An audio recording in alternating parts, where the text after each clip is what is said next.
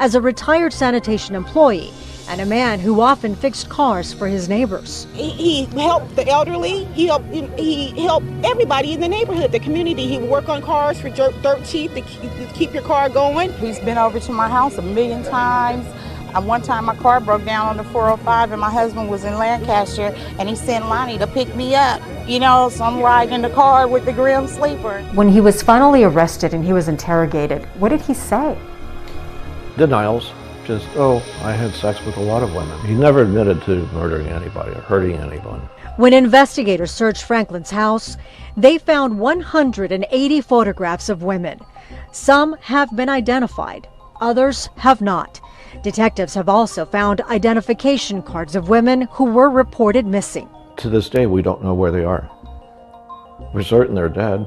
You know, I'm sorry to say, but we found no evidence of where their bodies could be. Mr. Franklin, Lonnie Franklin, is that your true name? Yes, it is. On May 5th, 2016, Franklin was found guilty of 10 murders and 1 attempted murder. 3 months later, he was sentenced. It is the judgment and sentence of this court that you shall suffer the death penalty. He showed absolutely no emotion the entire time Franklin was in court. Not a surprise to the victims' families. He doesn't value life. He didn't care. It's just unbelievable a human being to be so cold and uncaring. Decades of terror came to an end on March 28, 2020, when the grim sleeper, Lonnie David Franklin Jr., died at the age of 67 while on death row in San Quentin State Prison. Now, while Franklin was convicted of 10 murders and 1 attempted murder, detectives believe he killed many more women, but their bodies have never been recovered. I'm Gina Silva, Fox 11 News. All right, everybody, good morning. You're watching News Now from Fox. It is the top of the hour, past 10 o'clock here. We are going to tune into Fox 9 Minneapolis for the latest on the Derek Chauvin trial ahead of day 10 resuming in the courtroom in Minneapolis, Minnesota. Thank you so much for tuning in this morning.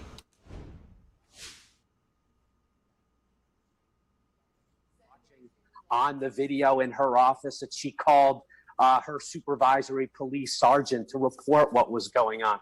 The Charles McMillan testimony, the bystander who was urging George Floyd to comply, and then breaking down on the witness stand and needing a 10-minute break after watching the body camera footage. Richard Zimmerman, the longtime police lieutenant, head of the homicide division, saying the move was totally uncalled for. Medaria Redondo basically giving Chauvin a failing mark on every aspect of police training, practice, and protocol.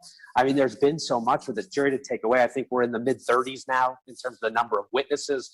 You are right, 2 weeks into testimony, you can see it's taking a toll on Eric Nelson. Nelson's voice, he was losing it. We'll have to see how he's feeling this morning. We had a juror early on that was sort of overwhelmed, if you remember, by stress and needed some time to collect herself.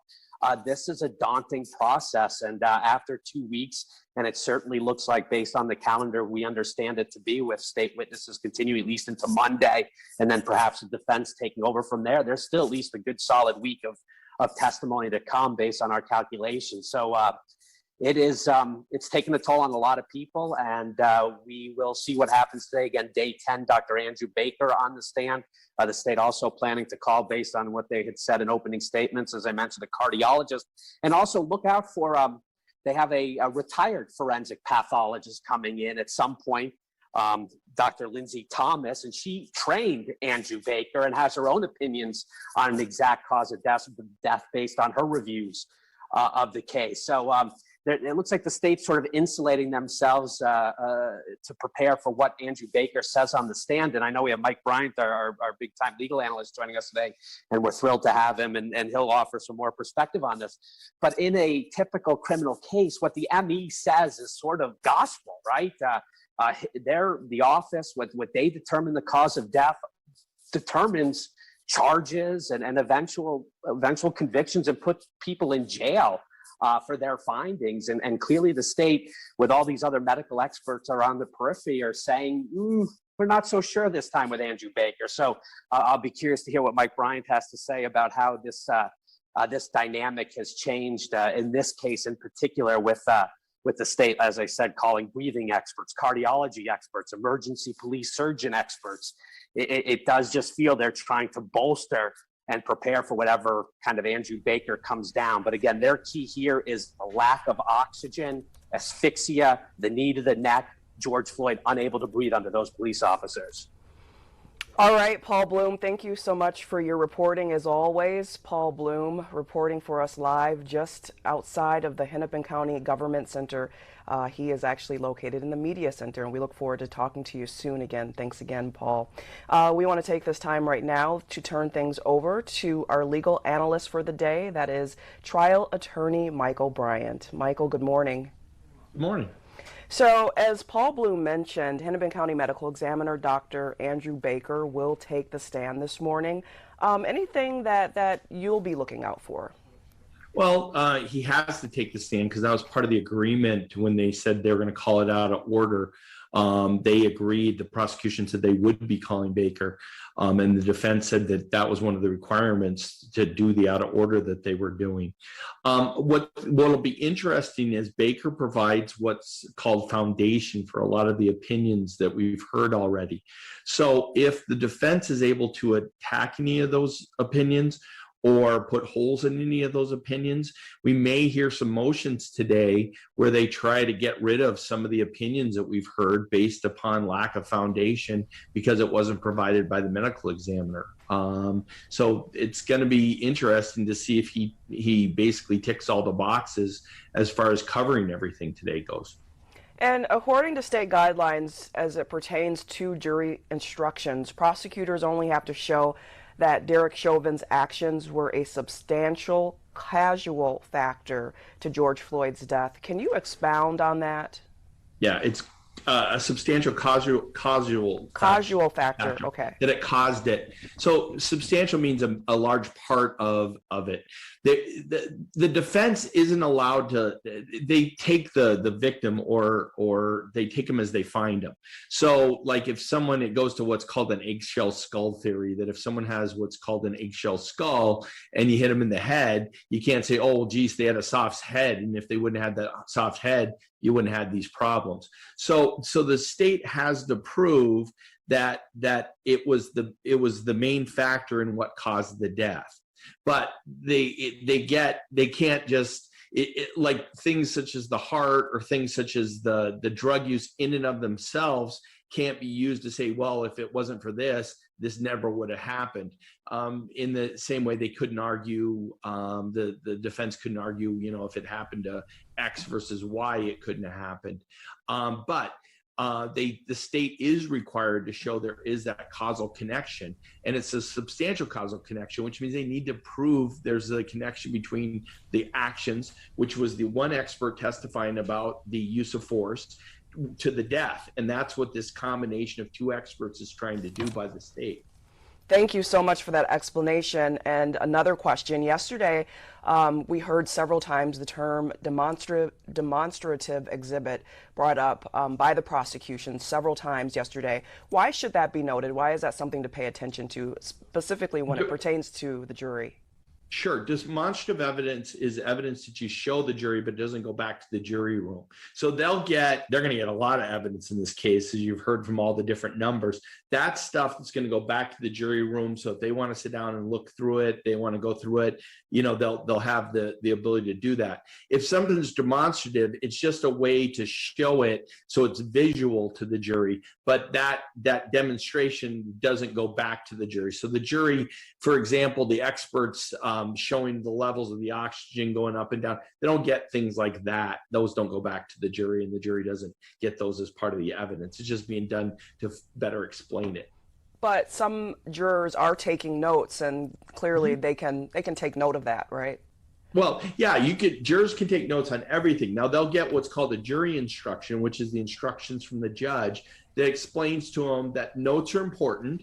They can use their notes, but if someone's got a different note. Michael, yeah. I'm sorry to interrupt, but I'm hearing that Judge Peter Cahill is on the stand. Thank you. We'll talk to you soon. Okay.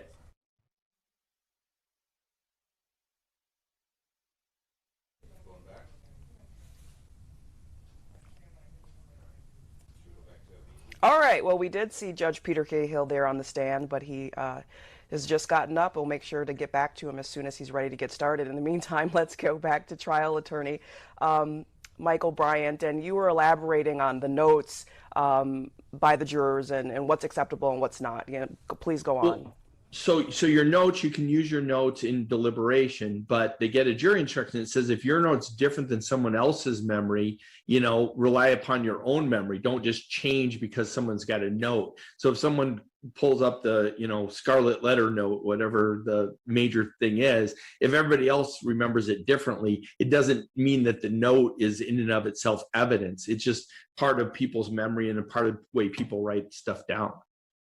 I also want to bring up the topic of excited delirium. During Dr. William Smuck's testimony yesterday, he said that he ruled out what he referred to as excited delirium as cause of death for George Floyd.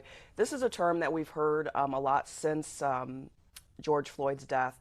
What does that opinion, what does it weigh? I mean, what's your take? Well, the defense is doing two things. One is they've got their experts coming in. They're going to give opinions about what the cause of death was, and they're going to try to work on breaking the link between the question concerning use of force. They've got an expert on use of force also that's going to say things that are different from what we've already heard. But they're trying to come up with other reasons for his death that didn't have anything to do with the actions of the defendant. So what the state is trying to do is cover all its bases to give reasons why these other explanations aren't reasons for the death. They need to prove their case. So what happens is, since the defense or the prosecution can't come back, if they know something's coming, they can't come back and just wait for it to come out and then attack it when it comes out. They can only go after new stuff that comes out. They've got to front load everything and give all the reasons to the jury on why these aren't the reasons for the death, but what they're trying to prove is what the reasons are. All right, thank you very much, trial attorney Michael Bryant. Looking forward to talking to you soon. In the meantime, Judge Peter Cahill is now taking a seat. So if you could get the juror for us.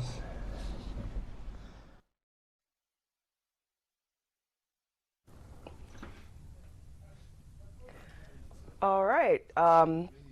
While we wait for court proceedings to resume, let's go now to Fox 9's Leah Bino, who's been monitoring the developments in court since day one. And Leah, today marking 2 weeks of testimony. Yes, indeed, and I'm very curious to see the different style of the doctors that take the stand today. We saw 3 different doctors yesterday, and as we all watch this, we are kind of putting ourselves in the seat of these jury members, right? And it was very interesting to me to see the different styles of each of the doctors and the experts that took the stand yesterday. For example, Dr. Martin Tobin, the pulmonologist from the Chicago area, very well respected in his field, been a physician for close to 46 years, has authored a book and lectured all around the globe. It was interesting that he revealed that he has been on the stand testifying many, many times, but mostly in malpractice cases. This was his first criminal case, and it was pointed out, and whether or not this carries weight with the jury or not, but he was doing this all voluntarily. He was not being paid. His normal rate in those malpractice cases is about $500 an hour, but it was brought to light that he was not taking any money for this case and had spent hours and hours and hours preparing, watching the video, creating animations, doing mathematical equations on what he thinks the oxygen rate was for George Floyd at the time. So I thought that was interesting. Then later on, we saw Dr. Daniel Eisenschmidt. He was the forensic toxicologist who did the lab work on both the blood and the urine taken from George Floyd during the autopsy. And it was kind of evident that he does not take the stand as often. A lot of technical information, not quite as conversational, not looking at the jury members quite as often and kind of speaking at their level. So they had to kind of peel back some of the technicality. Again, some of that is having to do with the information that they're trying to get across. But again, these are very, very smart people that are trying to get it so that anyone on that jury can digest it. And then also Dr. Bill Smock, who happened to be the only paid witness yesterday. He was the ER surgeon, a medical professor, a police surgeon out of Louisville. He was brought in, and actually he was the reason that things went a little late yesterday, because he had a flight to get back home, and it was revealed that his going rate is about $300 an hour. So again, whether that carries weight with these jury members, who's to say, but it is something that both the defense at times and the prosecution at times are making sure that they point out. So we have a little bit of sound from Dr. Smock yesterday as far as what he says, and he came prepared, his clear opinion about George Floyd's cause of death. Mr. Floyd died from positional asphyxia, which is a fancy way of saying he died because he had no oxygen left in his body. So what we've been referring to is low oxygen. Low oxygen is one way, no oxygen. When the body is deprived of oxygen, and in this case from his chest, pressure on his chest and back, he gradually succumbed to lower and lower levels of oxygen until it was gone and he died. And as you mentioned, BC, there was also some testimony there that he very much considered excited delirium as also a cause of death, and he went through the reasons of why he ruled that out. But again, talking to the jury in some conversational ways, he talked a lot about air hunger, and those are the moments that he was describing that what Mr. Floyd was doing as far as his desperation to move his body so that he could get a breath, calling that air hunger. Again, kind of a term that is easy to digest for the jury members potentially. We also have a little sound of Dr. Smock's cross-examination. You treat people with COVID at the ER? I don't, but I've treated police officers with COVID, sir. Okay. Are you aware that people who are in the ICU with COVID are oftentimes held in the prone position? Yes, sir. And that actually assists them in their oxygenation, correct? That is correct, sir. And they don't necessarily suffer sudden death, right? That is correct, sir. So again, it'll be interesting to see what the doctors that take the stand have to say today. Again, recapping a little bit more from the forensic toxicologist. There was a lot of discussion of opioids versus opiates, the exact amount of fentanyl, norfentanyl, methamphetamine that was found in the blood. So a lot of conversation about that. So we'll wait to see as far as how they were able to get some of these very technical matters and these very high-level medical information into a way that is able for the jury to digest, BC. All right, Leah, thank you so much. And we want to turn our attention again to our trial attorney or legal analyst for the day, Michael Bryant. Are you there, Michael? I am. So we saw a little bit of back and forth with Judge Peter Cahill. He took a seat, then he got up, and then he took a seat again, and he got up. And we're hearing that there may be some sort of situation involving one of the jurors, was brought in. Any idea on what this could be about? You know, it could be a number of things. You know, we had the juror who was having some panic attacks, so there might be some issues there. Always potentially there's something that came up for a juror that's suddenly like, you know, some personal thing with work or at home that's playing a role. You know, there could be some sort of other issue that's come up with the juror based upon something they told a bailiff that then told the judge. So, you know, it's one of those that it's the reason why they have the 2 extra ones. And, you know, if we get through another week and don't have to use the alternates, then, you know, the odds are better that we're going to have the 12 we need for the verdict when they're all done. We've been talking a lot through the duration of this trial about, you know, the defense and the prosecution, the jury. Clearly we can't see. But for those who may not have gone through the jury process, this is there's a lot on their shoulders, wouldn't you say?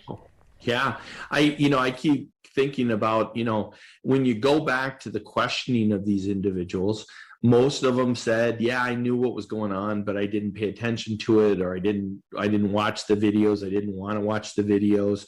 You know, I didn't want to get deep into it. Now, I mean, they have watched 2 weeks of photographs, of videos, of stuff that they had chosen not to pay any attention to. And we're asking them to do this. It's your example of how jurors take what they do seriously. You know, sometimes people aren't happy with the results, but jurors individually do take their job seriously, and they spend the time and they spend the effort. And these people have spent 2 weeks already, you know, deeply, when you take their extra day they spent getting questioned to begin with. It's a lot.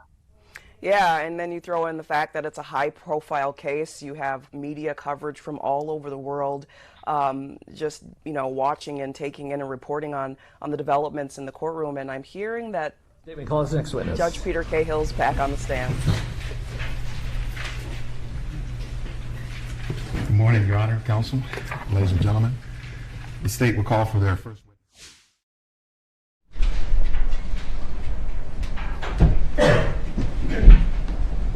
If you raise your right hand, do you swear or affirm under penalty of perjury that the testimony you're about to give will be the truth and nothing but the truth? I do, yes.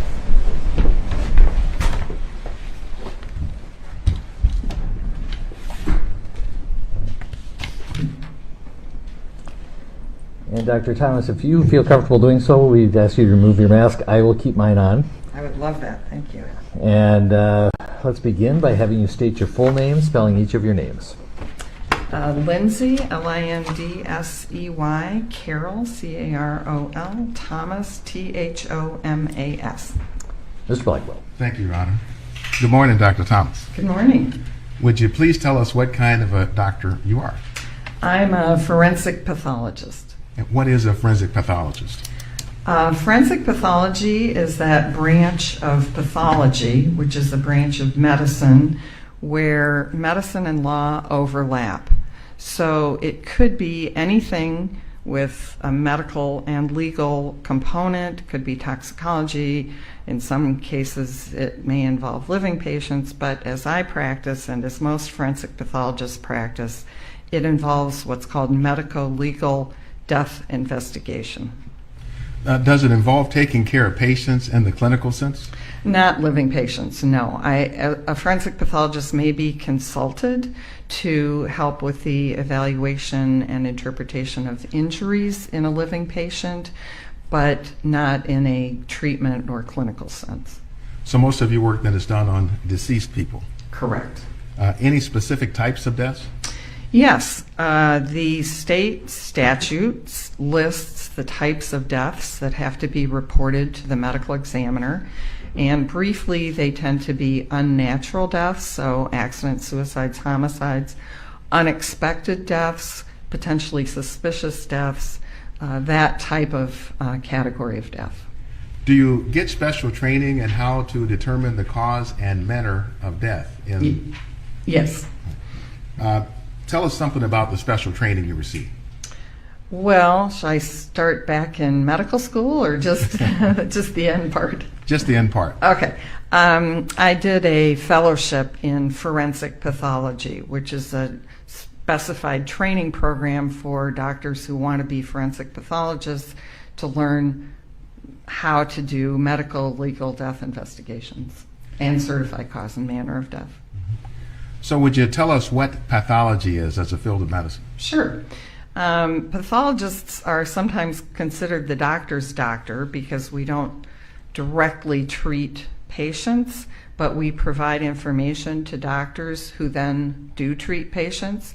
So, for example, if you've ever been to a lab and had blood drawn, that goes to a laboratory that is run by a pathologist, a clinical pathologist. So, you know, blood count, chemistries, things like that. Or if you've ever known someone that had a biopsy and was diagnosed with cancer, that's the type of pathology that is done by an anatomic pathologist. So you'd look at tissue and under the microscope and make diagnoses.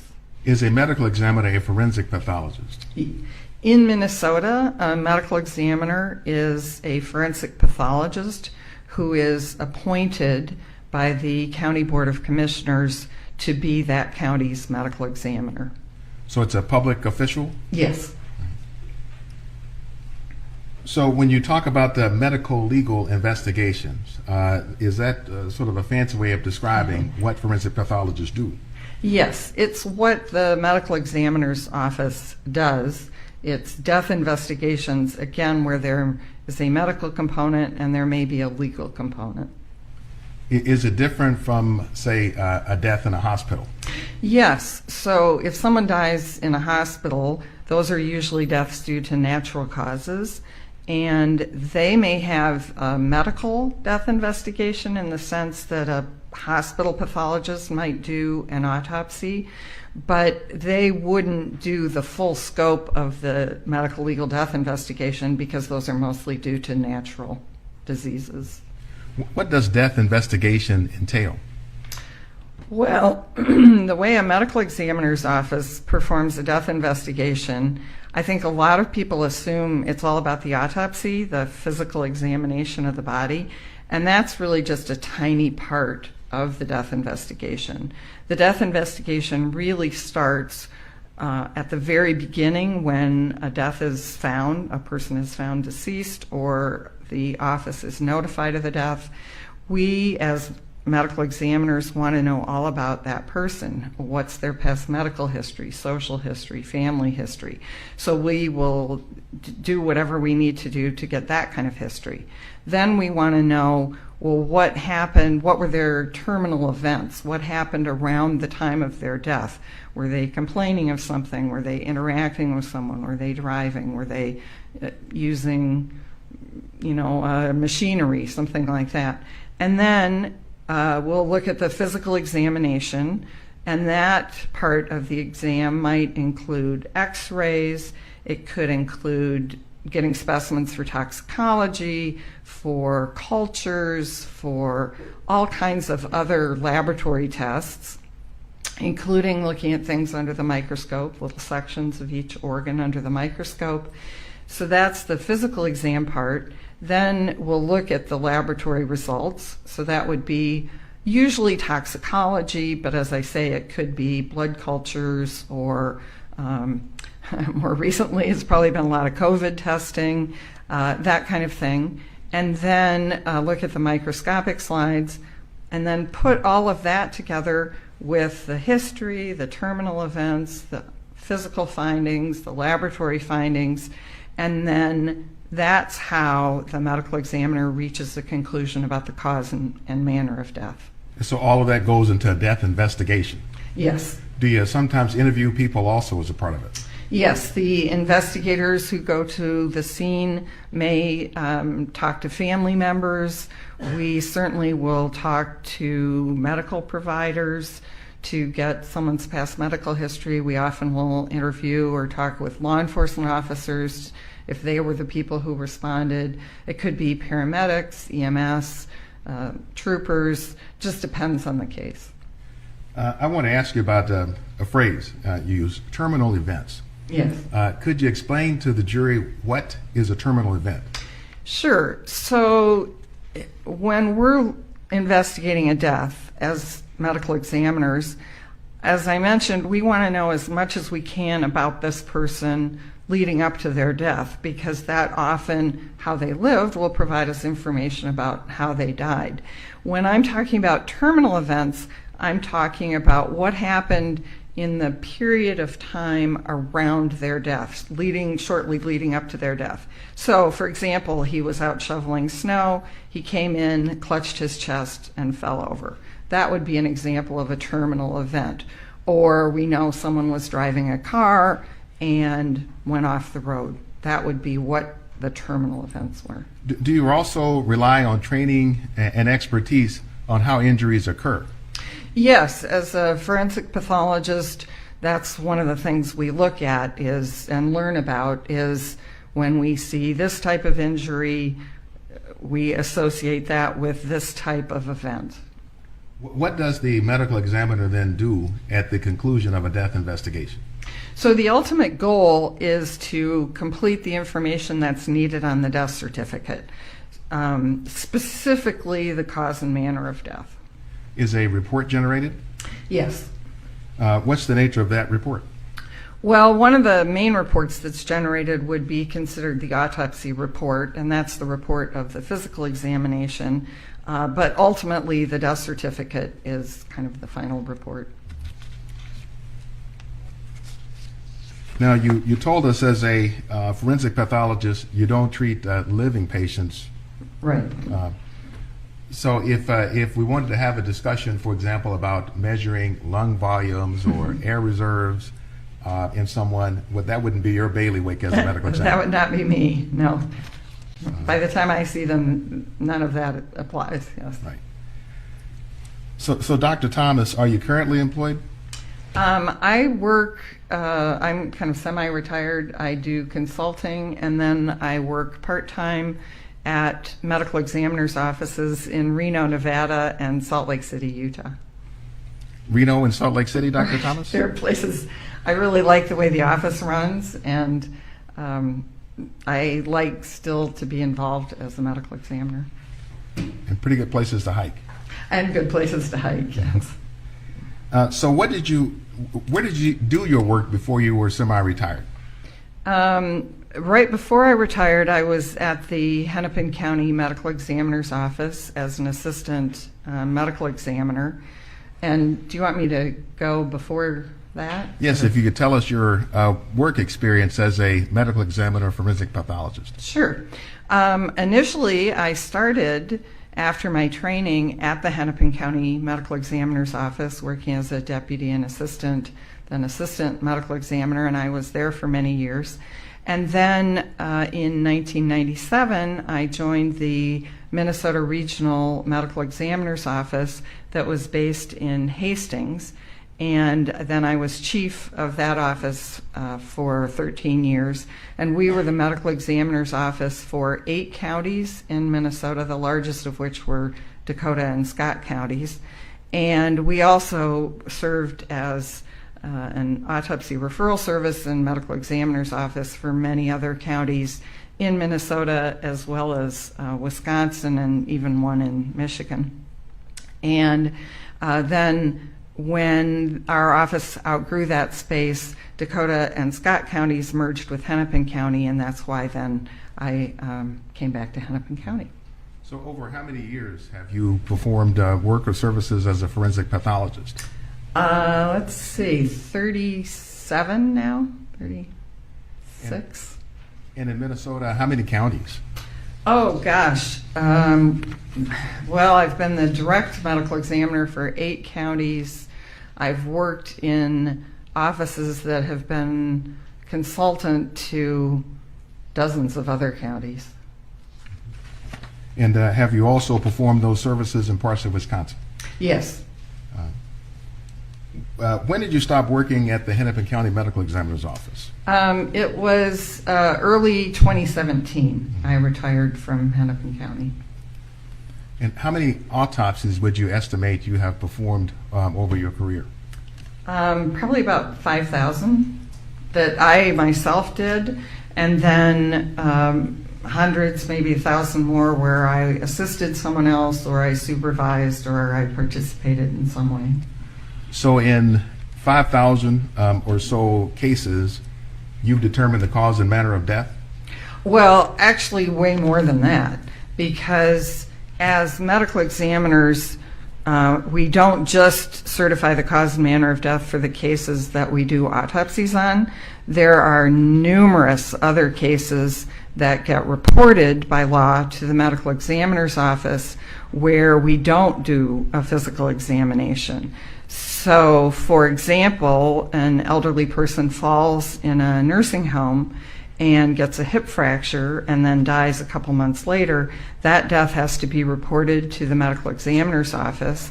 We will investigate that death by looking at the medical records and doing all of what I talked about, getting family input and medical provider input, but we generally will not do a physical examination, but still, by law, we have to sign the death certificate. So you're still determining then the cause and manner of death? Right. We're just not using a physical examination as part of it. And using the medical records primarily? Yes. Dr. Thomas, are you licensed? presently? Yes, I'm licensed in Minnesota, Wisconsin, Tennessee, Nevada, and Utah. Do you also hold any board certifications? Yes, I'm board certified by the American Board of Pathology in anatomic pathology, clinical pathology, and forensic pathology. Have you worked with any professional organizations over the years related to forensic pathology? Yes, I've been a member of many different organizations. Minnesota Medical Association, American Medical Association, College of American Pathologists, American Academy of Forensic Sciences, and then I've been on the board of the Minnesota Coroners and Medical Examiners Association, probably 30 plus years. And then I'm a member of the National Association of Medical Examiners, and I was on that board and a member of their executive committee for a number of years. And that goes by the acronym NAME, N-A-M-E? Yes. What does NAME do? Well, they're the professional organization of medical legal death investigators, specifically forensic pathologists, medical examiners. And as an organization, they provide support to medical examiners, they provide information, they provide guidelines, an accreditation program, an inspection program, lots of ways of assisting medical examiner offices. Dr. Thomas, have you done any teaching? Yes. Tell us about that. I have been a clinical instructor here at the University of Minnesota Department of Pathology. I've done lots of law enforcement training through the Bureau of Criminal Apprehension here in Minnesota, as well as, oh my gosh, teaching everything from middle school science students through high school and college and all kinds of professional groups, whether it's other forensic pathologists, other law enforcement, you name the organization that comes into contact with death investigation, and I've probably talked to some of them at some point. Do you have any publications? That hasn't been a main focus of my career, but I have several, and early on was involved in an autopsy protocol that was ultimately published by the United Nations that's still in use. So let's switch topics and talk about your experience testifying in courts. Have you testified before in a court? Yes, probably over 100 times. And is that predominantly in your role as a medical examiner? It's mostly in my role as a medical examiner, where I did the autopsy and then the prosecution would call me to testify as to my findings. I've also testified as an expert witness consultant in cases where I didn't do the autopsy, but I was called by maybe in a civil case, either by the defense or the plaintiff, if they thought there was a wrongful death or some question about medical malpractice, something like that. And then I've also been consulted and testified in cases at the request of the defense, again, not where I did the autopsy, but where I reviewed someone else's work, and then I consulted with the defense or testified. And have you testified in Minnesota courts? Minnesota, Iowa, Wisconsin, North Dakota, South Dakota, Pennsylvania. I think those are the ones. Mm-hmm. So, Dr. Thomas, are you being paid for your time and services in this case? No. Could you tell us about that? How does it come about that you're not being paid for your time and services in this case? Well, I didn't ask to be paid. And so did you reach out to the state, or did the state reach out to you? No, you reached out to me. And, I knew this was going to be important, and I felt like I had something to offer, and I wanted to do what I could to help explain what I think happened. Mm-hmm. So what were you asked to do then in this case?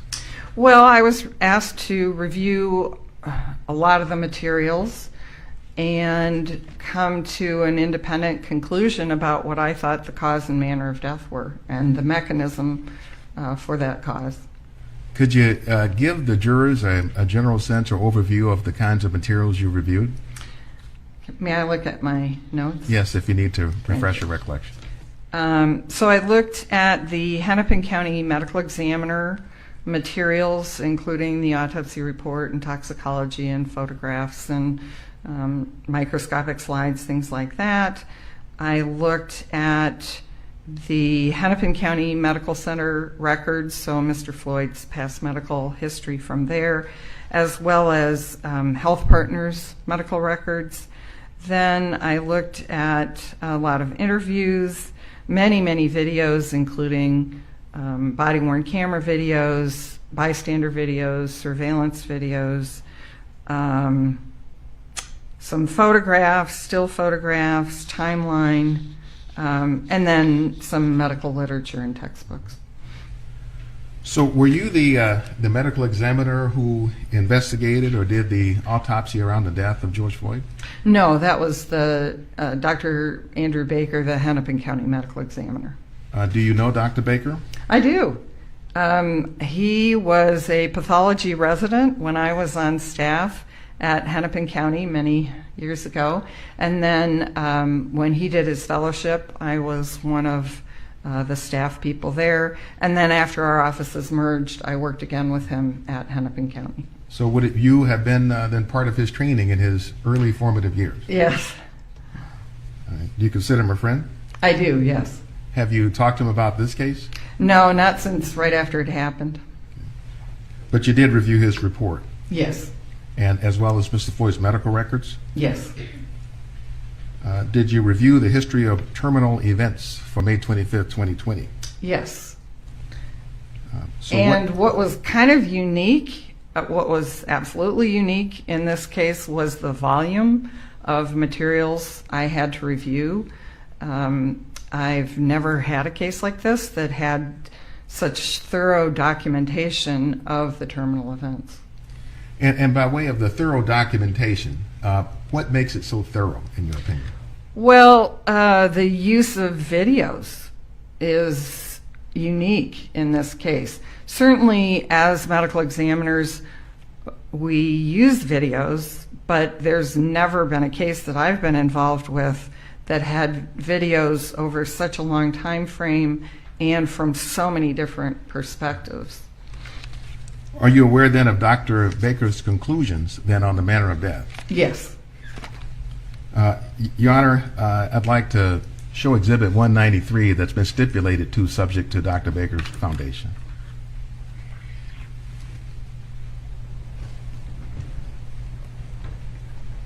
So first, Dr. Thomas, what do we see here on Exhibit 193? This is a copy of the certificate of death of Mr. Floyd. Okay. And so, Brett, if we could kind of highlight just through the word underlying.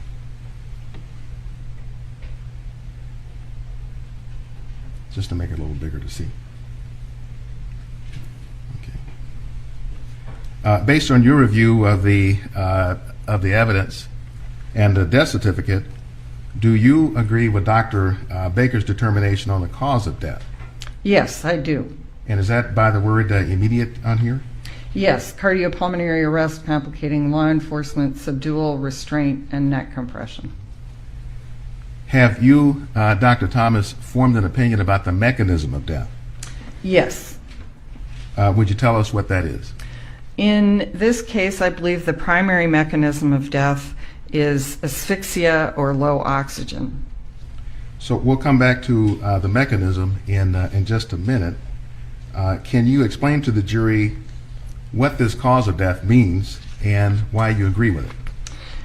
Well, it's kind of in two parts. So there's the cardiopulmonary arrest, which it doesn't provide a lot of additional clarifying information because in a way everyone dies of when your heart stops and your lungs stop. That's cardiopulmonary arrest.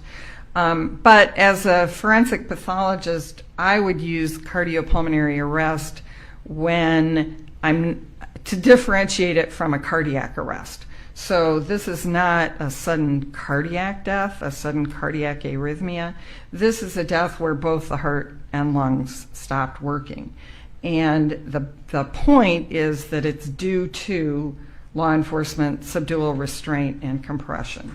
That is kind of what ultimately is the immediate cause of death, is the subdual, restraint, and compression.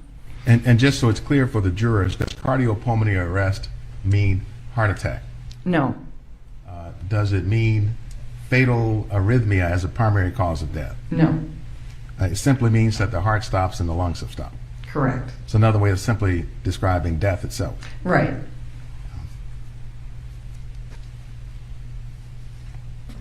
Can you explain what's referred to, looking here at the terms, subdual, restraint, and neck compression? Those were activities by the law enforcement agency officers involved. Subdual is subduing someone, trying to restrain them is, in Mr. Floyd's case, involved handcuffing him, his positioning on the ground, the prone position, the people kneeling on him. And the neck compression is the knee on the neck specifically. Additionally, there was some back and other things being compressed by the officers. So if you put all this together, cardiopulmonary arrest, complicating, law enforcement subdual, restraint, and neck compression, what does that mean? Well, what it means to me is that the activities of the law enforcement officers resulted in Mr. Floyd's death, and that specifically those activities were the subdual, the restraint, and the neck compression. And does this then also represent your own conclusion? Yes. A conclusion you have reached and an opinion you hold to a reasonable degree of medical certainty? Yes. Would you tell us what you reviewed in order to reach this conclusion? All of those things that I mentioned earlier, again, what's sort of unique about this case is that often I would just review the medical examiner case file, and that would provide information about what the cause and manner of death is. But in this case, the autopsy itself didn't tell me the cause and manner of death, and it really required getting all of this other additional information, specifically the video evidence of the terminal events, to conclude the cause of death and manner of death. When you make reference to something called the mechanism of death, Yeah. would you tell us what mechanism of death means? So, cause of death is what's the thing, the disease or the injury or the process that caused someone's death. But the mechanism is kind of what was going on in the body at that time. So, for example, the cause of death might be a gunshot wound, but the mechanism of death might be blood loss related to that gunshot wound, or an infection that complicated that gunshot wound down the road, something like that. So it's more what was actually happening at the body level that resulted in the cause of death. So focusing in on the mechanism of death here, how is it that the officers of dual restraint and neck compression caused Mr. Floyd's death? So as I mentioned, I think the primary mechanism was asphyxia or low oxygen. And it basically is Mr. Floyd was in a position because of the subdual restraint and compression where he was unable to get enough oxygen in to maintain his body functions. What's required for normal breathing, Dr. Thomas? What is required? Yeah.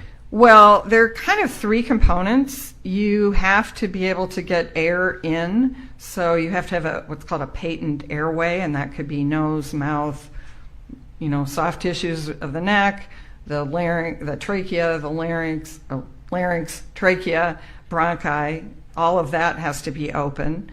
At the level of the lungs itself, there has to be adequate air exchange between oxygen coming in, carbon dioxide going out. And then finally, the way the lungs work is it's kind of like a bellows, that when you suck in air, your diaphragm drops and pulls air in, and then when you relax, the diaphragm collapses and pushes air out. So all three of those things have to be functioning in order to get adequate oxygen in.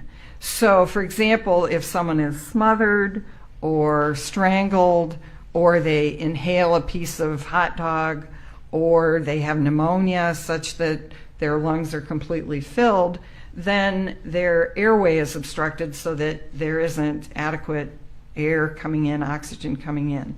Or if someone is in an environment where there isn't enough oxygen, so for example in a closed garage in which an old car has been running, there may be way high carbon monoxide, and in that case they're perfectly able to breathe in and out, but there just isn't enough oxygen. And then the third would be if there's some kind of restriction such that your chest can't expand, your diaphragm can't expand, so the bellows function isn't working. And if any one of those components isn't working, then the result will be this mechanism of inadequate oxygen. Doctor, how does narrowing of the hypopharynx fit into this? Well, the example I would give that people are probably most familiar with is sleep apnea or snoring. If you yourself or have a partner who snores, you know that especially in certain positions, what happens is the hypopharynx, which is sort of the soft tissues at the back of your throat, will kind of collapse because there's inadequate air coming, either forcing it out or forcing it in, which is why a CPAP machine works, because it forces air through that floppy area. And if that collapses, then it makes it difficult to get air in. So Dr. Thomas, what do you rely on to reach your conclusion that low oxygen was the mechanism of death? In this case, it was primarily the evidence from the terminal events, the video evidence, that show Mr. Floyd in a position where he was unable to adequately breathe. Mm-hmm. So how does the autopsy report itself assist you or not? So the way the autopsy really helps is it's great for ruling things out. So in this case, the autopsy ruled out, for example, underlying lung disease. Mr. Floyd had had a history of COVID, but there was no evidence in his lungs at the time of his death that he had any lung disease that would impair his ability to breathe. And it ruled out injuries to the neck that suggest that the bones in his neck had been broken, for example. And it ruled out a stroke. He didn't have a stroke, so it wasn't like his blood pressure was so high that, he ruptured a vessel in his brain. He didn't have an aneurysm. He didn't have, which is a ruptured vessel. He didn't have an embolism, which is a blood clot. He didn't rupture his heart. He didn't have an old heart attack or a recent heart attack or what's called myocardial infarct. So the autopsy is really great for ruling things out. Dr. Thomas, just to focus on one of those, you said the autopsy ruled out a recent myocardial infarction. Yes. How does it do that? Well, when a forensic pathologist examines a heart, one of the things they look at is the coronary arteries, which are the vessels that supply blood and nutrients to the heart muscle. And then the pathologist will examine the muscle of the heart. And if someone has had a recent heart attack, there may be evidence in the heart muscle of that damage. Or if they've had a prior and older heart attack, there will be scarring in the heart muscle that shows that area of damage. Thank you, doctor. Is it normal as a part of your death investigation then to seek out and to look at the video? Yes. Oh, yes. In this case, is there any particular video footage that struck you as more significant than others from what you saw? Oh, gosh, this case, there were so many. The body-worn camera videos were very instructive because they started, well, and the cup foods video, because they showed how Mr. Floyd was behaving long before law enforcement interaction. Then the body-worn cameras show the early interactions before there was any of this subdual restraint and compression. And then they show the interactions during the subdual restraint. The bystander videos are really instructive, as well as the surveillance videos from the scene at showing kind of during the time of the restraint. So there were lots, I would say. So in terms of the video footage then either ruling in a cause or ruling out a cause, how did it inform your assessments about the cause of death, having looked at the video? Well, it helped me rule in a cause and also rule out causes, I would say. So did it help you determine whether this was what I might refer to as a lights out kind of death, a sudden death?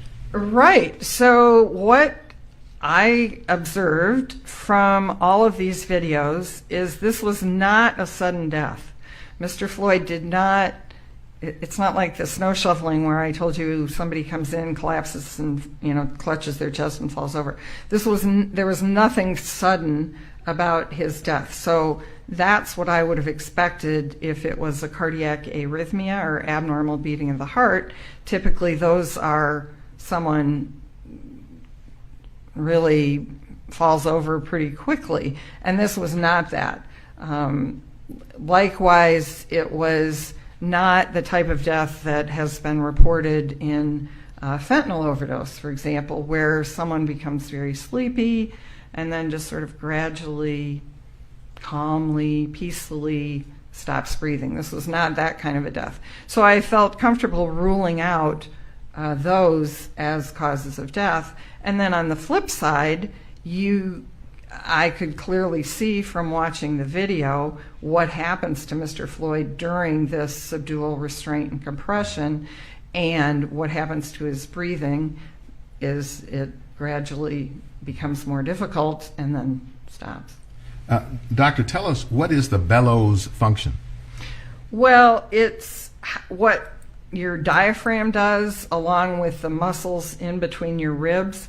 So when you take in a deep breath, what's happening is your rib cage is expanding, and that then forces the lungs to open up, and that's what draws air in. So it's when someone is intubated in like surgery or something, it's sort of the opposite of that, because your diaphragm is paralyzed, and so somebody has to force air in. But under normal breathing circumstances,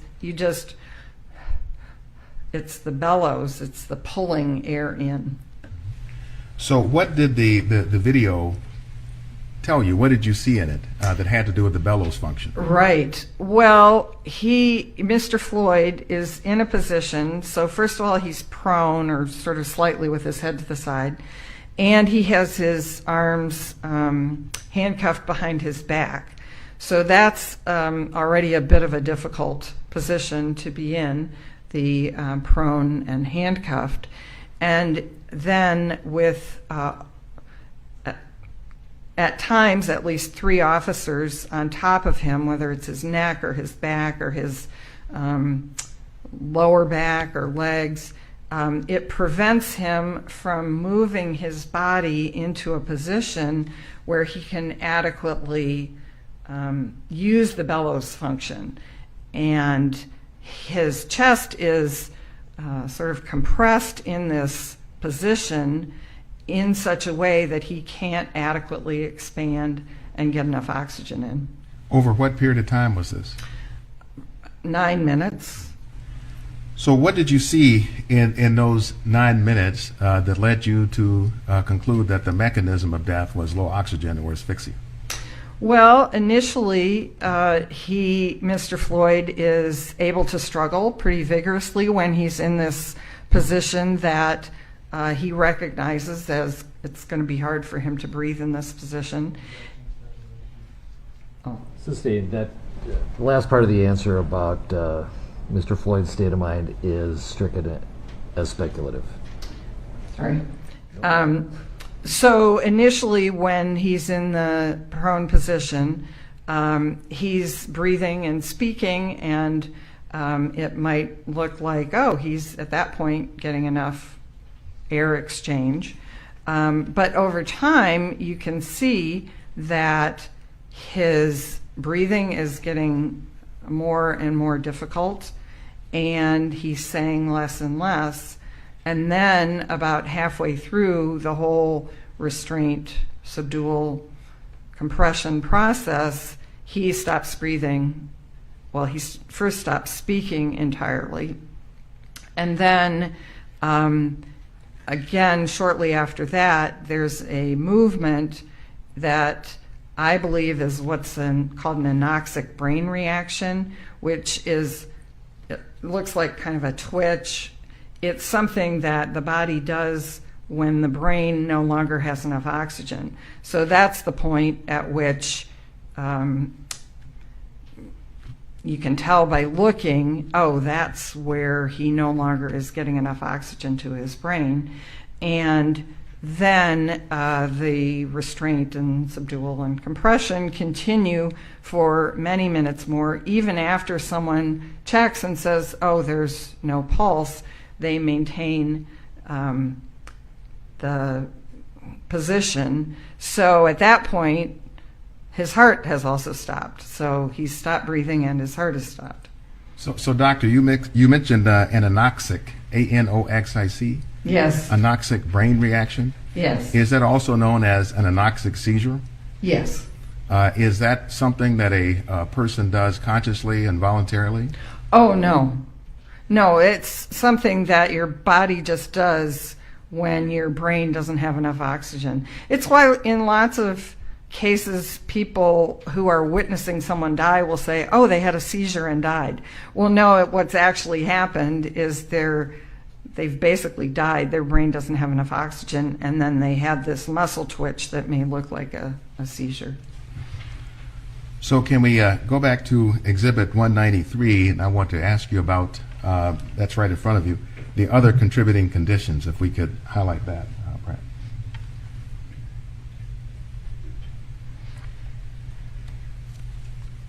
So do you see where I'm referring to the other contributing conditions? Yes. And what are those? In this case, they are arteriosclerotic and hypertensive heart disease, fentanyl intoxication, and recent methamphetamine use. So would you explain for the jury, what does it mean, other contributing conditions? So the way forensic pathologists and medical examiners usually use this is, people often think of it, the death certificate is for that person, that specific person who died and their family. And that's true. It does serve a very useful purpose for life insurance, whatever. But forensic pathologists are also using death certificates for public health data purposes. And so in any given case, we aren't just thinking about this particular person and their cause and manner of death. We're also thinking the state and the federal government collect data on why do people die? What is cause of death? It's how we know as a country that we have, how many people die of COVID, for example. It's because death certificates list that. So one of the things that we use this other contributing conditions for is to list disease processes or drugs that are present at the time of death, but that we don't believe directly contributed to the cause of death. But it's so that someone looking at data years from now can say, okay, we want to do an evaluation of all deaths during law enforcement subdual. And how many of those deaths involved someone who also had drugs on board?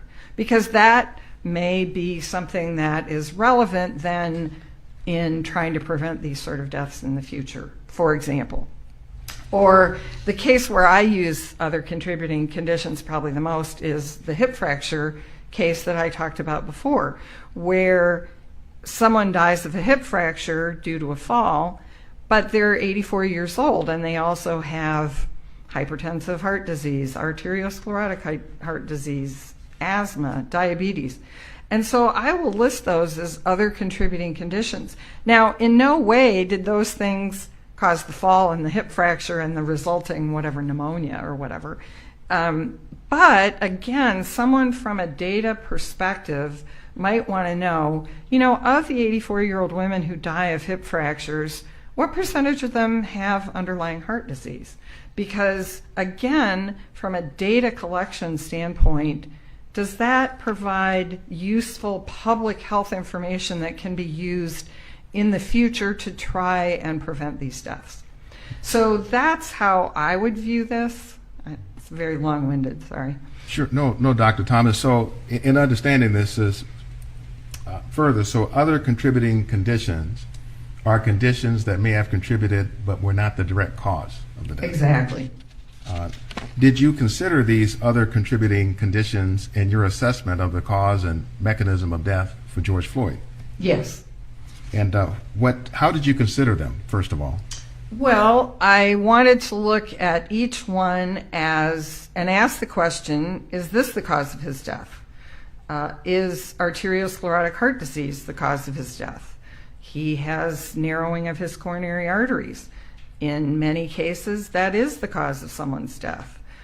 So I looked at that, but again, it comes down to what were the history of the terminal events.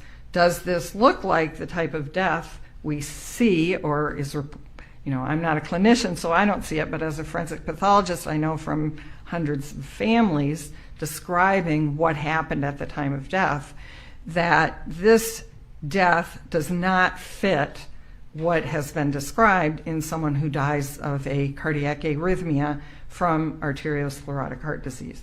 And likewise, hypertensive heart disease. Those tend to be cardiac arrhythmias, sudden cardiac deaths. This is not that kind of death. Likewise, fentanyl intoxication, as I described. And again, I don't treat patients, I don't see living people, but what I know from family members who describe deaths that then later turn out to be due to fentanyl, the death is slow, it's peaceful, they fall asleep, they may hear snoring or very heavy, deep breathing. There's no struggle. They just often are found just kind of slumped over. It's a very slow death. So again, totally different than what is seen in Mr. Floyd's death. Methamphetamine as a cause of death generally is, again, much more of a sudden death. It may cause a cardiac arrhythmia. It may cause a seizure, and by that I don't just mean this sort of terminal anoxic twitch, but like a full-blown seizure. And again, looking from what I know about Mr. Floyd's death, because it's so well documented, that does not fit with a methamphetamine death. So you reviewed the toxicology. Yes, oh yes. How would you characterize the amount of meth in Mr. Floyd's system at the time? Well, it was there. It's not particularly high. Certainly in deaths that I have attributed to methamphetamine, it's been much higher. But it's not like there's any safe level of methamphetamine, but this was a very low level. So was the methamphetamine significant in your assessment of the cause of death? No. So then, based on your review of the video and application of your work, experience, and knowledge, did you rule out drug overdose as a cause of death? Yes. And that's an opinion you hold to a reasonable degree of medical certainty? Yes.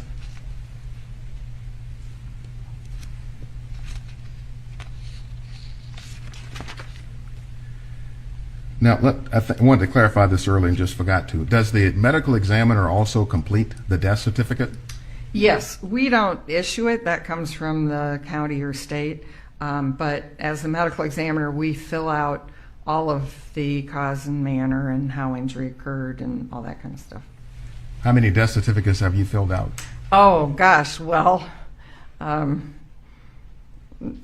and thousands. So if we look here again at the exhibit in front of you, 193, in the left margin, we see a reference here to underlying. Yes. Would you tell the jurors what that means? Sure. So let's go back to that hip fracture because I keep referring to that. But for example, someone who dies of a hip fracture, generally that's not a sudden death. What happens is someone gets a hip fracture, they get it surgically repaired, they may get pneumonia or something like that. So then in that kind of case, we would list the immediate cause of death as pneumonia. The underlying cause of that is the hip fracture that was operated, but the underlying cause of the hip fracture was the fall. They fell, they got a hip fracture, they got pneumonia. So it's something that is used when you have a death that has maybe multiple sequences of events. But in a case like this, you don't need an underlying because it's all included in the first line. It's all due to the law enforcement subdual restraint and neck compression. Now, the death certificate does not use the word asphyxia or any reference to low oxygen. No. Would you have used the word asphyxia in this case? Probably not. I tend not to use the word asphyxia much because it requires a lot of explanation. It doesn't really offer much additional information unless you have a chance to have a discussion like we've had about what asphyxia means. So I tend to just list, if someone dies of hanging, well, that's a type of asphyxial death, but I wouldn't say necessarily asphyxia due to hanging. I would probably just list hanging as the cause of death. So to refer to asphyxia or low oxygen doesn't tell you anything about why there is asphyxia or low oxygen. Right. Are there findings on autopsy that suggest low oxygen as a cause of death? No, there's nothing on autopsy that shows low oxygen. There's no test that could be done for low oxygen on autopsy? No. Are there physical findings that sometimes may be found and may be consistent with low oxygen? So there are no physical findings that show low oxygen, but there may be physical findings that are consistent with a cause of death that may result in low oxygen. So, for example, the hanging, let's use that hanging. If someone is partially hanged, by that I mean they are only partially suspended, so there's only some pressure on their neck. They may have what are called petechiae, or little pinpoint hemorrhages in the eyes, because blood is still going into their head but not able to drain out because of the pressure on the neck. So at autopsy, we will see the petechiae, and we can say, based on the scene investigation and the history, that finding is consistent with hanging, which the mechanism for hanging is a type of asphyxia. Or in manual strangulation, we might see some bruising, or we might see broken bones in the neck. And the mechanism of death in strangulation is low oxygen, but the finding that we are seeing is consistent with strangulation. So it's kind of a fine line between saying it isn't the low oxygen that we see at autopsy, but sometimes, not always, but sometimes in cases where the death is the result of low oxygen, we see specific findings related to the cause. So if you then see petechiae, it could help to lead you to the conclusion that it was death by low oxygen. Yes. But if you don't see petechiae, what can you conclude? Nothing. So it's one of those things that when it's present, if there's petechiae or broken bones in the neck or bruising, that's very helpful in putting together a picture of what might have happened. But if you don't have them, it doesn't help you one way or the other. And by not help you one way or the other, it means you can't conclude from that alone that a person did or did not die of low oxygen. Exactly. And you mentioned bruising in that context. Right. And again, sometimes, I mean, for example, strangulation is a great example. Sometimes in strangulation you have all kinds of bruises that you can see on the neck, but other times there's a strangulation case and they don't have a single mark on their neck. And I mean, there's all kinds of reasons that bruises may or may not occur, but it's, again, it's one of those things. If it's there, it's very helpful. If it's not, it's not helpful. Were there other findings in the death investigation that supported your conclusion on the cause or mechanism of George Floyd's death? Yes. Would you tell us what those were? So Mr. Floyd had superficial injuries, what would be described as superficial injuries, specifically on his face, on his shoulders, on his wrists.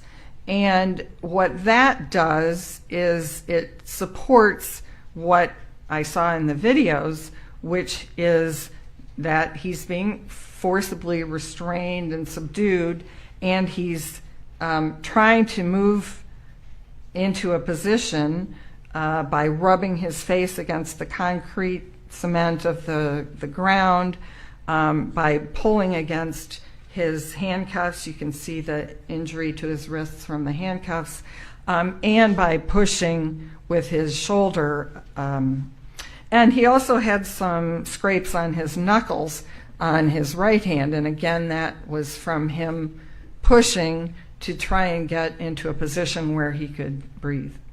Dr. Thomas, are there photographs that depict what you're describing? Oh, yes, thank you. So, Your Honor, we've stipulated by way of foundation to the photos, we have individual packets for the jurors. Members of the jury, there are some stipulated photographs that are going to be shown to you, or as we call, as you've heard me say, published to you. We're going to go old school this time. We're not going to put everything on the monitors. We're not going to broadcast it out. But everybody in the courtroom will have access to it, including yourselves. Essentially, a packet with these photographs. We'll collect them afterwards because these are for you to use in the courtroom. The actual exhibit will be available in deliberation, however. Mr. Blackwell? Yeah, would you either like the deputy or someone distribute these, or should I? You can go ahead, Mr. Blackwell.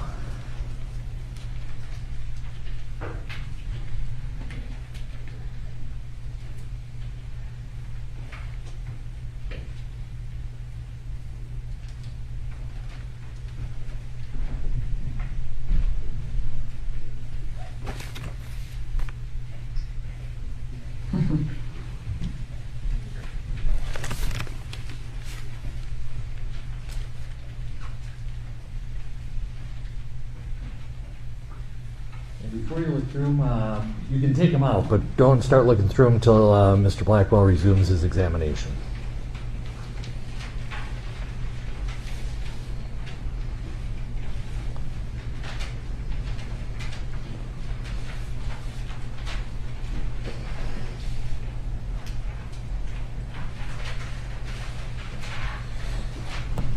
Mr. Blackwell, Mr. Schaefer will take care of the rest.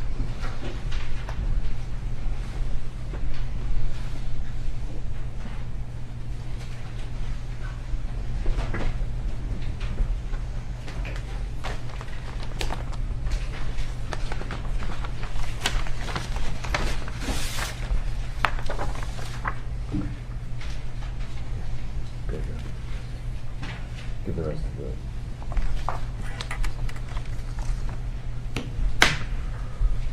Hold on, Mr. Blackwell. Let's make sure everybody who would like a copy gets one. Spectators.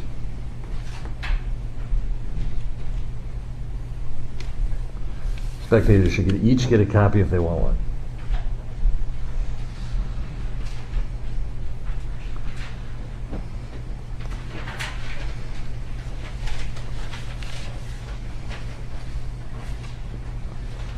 You'll have to give up one of your copies.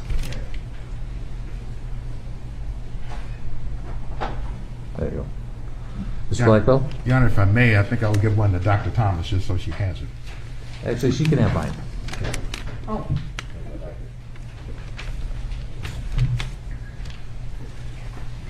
That way Your Honor won't have to use the camera at all. So, Dr. Thomas, if we start with the exhibit that's marked 185. Yes.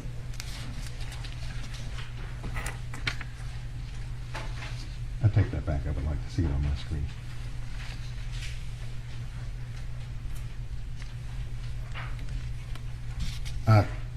Dr. Thomas, looking at Exhibit 185, what is significant in this photograph that informs your conclusions pertaining to the restraint and subdual as a cause of Mr. Floyd's death? This is a photograph of Mr. Floyd's face, and it shows some facial injuries, most notably the what are called abrasions, which are scrapes over his left eyebrow and over his left cheek. You can also see there's littler scrapes or small cuts on his nose and lip, upper lip, and then a little on the left side of his lower lip. But the main thing this shows is that the left side of his face was obviously in contact with some rough surface. Dr. Thomas, if we look at Exhibit 235, it may be a close-up of the same area.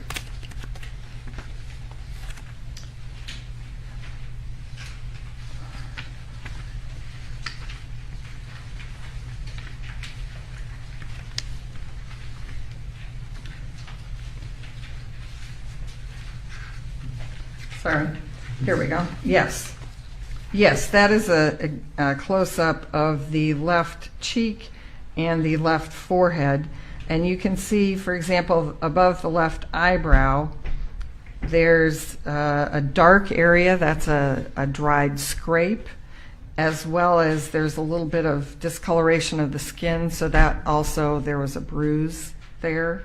And then on his left cheek, you can see the dark area as well as kind of a lighter orange pink area, and those are, again, scrapes. The dark area is where a scrape has dried. And what does it tell you about the cause or mechanism of his death? It's consistent with the impression from watching the video that his face was on the ground and he was moving his face in an effort to get into a position where he could breathe. Let's look at Exhibit 188.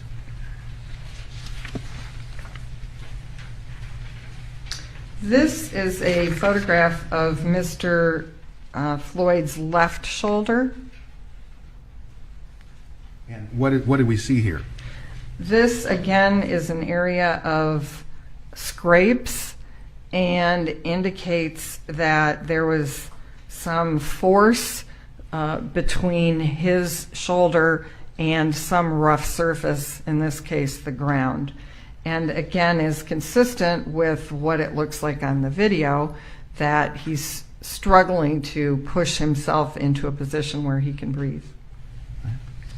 Let's look at Exhibit 187.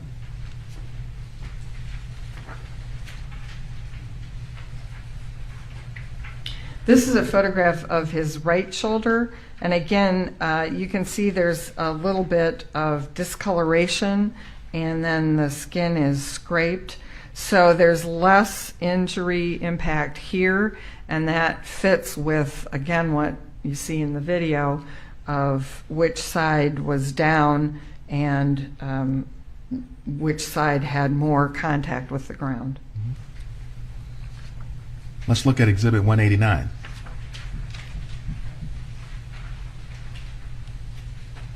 This is a photograph of Mr. Floyd's left hand, and if you look at the base of his hand, sort of right over his wrist, you can see there's some areas of red discoloration with kind of a pale area in between. And that's consistent with handcuff marks.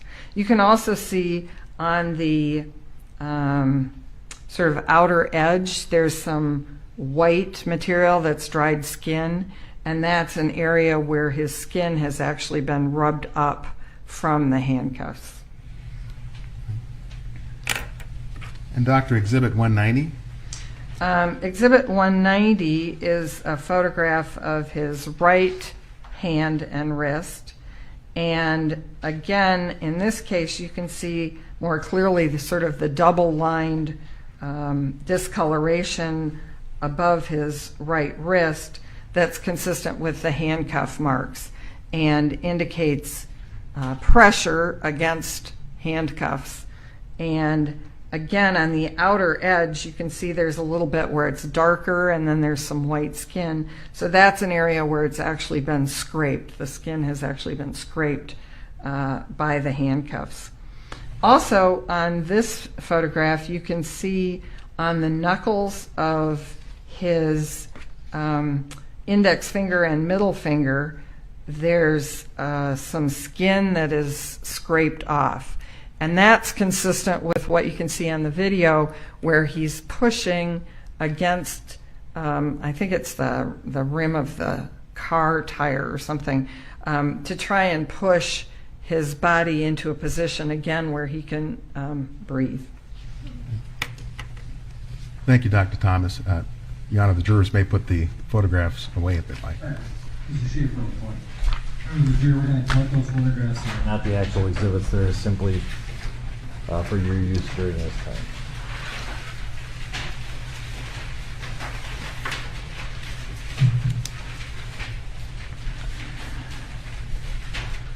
And we'll ask the spectators also to return the exhibits.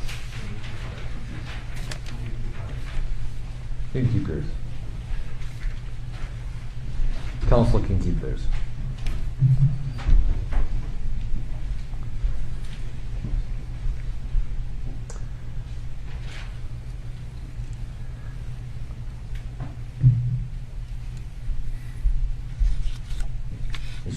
Thank you, Your Honor.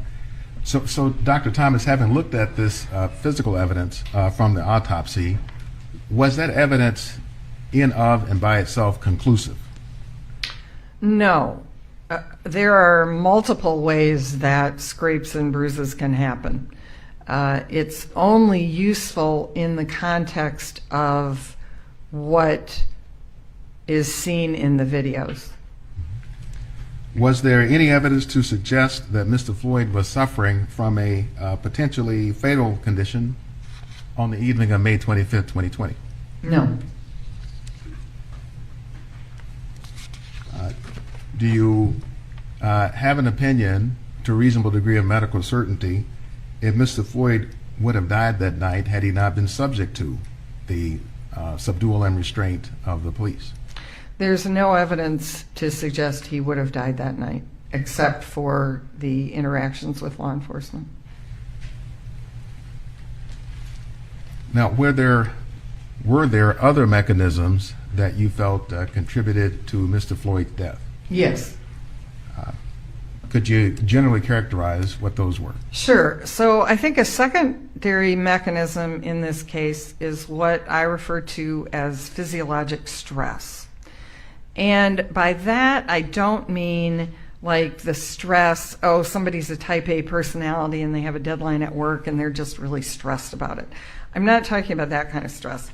I'm talking about the kind of physical stress you feel when you're driving along and all of a sudden a car swerves right in front of you and you slam on the brakes and you realize, oh my gosh, if I hadn't reacted, if that had happened a second earlier, I would have been in a potentially fatal car crash. And you can feel your heart race and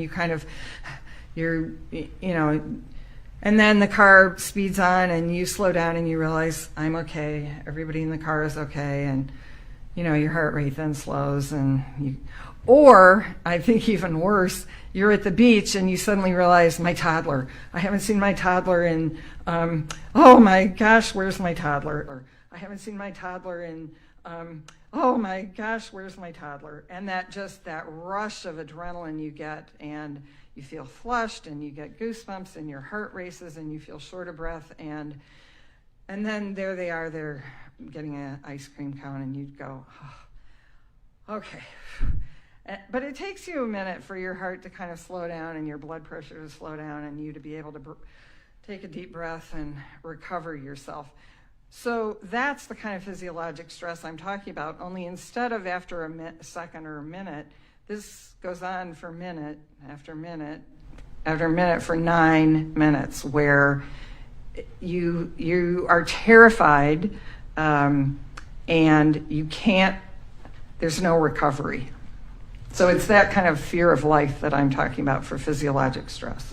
Are you able to tell us what is going on in the body during the physiologic stress? So it's the reactions are, you get chemical release, you get adrenaline, noradrenaline, or epinephrine, norepinephrine, and those are things that make your heart race, your blood pressure go up, you require more, your muscles get ready to act, to go run, to do whatever you need to do, slam on the brakes.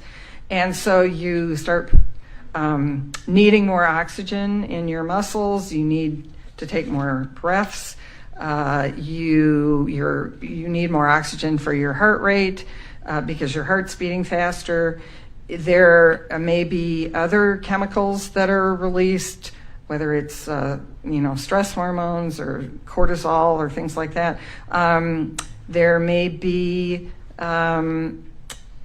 lactic acid that's produced as your muscles, when you have a heavy workout, your muscles get tired and kind of sore. It's because there's been an increase in lactic acid and it's your muscles working. So all of those physical things, those chemical things, can cause reactions in the body that put additional stress primarily on your heart, but also on all of your body systems, because your body requires your chemistry to be in very fine balance. And when there's too much, say, lactic acid, or too much, not enough, not an ability to compensate for that elevated lactic acid, then all of your body organs will get into trouble. Doctor, do you consider that physiological stress that you're describing a direct cause or mechanism of death, or is it secondary? Well, I guess I would consider it a contributory cause, or contributory to the cause of death. It's another contributing mechanism. And so the direct cause is what, and then the secondary cause is what?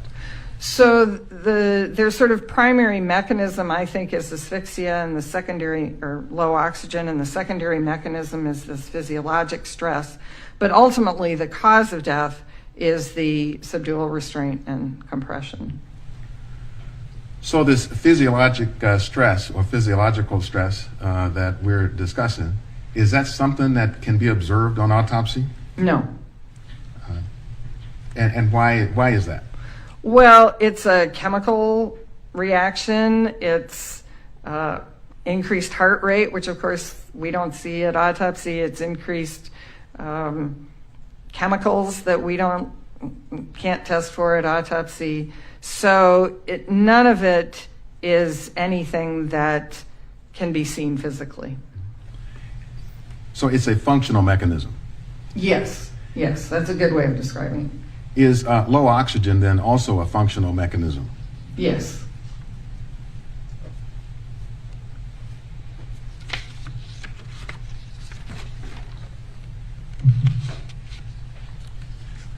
So could you tell us how you felt that the physiological stress was significant to your conclusion on the cause of Mr. Floyd's death?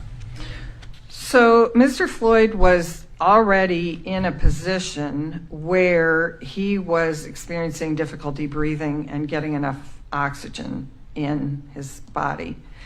And on top of that now, there's this physiologic stress that's putting increased demand on his heart, increased demand on his lungs, increased demand on his muscles.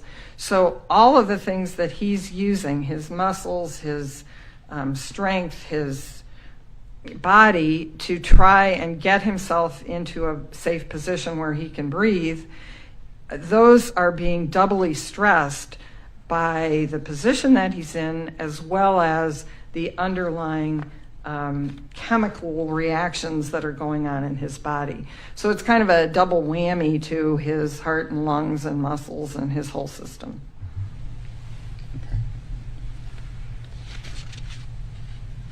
So, Dr. Thomas, I want to show you Exhibit 194. Again, Your Honor, that's been stipulated to, subject to foundation later. First, Dr. Thomas, can you tell us what this is? This is a press release that was put out by the Hennepin County Medical Examiner's Office at the time they certified the cause and manner of death of Mr. Floyd. And is it your understanding that the medical examiner's office generates this type of a press release report in certain cases? Yes. So there is a section in the press release report that refers to manner of death. Yes. Let's see if we can highlight that. And we see the word there, homicide. Yes. We see also in here information we saw on the death certificate, where the press release says also how the injury occurred. Yes. And would you read that for the record? How injury occurred: decedent experienced a cardiopulmonary arrest while being restrained by law enforcement officers. Again, you agree with that? Yes. So let me show you what was marked as Exhibit 918. And homicide is a manner of death. Yes. And would you explain to the jurors a little bit about what it is medical examiners look to when they're trying to determine manner of death? Sure. So unlike cause of death, which could be anything, we only have 5 options for manner of death. So a death can be natural, meaning that all of the conditions that contribute to the death are due to just innate processes. Could be cancer, could be heart disease, something like that. Second category is an accident, and that would be something like a motor vehicle crash or an unintended drug overdose. Third category is a suicide, which is death at one's own hands, with at least probably some element of intent. The fourth category is homicide, and that means death at the hands of another. And then the fifth category is undetermined, and that means generally we don't have enough information about this type of death to make a determination to fit it into one of the other categories. So for example, we talked a lot about terminal events early on, and in some cases we have no idea what the terminal events were because the person is just found dead in their residence. And we don't know, because they've been alienated from family, we don't know, were they saying they were going to take their lives? Did they have a history of using drugs? Did they just get out of prison? You know, we're unable to get enough information to sort it into, was this an accidental death or was this an intentional suicide death? And so that would be an example where we might use undetermined, where we just don't have enough information. So Dr. Thomas, if you look then at the screen in front of you, does this depict or show the manners of death? Exactly. And homicide is highlighted, reflecting what Dr. Baker found. Yes. And do you agree with that finding? Yes. In the case of George Floyd? Your Honor, we offer Exhibit 918. Any objection?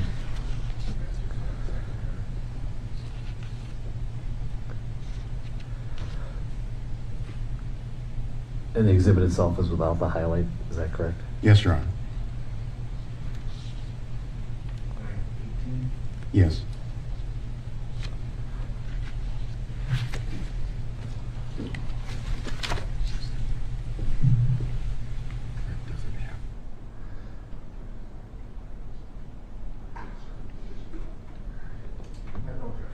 And 18 is received.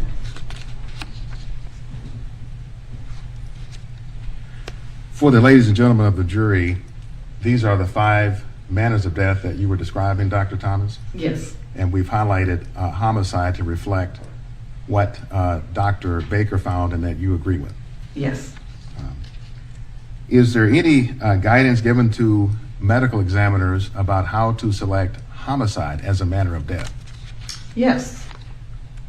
And there is a guide that was published by the National Association of Medical Examiners that provides assistance in how to make a determination between these different. I want to show you what's been marked as Exhibit 952.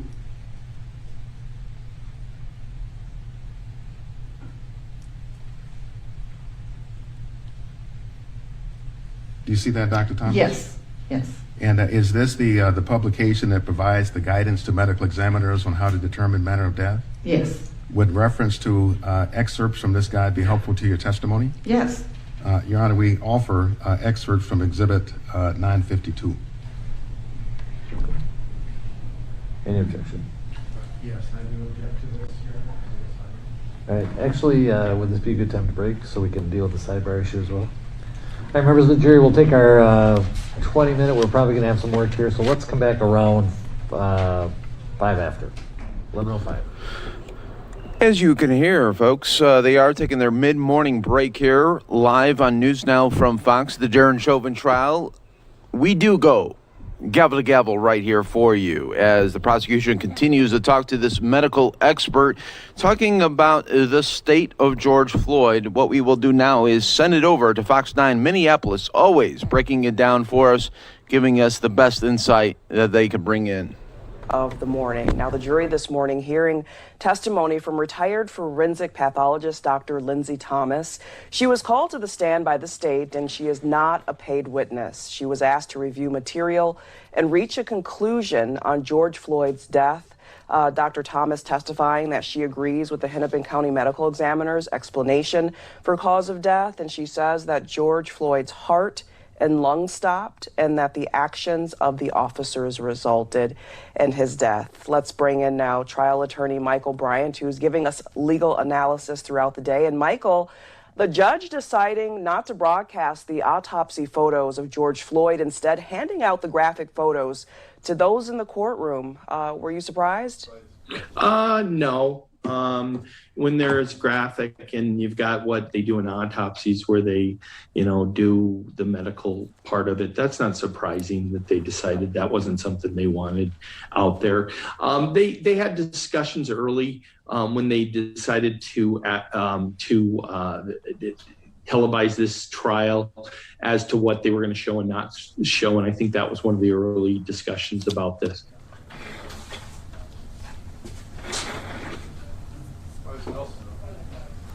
And I'm hearing that there's some developments inside the courtroom. Let's check it out. In this particular instance, I think it would confuse the jury between the medical definition and the legal definition. I don't think it's appropriate for this to be admitted. Well, I can't see the whole exhibit in any case. All I see is the title page. Can you click to the next screen? Can you see that, Your Honor? All right, hold on.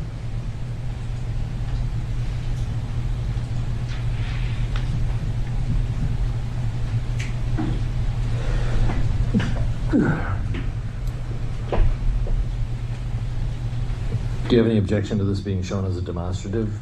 I don't have it as being a demonstrative, but going back to the jury as an actual exhibit. That's fine. I'll receive 952 as demonstrative so you can show it to the jury and have them follow along and have Dr. Thomas. I figured at some point you're going to do that with her or Dr. Baker. Yes. So that's fine. Okay, as a demonstrative, it is received. All right, 5 after, please.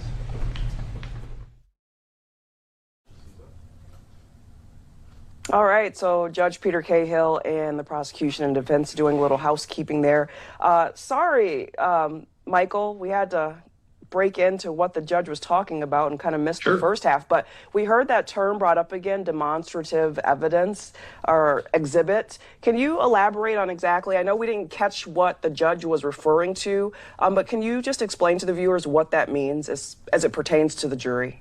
Demonstrative are things that they can show the jury in the courtroom, but they don't go back as far as evidence goes. And it sounds like from the objection, it had some language on it that is potentially part of the elements of what the state has to prove. So the defense objection sounded like they didn't want that to confuse the jury by going back and saying, you know, this is proof that they proved this element by using these words. So the agreement was that would just be what's called demonstrative. Some of the jury would see, but not go back to them. And during her testimony, Dr. Thomas, who is a forensic pathologist, she was really trying to explain to the jury the difference from mechanism and cause of death. Can you expound on that any further? Well, I mean, she was given the legal definition because it goes into the cause issue that they have to prove. They have to prove that they have to prove first the actions are beyond what a reasonable police officer would do.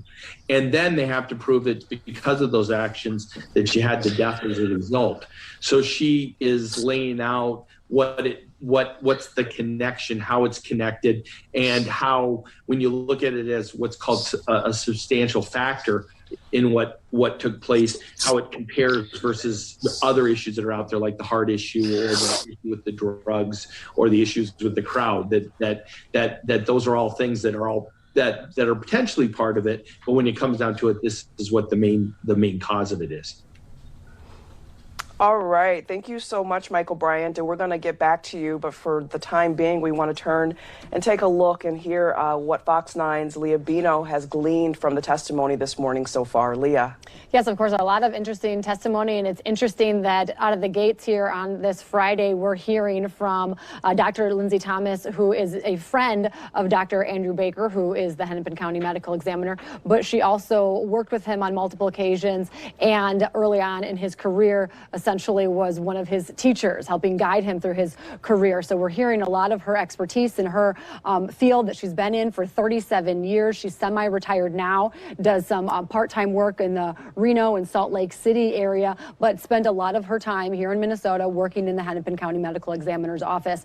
And I think the big win for the prosecution today, this morning, thus far, is when she said that she agrees with Dr. Andrew Baker's findings that George Floyd's cause of death, in her opinion, was cardiopulmonary arrest, complicating law enforcement subdual restraint and neck compression, and saying that the primary mechanism was asphyxia or low oxygen. She also reported, or in her opinion, said that she ruled out a drug overdose as the cause of death after reviewing the autopsy information, and that she found no indication that George Floyd would have died that night had he not been subdued by police officers. So that was an interesting moment as well.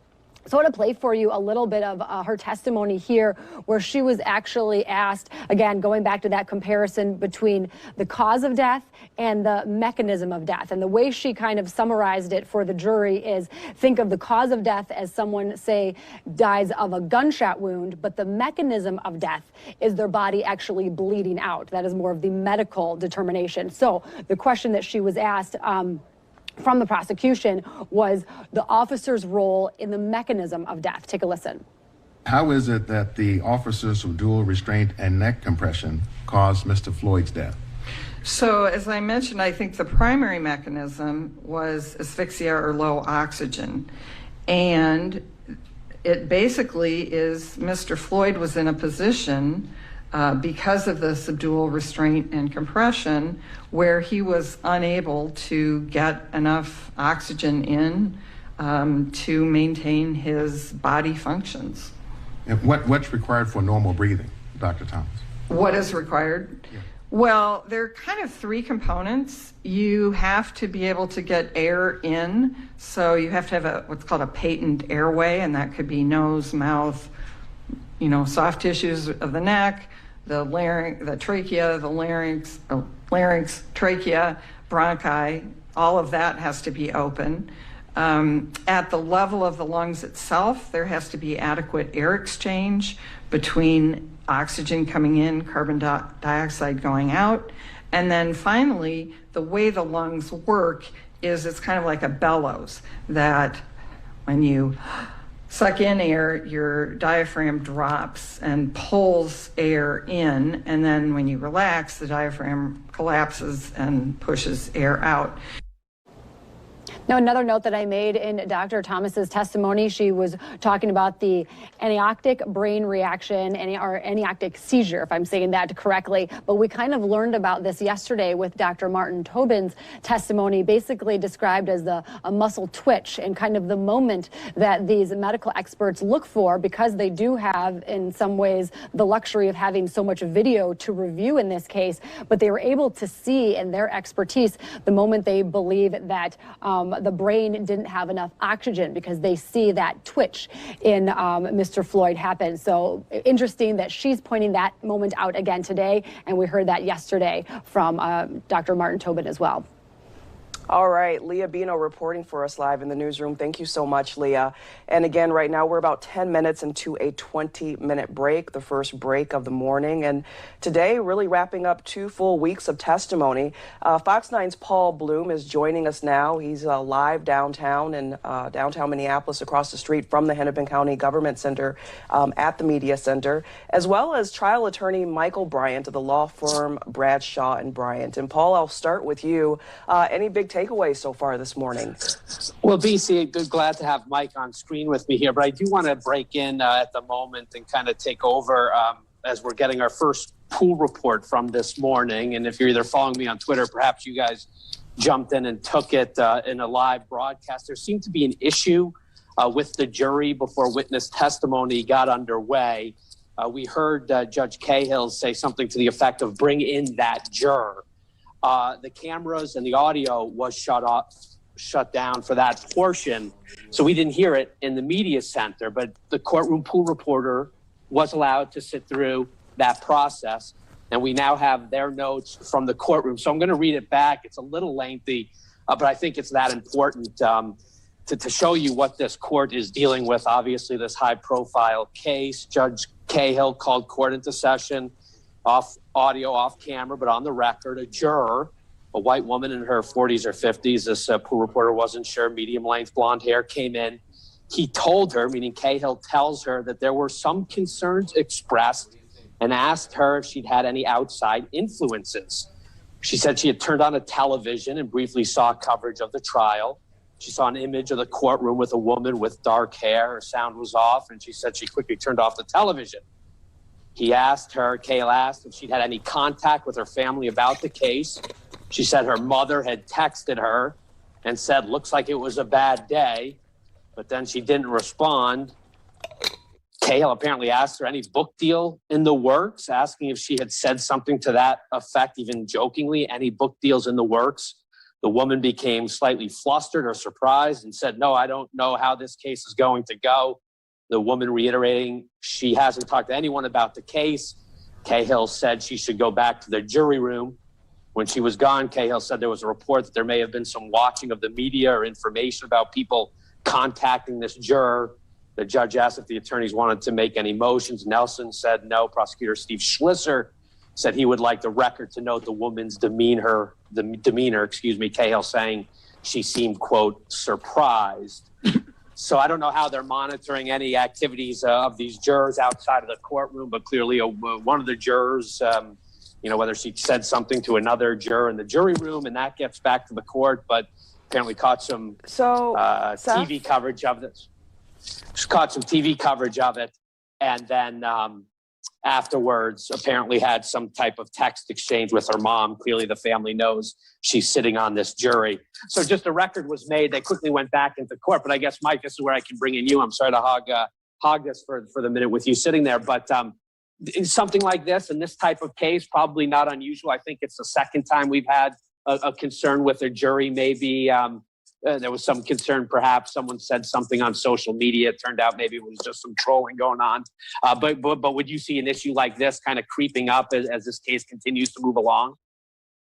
The longer it goes, and with all the different issues in this case, sure. I mean, that's the reason why you have the extra 2 alternates. And the longer we go holding on to those alternates, the better odds are that we're going to have 12 people to make a decision at the end.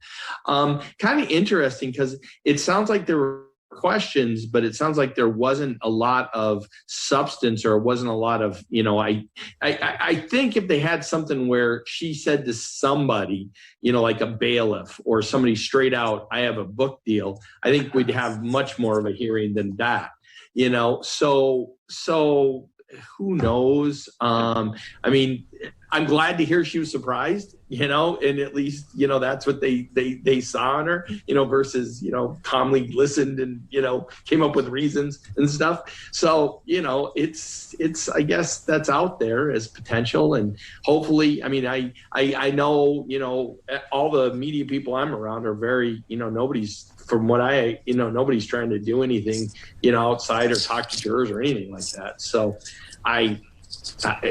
who knows? Yeah, just an interesting point. And then the other thing I was just asking Mike while I have you is the order of the witnesses in this case kind of going on. We still haven't heard from the medical examiner. We've all these, Lindsay Thomas, basically his mentor in some ways. I mean, certainly not his, at least in some respects, trained him. They're friends. Calling her first. Obviously, we had cause of death opinions yesterday, and still not the actual medical examiner. What do you make of that order? Is that unusual? It's interesting. I mean, at least my concern was they were going to have to bring her in. Concern. My question was whether or not they're going to have to bring her in to try to fix some things that he had done. So now that's not happening. She's testifying before him. Some of it, really, when you listen to it, seems like, how is this not going to be cumulative when he testifies? Because she's testifying to what he did, how he did it, and those type of things. So I think from an outside look at it, it's like really interesting to see what's Baker going to say and how does it compare to everybody else, and does he give them the foundation that they need?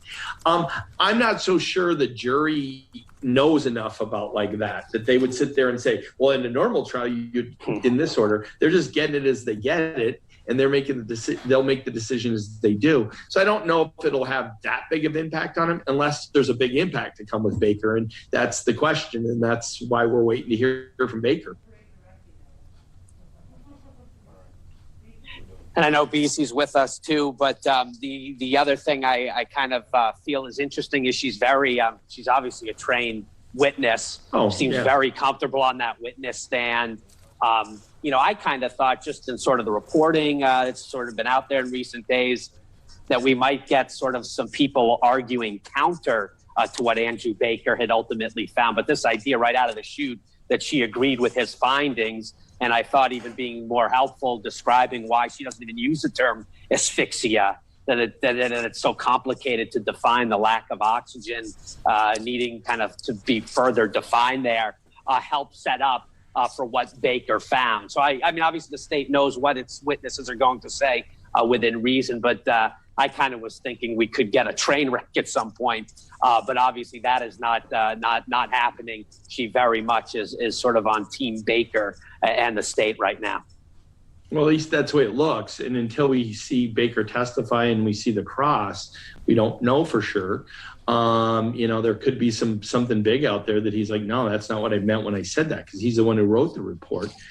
Second thing is it still goes back to those experts that testified yesterday need Baker for foundation.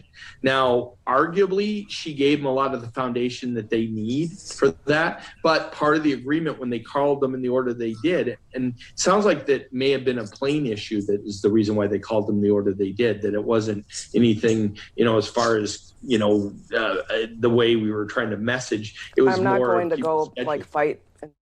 So it may have been. Sorry. Had more to do with people scheduling when it came down to it. So who knows? I mean, I still sit here and I want to hear what Baker says, and now the cross goes on Baker to see, because the biggest problem for the prosecution will be if they are able to knock out some foundational leg from Baker, then we're going to get a motion that's going to go after a bunch of those opinions we've already heard. I'll bring BC back in here. BC, sorry to hog the questions again with Mike. Oh, no, go ahead. No, the only other thing I had from him was it was a text I got from another attorney here that he was kind of saying he was surprised Eric Nelson didn't object to the sort of the very firm position that Dr. Thomas had, that except for the police actions, George Floyd would have lived. Did you have any issues with how far her opinion went there? That she doesn't know. I mean, he could have died in any other sort of way that night. Did you have concerns, and was that a moment Mike Bryant would have, said objection, Your Honor, based on an opinion, and she didn't actually do the autopsy, and certainly doesn't know what could have happened if not for Chauvin's knee to the back and neck? Well, it depends. It depends overall on the strategy. If the belief is, if the defense believes that they've got something big with Baker, that they'll be able to pull something out of Baker that's big, then some of these things you let go because you want to get them from Baker and then go back after these things. So that's a possibility. Sometimes I sit there and I think, God, so many of these experts have been so cumulative, and cumulative means that it's the same evidence over and over again. So it's like calling, three, reporters all to say exactly the same thing after each other. It's like, well, that's not different. That's just, we have one witness. And what a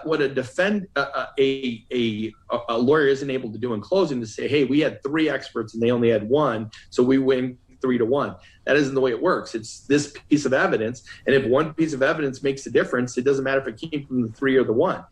But when it comes down to it, all of that's a strategy. Now for Nelson in the courtroom, and for the prosecution, all the different prosecutors that have been up there, going piece by piece and saying I would have objected here and not objected there.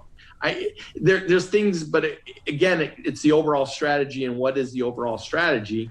And I keep going back. I want to see what Baker says. And what's interesting is the timing issue. And you and I have talked a couple of different times about timing is this jury going to go home over the weekend with Baker's testimony? And if they do, if it's good for the defense, it's good for the defense. If it's another day that, people looked at yesterday as being a good day for the prosecution, I think the prosecution did a lot towards proving their case yesterday, but that doesn't mean there aren't holes the defense can put in it.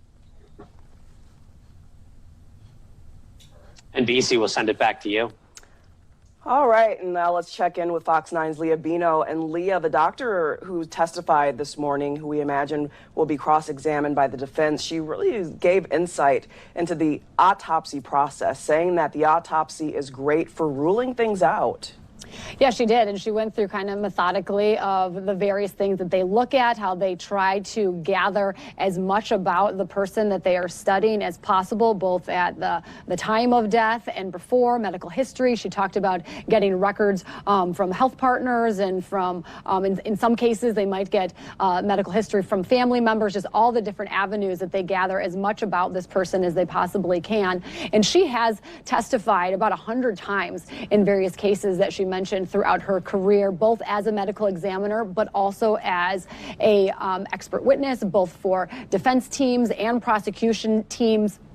She did point out, and I know it does carry some weight with some people, but that she is not being paid in this case. She was reached out to by the state and basically didn't ask to be paid, so thus they are not paying her. She basically summarized that as saying she thought that she had something to contribute. That is what she testified to. Something that was interesting that she mentioned as well, that we have a little bit of sound to support from her testimony, is the use of video and how unique it is in this case, which we know we've seen this interaction with Derek Chauvin and George Floyd from all these different angles, but for a medical examiner, they don't get this a whole lot at these critical moments that they are studying in determining the cause of death. So here's a little bit about what she said about the importance of having the opportunity to look at all these videos.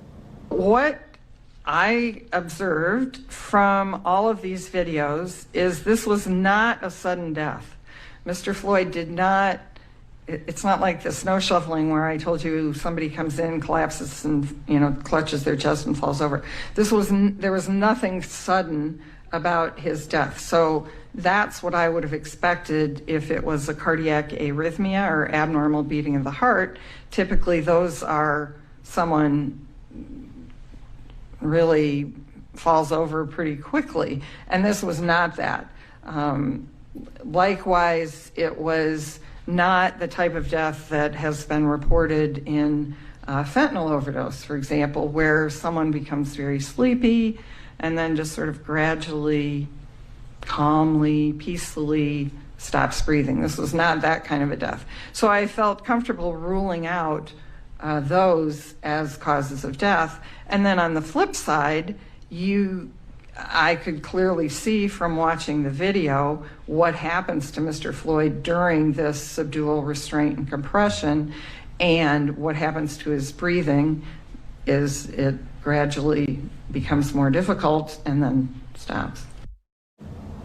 So as you heard there, it will be very interesting to see how Dr. Thomas is cross-examined here coming up, and what Eric Nelson, what holes he tries to poke in her testimony, BC. For that update, and right now the court is in a 20-minute break. We're about that 20-minute mark. Just to give you a little bit of background of who has been on the stand so far this morning, the jury this morning hearing testimony from retired forensic pathologist Dr. Lindsay. And we do go back right here worldwide on NewsNOW from Fox. Trial is back.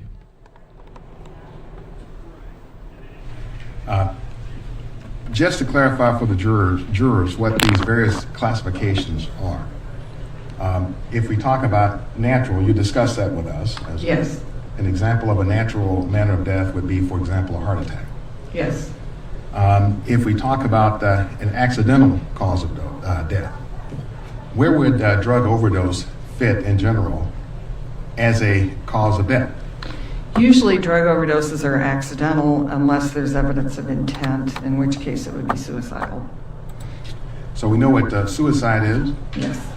And undetermined.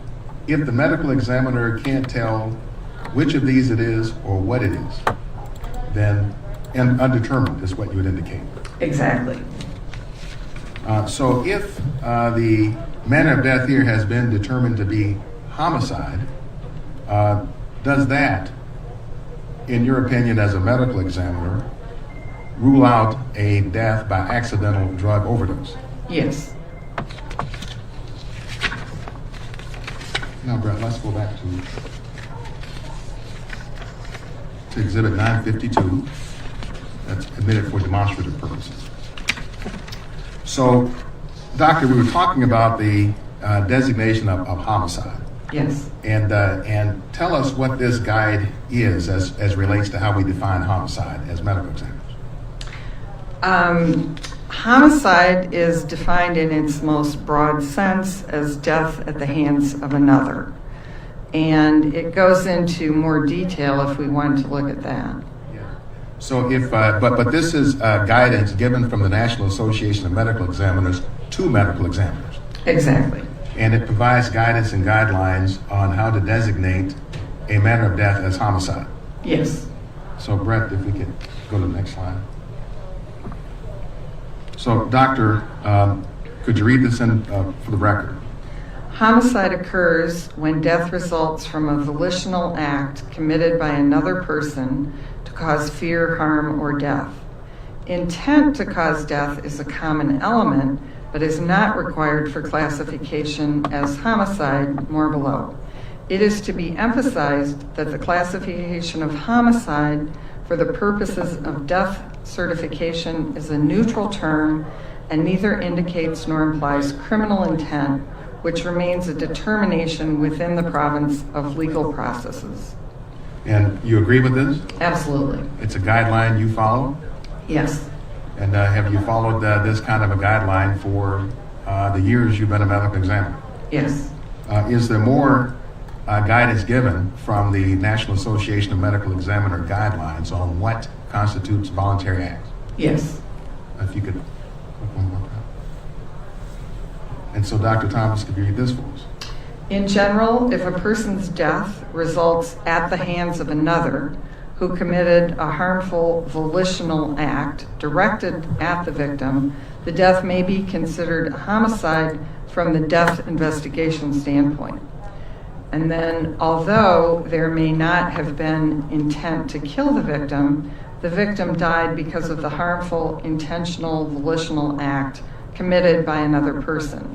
Thus, the manner of death may be classified as homicide because of the intentional or volitional act, not because there was intent to kill.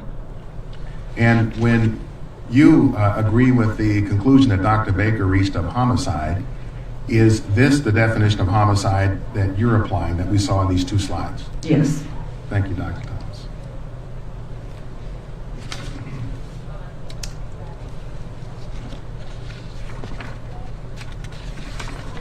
Now I want to ask you about a new subject, and this has to do with certain studies that assess whether the prone restraint is dangerous from a breathing point of view. And I'd like to get your perspective as a forensic pathologist and a medical examiner in this respect. Are you aware of any such studies? Yes. Do you agree generally with the research that comes to a conclusion that the prone restraint is not dangerous for respiration? In certain laboratory safe settings, that may be true, but I do not agree with their applicability to real life situations. If you could generally characterize for the jurors, what's the punchline of these studies? What do they show?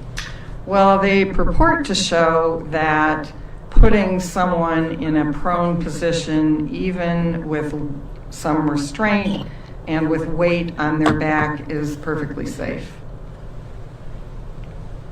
And do you find the studies to be reliable, or do you find them controversial? Well, I think they are fine for laboratory purposes, but they bear no resemblance to real-world situations. So I would say they're irrelevant for purposes of what we're talking about here. And so how do they then not relate to the real world? What's artificial about them? Well, I would say for starters, these are volunteers who have agreed to be put in this dangerous position of a prone restraint. But they know perfectly well at any point if they feel scared or uncomfortable, all they have to do is say, stop. And that has happened in some of these studies that a couple of the volunteers have said, wait, no, I can't tolerate being in this position, it's too scary. So that, to me, immediately takes out that whole element that we were talking about the terror, the physiologic stress. So that's number one. Number two is they're healthy volunteers. These are young people who have, mostly young people, mostly healthy, who have agreed to be part of this study. So it doesn't relate to someone who may have other underlying factors that may contribute. Thirdly, they're put on a like a gymnastics mat to be face down. So it's completely different when you're squished between a person and the hard ground versus having a evenly distributed weight on your back and you're on a mat. Fourth, I guess, and perhaps most significantly here, none of them went on and on and on beyond the point where the person stopped breathing and where their heart stopped. So they were being monitored the whole time, and if at any point they had significant respiratory or cardiac difficulties, the study would have stopped, and the person volunteering knew that. So to me, it bears no resemblance to what Mr. Floyd experienced. Did any of the studies involve a knee on the neck of any of the volunteers? No. Any of them go on for as long as 9 minutes and 29 seconds? No. Do you know if any of the studies actually measured the decrease in lung volumes as part of the study, that is, decrease in oxygen reserves? Not that I know of. So any relevance to George Floyd at all? Not in my opinion, no.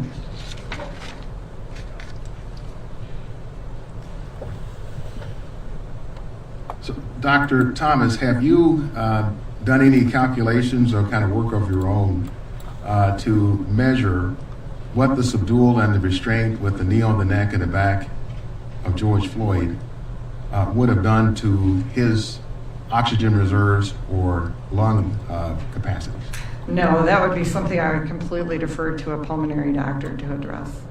So then are you able to tell the ladies and gentlemen of the jury, if you haven't done that work, whether the forces that Mr. Floyd was subjected to would have even killed a normal, healthy person? In the way you phrased that, not based on lung volume and that kind of study. I mean, from watching the video, I certainly wouldn't want to be in that position, but that's a different answer. Thank you, Dr. Thomas. No further questions. Mr. Nelson.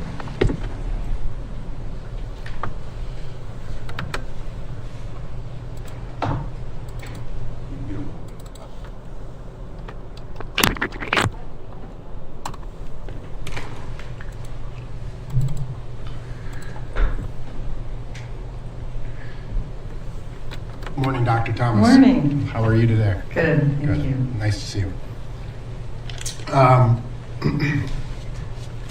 You described being a forensic pathologist as sort of being the doctor's doctor, right?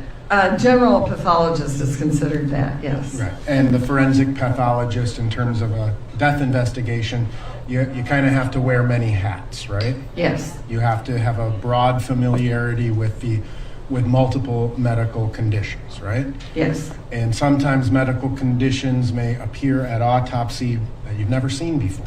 Yes. Right? Some strange disease that you've never seen, right? Yes.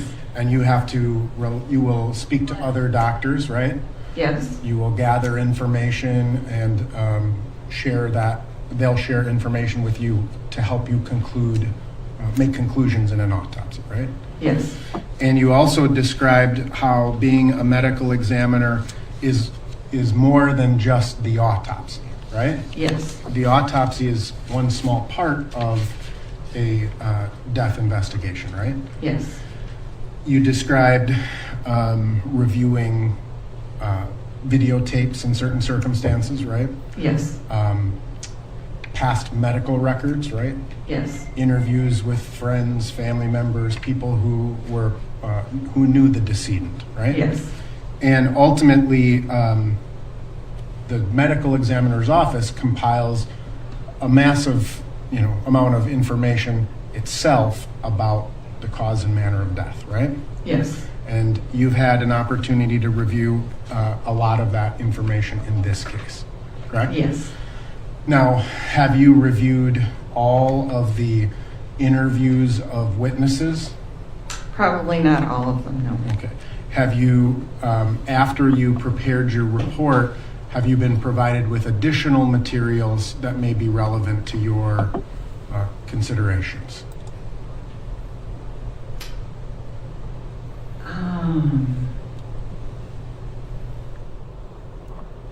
Not that I can think of off the top of my head. Okay. And we'll come back to that. So I just kind of want to, but you did have an opportunity to review Dr. Baker's entire file. Yes. Right? And I believe we'll be hearing from Dr. Baker later this morning or this afternoon, but we'll have some questions for him. I would like to follow up on some of your conclusions.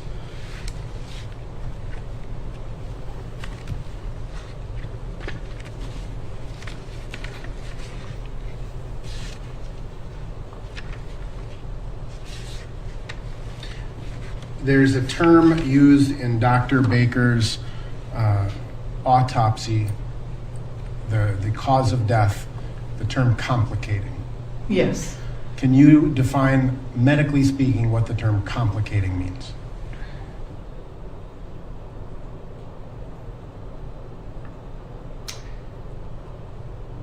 Oh, I guess it could be used in lots of different ways.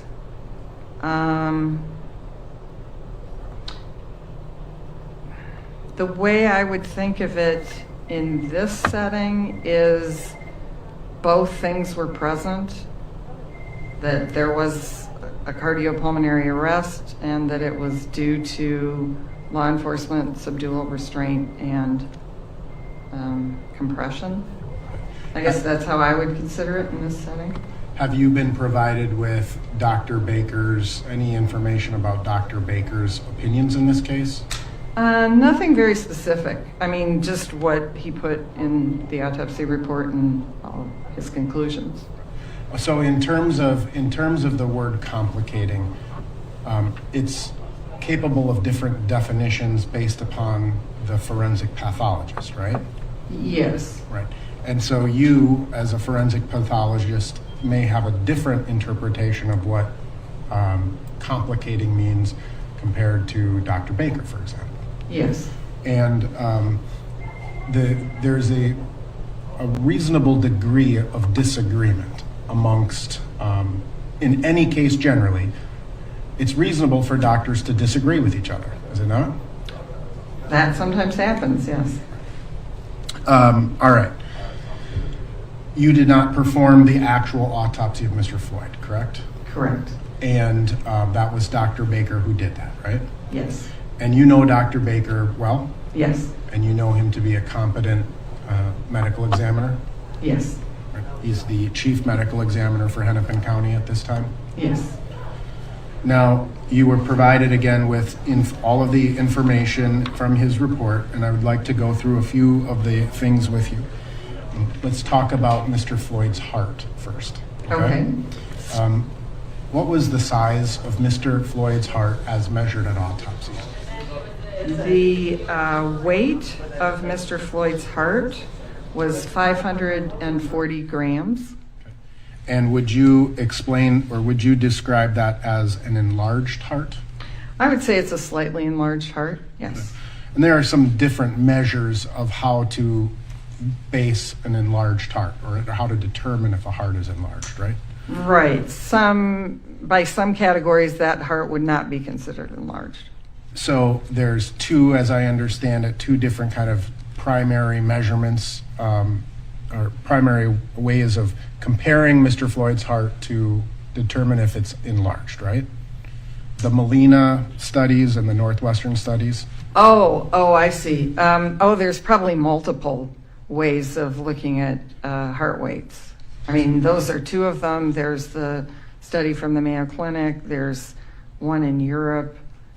There's lots of ways of analyzing. But ultimately, based on all of your information, you would agree that Mr. Floyd's heart was slightly enlarged, right? Yes.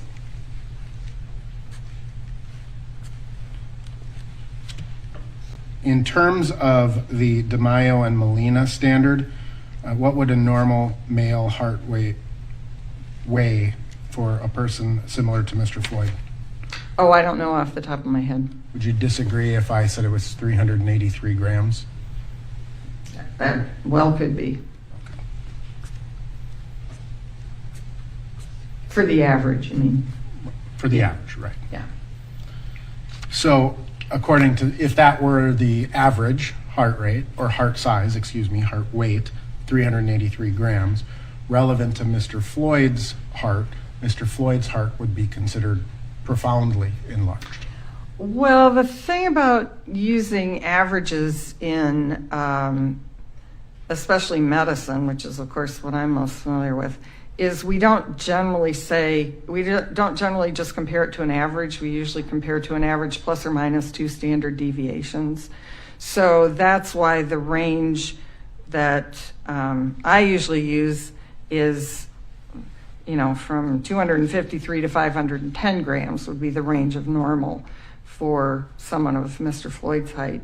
And so I don't know in the DeMaio Molina study what their 2 standard deviations would be. Okay. But I wouldn't use just the average. Okay, and so in terms of how you would assess the weight or size of the heart, you would say 510 grams is the high, 510 grams is the high end? Right. Of that, and 540 exceeds that, right? Right. And so in terms of whether it's a very enlarged heart or even a relatively minimally enlarged heart, a larger heart requires more blood, right? Yes, it has greater demand, yes. What are some of the things that cause a person to have an enlarged heart? Probably the primary cause is high blood pressure. And you understand, based on Mr. Floyd's medical records, that he did in fact have a history of high blood pressure, correct? Yes. Can you describe the blood vessels of the heart?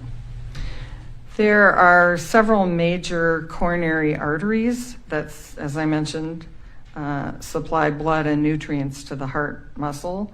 There's the left and right, and then the left branches into the left anterior descending and the left circumflex, and then there's some other branches off that.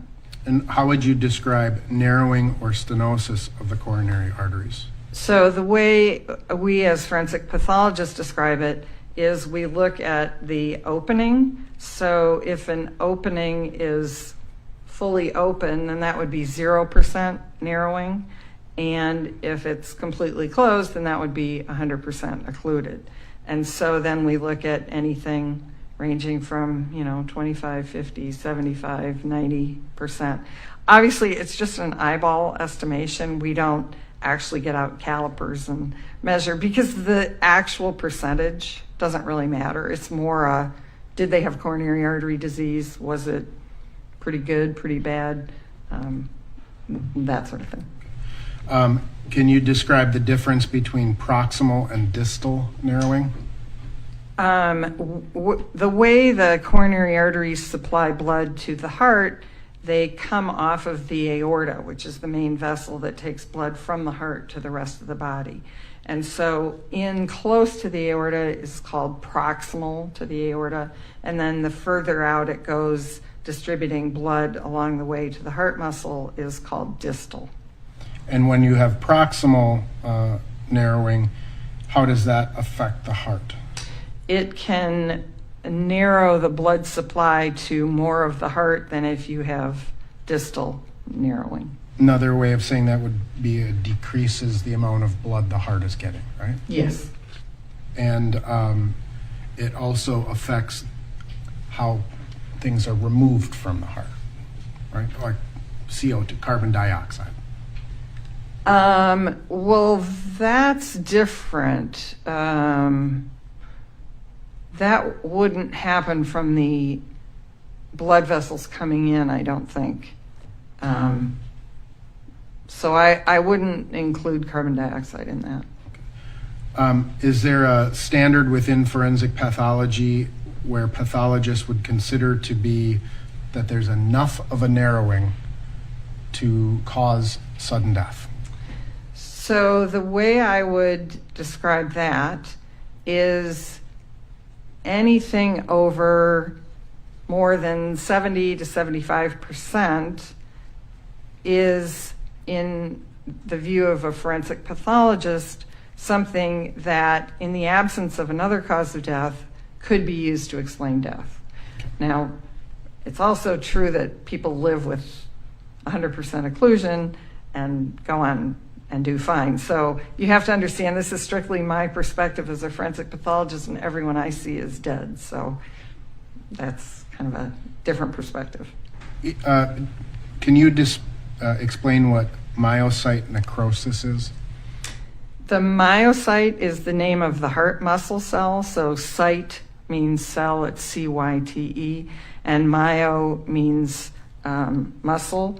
So when you have a heart myocyte, it's the heart muscle cell, and necrosis means death. So if you see myocyte necrosis, that means there are dead heart muscle cells. And do you have to have myocyte necrosis to cause sudden death? No, you don't have to have myocyte necrosis. Okay. And would you say that hypoxia is the absence of oxygen, agreed? Yes. And can hypoxia of the heart cause sudden death by other means? Hypoxia means low oxygen, sorry. And your question is, can low oxygen to the heart cause sudden death through an arrhythmia? I presume, yes. Okay. How would you describe the conduction system of the heart? The way the heart beats, the lub-dub, is that there are electrical currents that go through the heart muscle. And normally there's a certain sequence in which the heart muscles will fire. And That's called the conduction system, through which the electrical impulses flow. And that's what keeps the heart beating in a regular rhythm, that beat, beat, beat. And yeah, that's the conduction system. So what happens if the conduction system is impaired? Then you can get what's called an arrhythmia, or abnormal beating of the heart. And that can result in sudden death? It can, yes. Which artery supplies that kind of like that pacemaker of the heart? Oh, it probably is variable from person to person. I mean, I think the coronary artery that we consider the most important usually is the left anterior descending coronary artery, but there's a lot of individual variability. Can you, what about the right coronary artery? It really depends on any given person, which part of the heart is supplied by their particular distribution. Okay. And in Mr. Floyd's autopsy, the right coronary artery, Dr. Baker determined had a 90% occlusion, correct? 90% narrowing, yes. When someone is exerting themselves, does that make the heart work harder? Yes. Does that mean that more blood, oxygen, it needs more blood to function? The heart needs more blood to function at that time? Yes. It's kind of like when we think about exerting anything like jogging, running, the heart needs more blood and hence more oxygen in order to function properly, right? Yes. You also described the fight or flight kind of the physiology of that in your consideration, right? Yes, the physiological stress. Mm-hmm. And the physiological stress produces adrenaline, right? Yes. And that also causes the heart to work harder? Yes. And therefore need more blood? Yes. And more oxygen? Yes. So let me ask you this. In this particular case, right, we have a heart that is at least above average, right, needing more blood. We have a heart with a occluded right coronary artery, right? Narrowed. Mm-hmm. We have a heart that the left anterior descending artery also had a 75% narrowing, right? Yes. And so you have, and then you have an exertion of stress producing adrenaline, right? Yes. So the heart has to work very, very hard in this case. Fair to Yes. say? Let's take the police out of this, and I'm going to ask you a hypothetical. Let's assume you found Mr. Floyd dead in his residence, no police involvement, no drugs, right? The only thing you found would be these facts about his heart. What would you conclude to be the cause of death? In that very narrow set of circumstances, I would probably conclude that the cause of death was his heart disease. So have you, as a forensic pathologist, ever certified a death due to arteriosclerotic cardiovascular disease? Probably thousands of times, yes. With similar degrees of narrowing of the arteries? Yes. Have you ever certified a death due to hypertensive cardiomegaly? I'm trying to... Yes, hypertensive cardiovascular disease, yes, absolutely. With a heart at this weight or even smaller? Well, if it was, again, in this setting where that was the only abnormal finding, then I would probably go with that, yes. So one of the things that has to be considered in this particular case is Mr. Floyd's heart, right?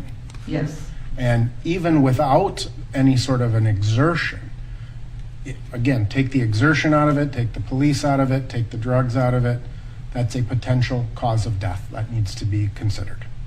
Yes. You discussed the abrasions that you saw and the jury saw pictures of. You would agree that the abrasions are in a left to right pattern? Meaning there are more on the left than on the right? Right. On his face, yes. On his shoulder, yes. And then he had the abrasions on his right hand. And even in terms of the pattern of the abrasion, there's up and down an abrasion could go from the bottom of my body up, or it could go from left to right, right? Yes. I guess I didn't really focus on what direction the abrasions were going in that sense. Okay, and that's fine. But you would agree that one possible way that at least some of these abrasions occurred would be when Mr. Floyd was initially put down on the ground.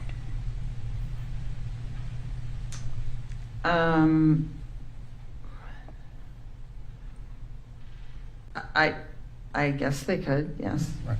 And not all of those abrasions necessarily occurred while Mr. Floyd was in the prone position, right?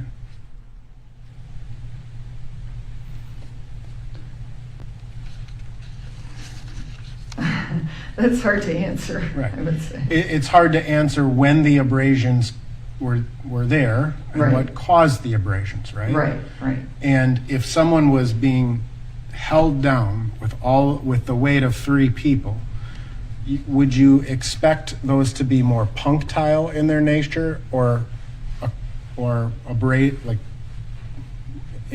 with the lines and movements? Oh gosh, there are too many variables there, I would say. Okay. Now, you ultimately determined that this case was an asphyxiation, essentially, right? Yes, that was the primary mechanism. Right. And asphyxiation is simply the lack of oxygen to the brain? Yeah, low oxygen, inadequate oxygen. Inadequate oxygen to the brain specifically. Yes.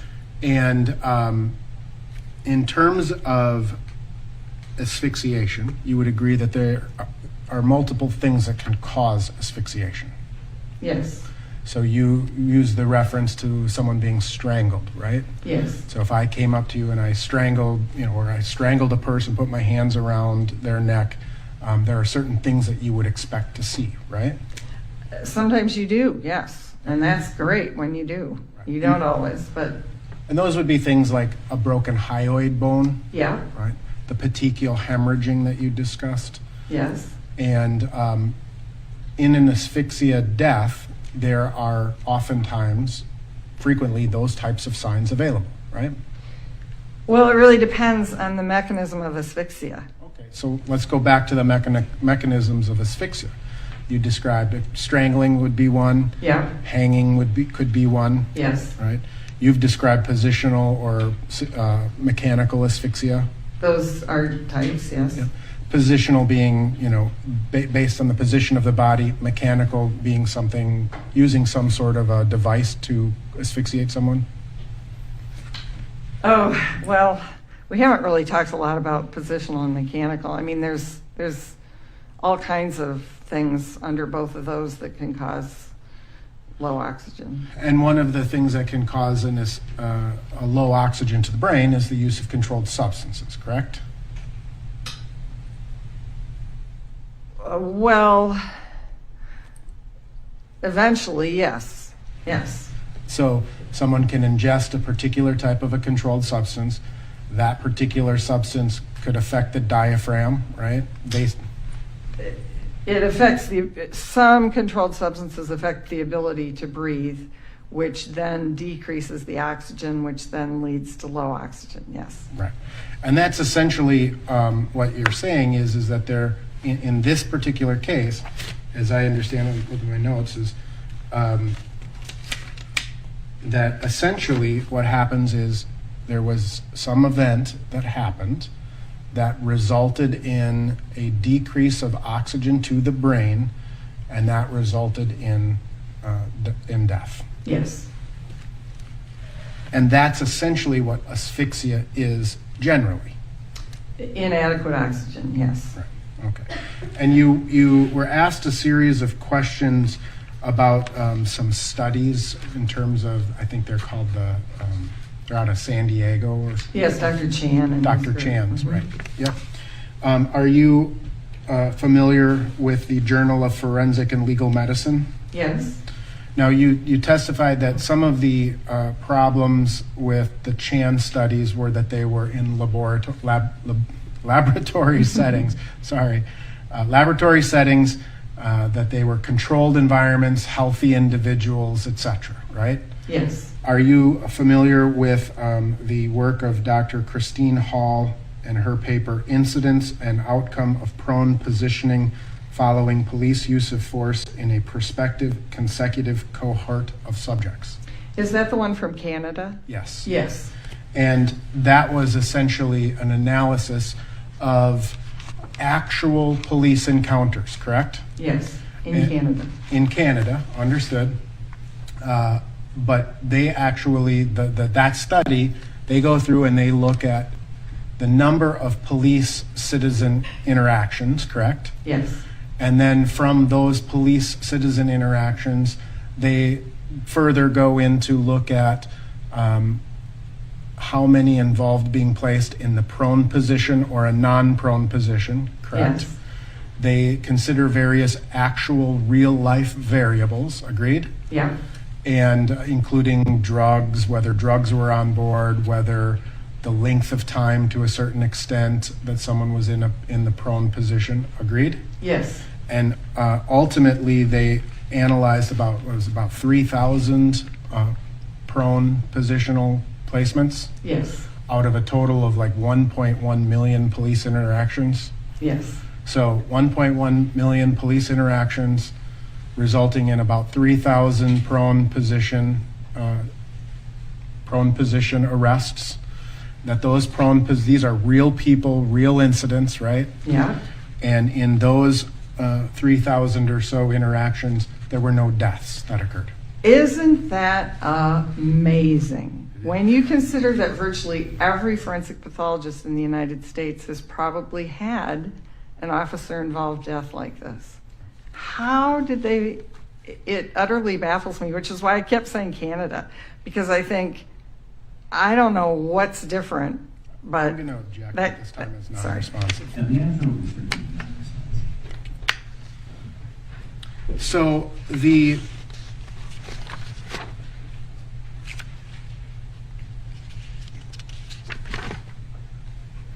let me ask you, in terms of hypoxia, can you again define hypoxia? Low oxygen. Right. And which organ is more sensitive to the lack of oxygen? The brain. The brain. Absolutely. The brain's the most. It needs the most oxygen, right? Yes. And that's because it's doing millions of things simultaneously, right? Agreed? Yes. I'm sure there's lots of reasons metabolically why it needs oxygen. Right. I think a previous witness testified that it takes about 20% of the body's oxygen supply to function. Right? That sounds about right, yes. But the heart also needs oxygen, right? Yes.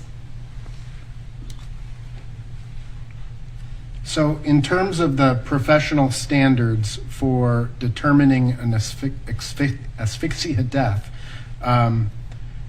is it true that you have to first exclude all natural and non-natural cases or causes of death?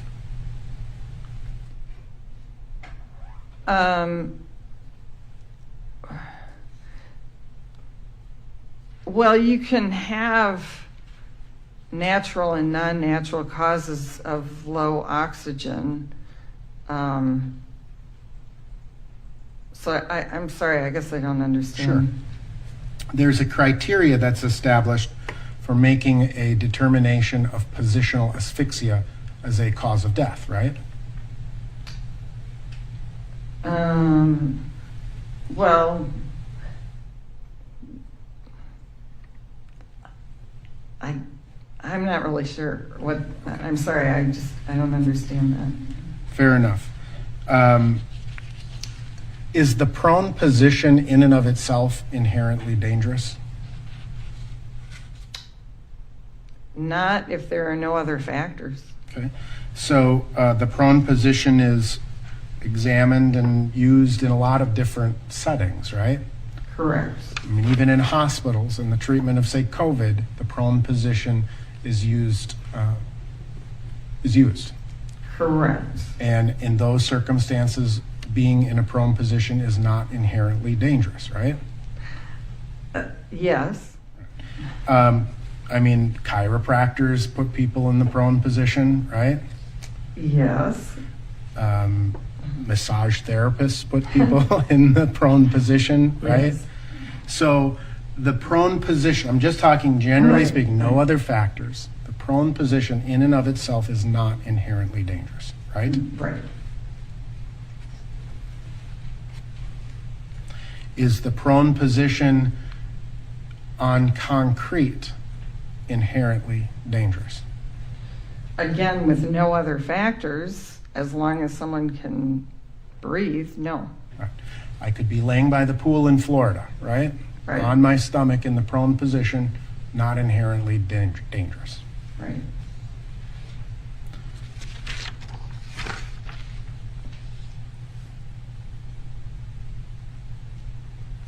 Do you know, or did you take into consideration Mr. Chauvin's weight in your analysis? Oh, I'm aware of his weight.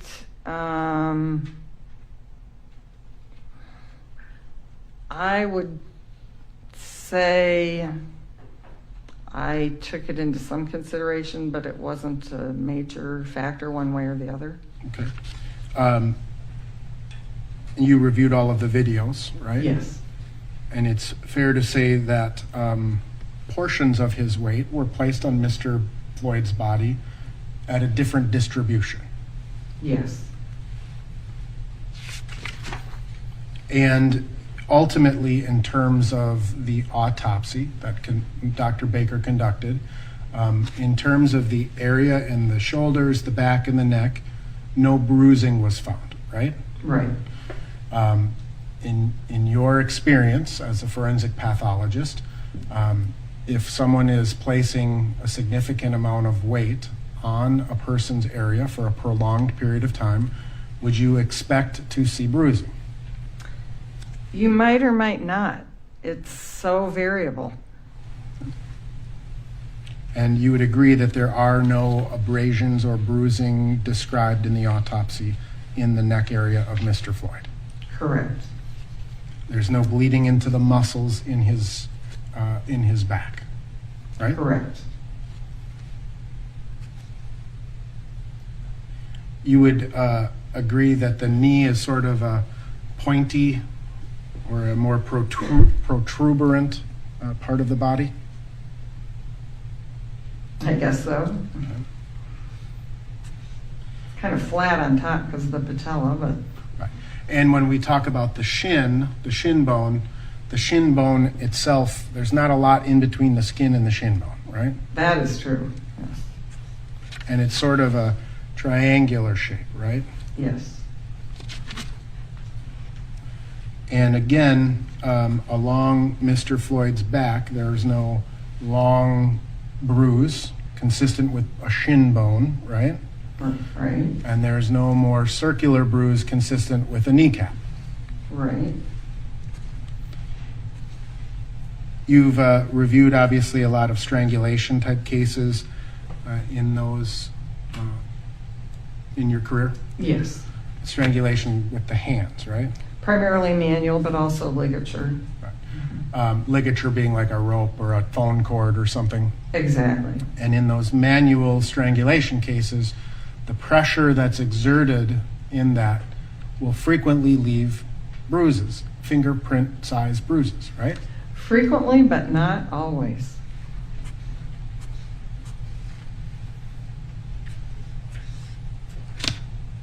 And ultimately, what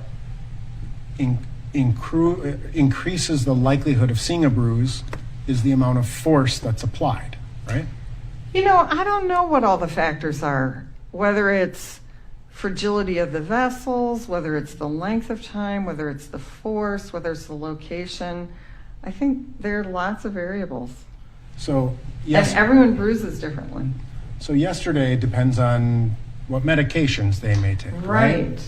So yesterday there was an analysis or an analogy to sitting on a church bench and you don't bruise your behind. And that can feel long. Would it be different if you're sitting on a church bench with a baseball, for example, underneath your butt? I really couldn't say. All right. So in terms of Dr. Baker's autopsy, you would agree that there's really no objective evidence showing any pressure to the back of Mr. Floyd? There is nothing at the autopsy. That's correct. Did you find, or did Dr. Baker find hypoxic changes in his brain? He died too quickly for that to show up. And that's when we talk about the lack of ischemic hypoxia, correct? Dr. Baker noted a lack of ischemic hypoxia. I don't remember his exact words. You're describing lack of ischemic changes in the neurons? Correct. Yes. In the brain. Yes, because that has to happen over a period of time. Okay. And when someone is experiencing that shortness of oxygen or that lack of oxygen to the brain, that will frequently lead to certain symptoms, right? Yes. Confusion is one. That could be, yes. Restlessness. Could be, yes. Shortness of breath. Could be. Visual changes. Could be. Mm-hmm. Incoherent speaking. Could be. So, to your knowledge, did Mr. Floyd, in the videos that you observed, ever complain of these any visual changes?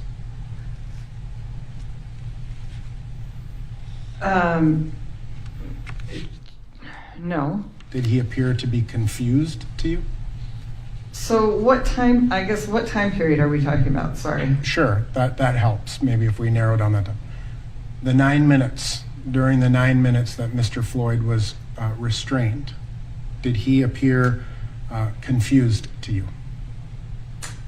Oh, gosh.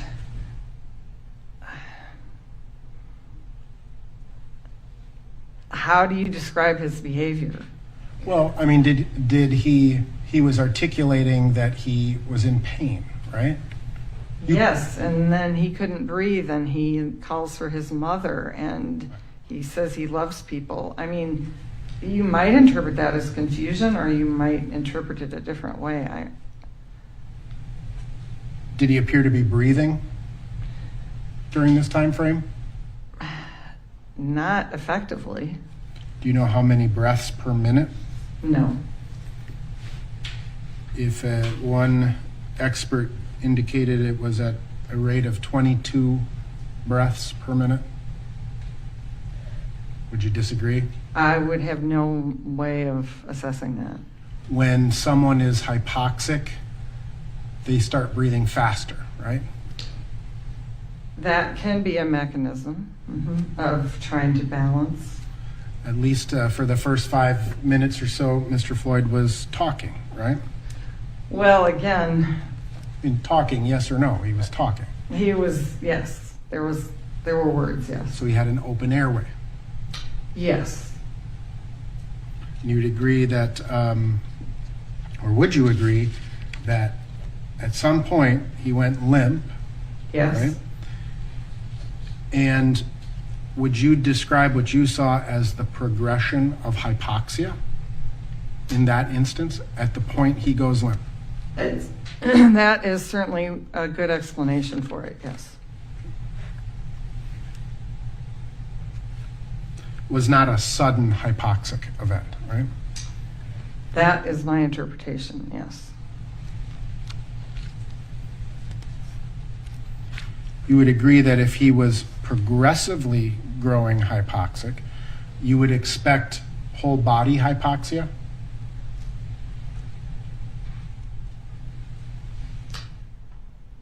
I'll rephrase my question. Yeah, sorry.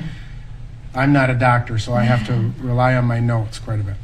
So if he was progressively suffering from whole body hypoxia, the brain would be the first thing that would show signs of hypoxia. Oh, I see. Yes, yes, the brain is the most sensitive.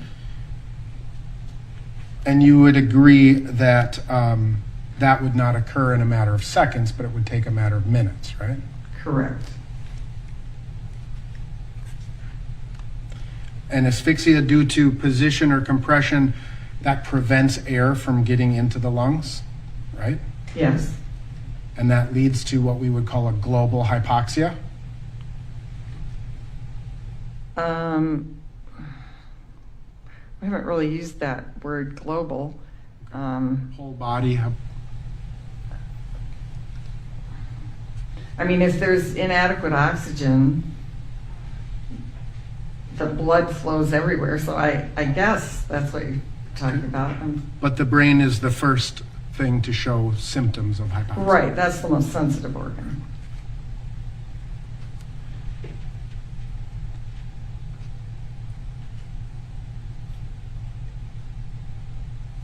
And in this particular case, where you have a 90% stenosis of the right coronary artery, that's going to be limiting oxygen to the heart, right? Yes. And he has a big heart, right? Yes. Needs more blood. Yes. And adrenaline speeds up the heart.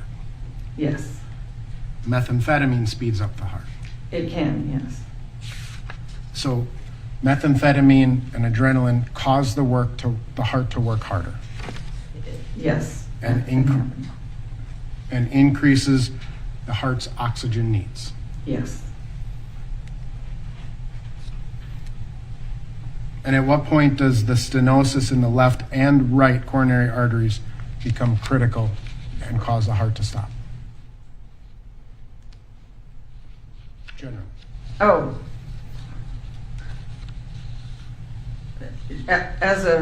Are you asking that same question about, as a forensic pathologist, what degree of narrowing do we consider potentially fatal? Right. 70, 75% and above. Now, in terms of drug use, right, you obviously were aware, based on the toxicology, that Mr. Floyd had certain drugs in his system, right? Yes. And so when we say on board, that means in the system. Yes.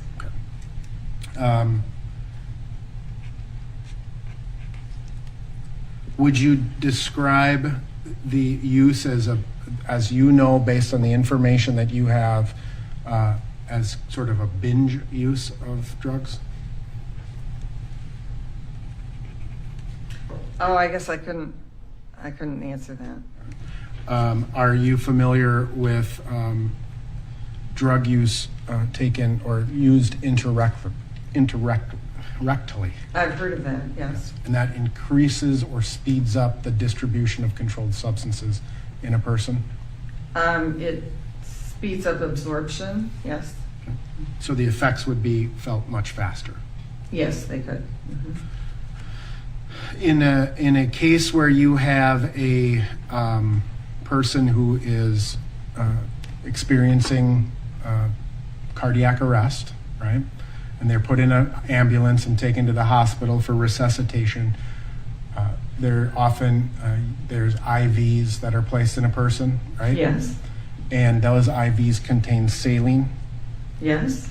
And saline can ultimately dilute or decrease, to some degree, the amount of controlled substances that would be as they would be measured. That's a theoretical possibility. You'd agree that fentanyl is a respiratory depressant, right? Yes. It slows breathing and lowers oxygen in the blood. Yes. Does the fact that there's norfentanyl in his blood mean that he took it some time ago? Yes, but by some time, that's a very vague, yeah. So long enough in the past to start metabolizing. Exactly. But does it exclude him taking fentanyl more acutely or more recently in time? No. There's no way really of knowing the timing. Fentanyl depressing the respiratory system can also act with the coronary artery or can interact with coronary vessel disease, correct?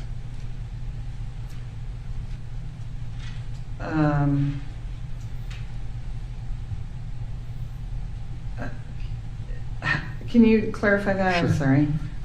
Does fentanyl's depression of the respiratory system also act with coronary artery vessel disease and oxygen and carbon dioxide to reduce the supply of its supply to the heart? Oh, so as fentanyl may lead to a gradual progression of slowing breathing and ultimately decrease the oxygen, that would apply to oxygen to the brain as well as to the heart. Is that what you're, yeah. And it would likewise increase the carbon dioxide in the blood. Yeah, I mean, anything that decreases respiration decreases that exchange. Right. So as that exchange process is happening, right, you're not taking in the oxygen, you're likewise not expelling the carbon dioxide, right? Right. And thus the carbon dioxide will increase because you're not expelling it, right? Correct. You would agree that methamphetamine is a stimulant, right? Correct. And that can cause a cardiac arrhythmia? It can. And it can increase a person's heart rate? It can or cannot. And you testified before that methamphetamine, there's no safe level of methamphetamine, right? Correct. So the fact that methamphetamine is at a lower toxicological standard doesn't somehow make it safe. Right. It doesn't exclude the possibility that it could increase the heart rate. It could or not. In terms of the evidence in this case, were you made aware that drugs were found in the backseat of the squad car? Yes. And that those drugs contained the DNA of Mr. Floyd? Yes. And that those drugs were at least to some degree partially dissolved? Yes. And that those drugs were fentanyl, a mixture of fentanyl and methamphetamine? Yes. Based on the toxicology in this case, did you see any metabolic byproduct of methamphetamine? No. Right. And so that means that the methamphetamine was taken more acutely or recently in time? Probably. I mean, there's lots of variables. So again, just kind of taking into consideration removing certain variables, right? You find a person at home, no struggle with the police, right? And the person doesn't have a heart problem, but you find fentanyl and methamphetamine in this person's system at the levels that they are at. Would you certify this as an overdose? Again, in the absence of any of these other realities, yes, I could consider that to be an overdose. And the level of fentanyl in a person, again, in this hypothetical scenario, there are deaths certified as drug overdoses significantly lower than 11 nanograms per milliliter. Lower, higher, it's got a huge range, yes. As low, I believe, as 3% or 3 nanograms per milliliter. Yes. Right. So the ingestion of drugs is unique to that individual's body, right? Right.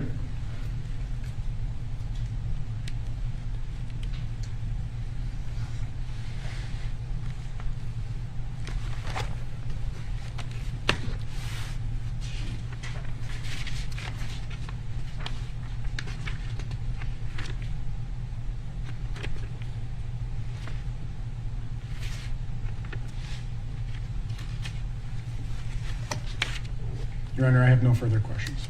Mr. Blackwell.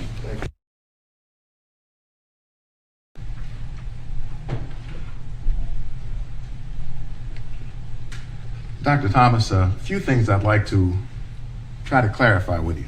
Thank you.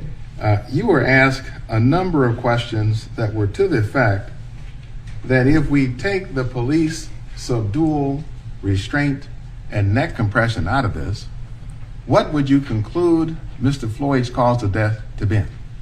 Remember those questions? Oh, yes. Aren't those questions a lot like asking Mrs. Lincoln, if we take John Wilkes Booth out of this, may I finish? It's my analogy. That's argumentative. Dr. Thomas, if we put the police subdual, compression, and neck compression into this, restraint and neck compression into this, what was the cause, the manner of death for Mr. George Floyd? The cause of death was the law enforcement subdual, restraint, and compression, and the manner of death is homicide. Does it make any sense to you whatsoever from the standpoint of trying to assess cause and manner of death for Mr. Floyd to be answering questions having to do with hypothetically taking the facts of this case out relating to his subdual, restraint, and neck compression? You can finish the question.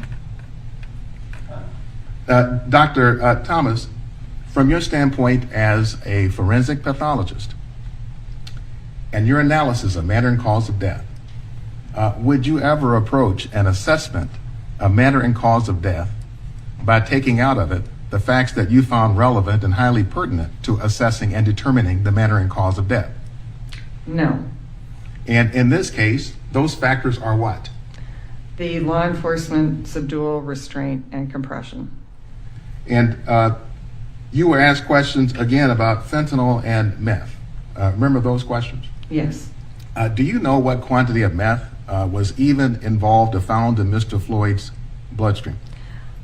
I have the number. Well, let me ask you a question. But it was very small. I mean, I do know that. And so this was the point. You found that it was a very small amount. Correct. Were you able to assess, based on the amount, what kind of effect, if at all, it would have on the stress or strain on his heart? No. There's too much individual variability to correlate one number with one person's reaction. Well, let's see with respect to fentanyl, if there's a punchline we can get to with respect to fentanyl. Fentanyl has been discussed with you, Dr. Thomas, as a respiratory either depressant or suppressant. Yes.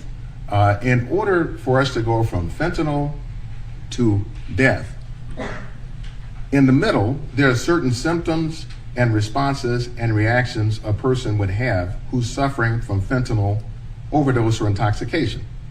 Yes.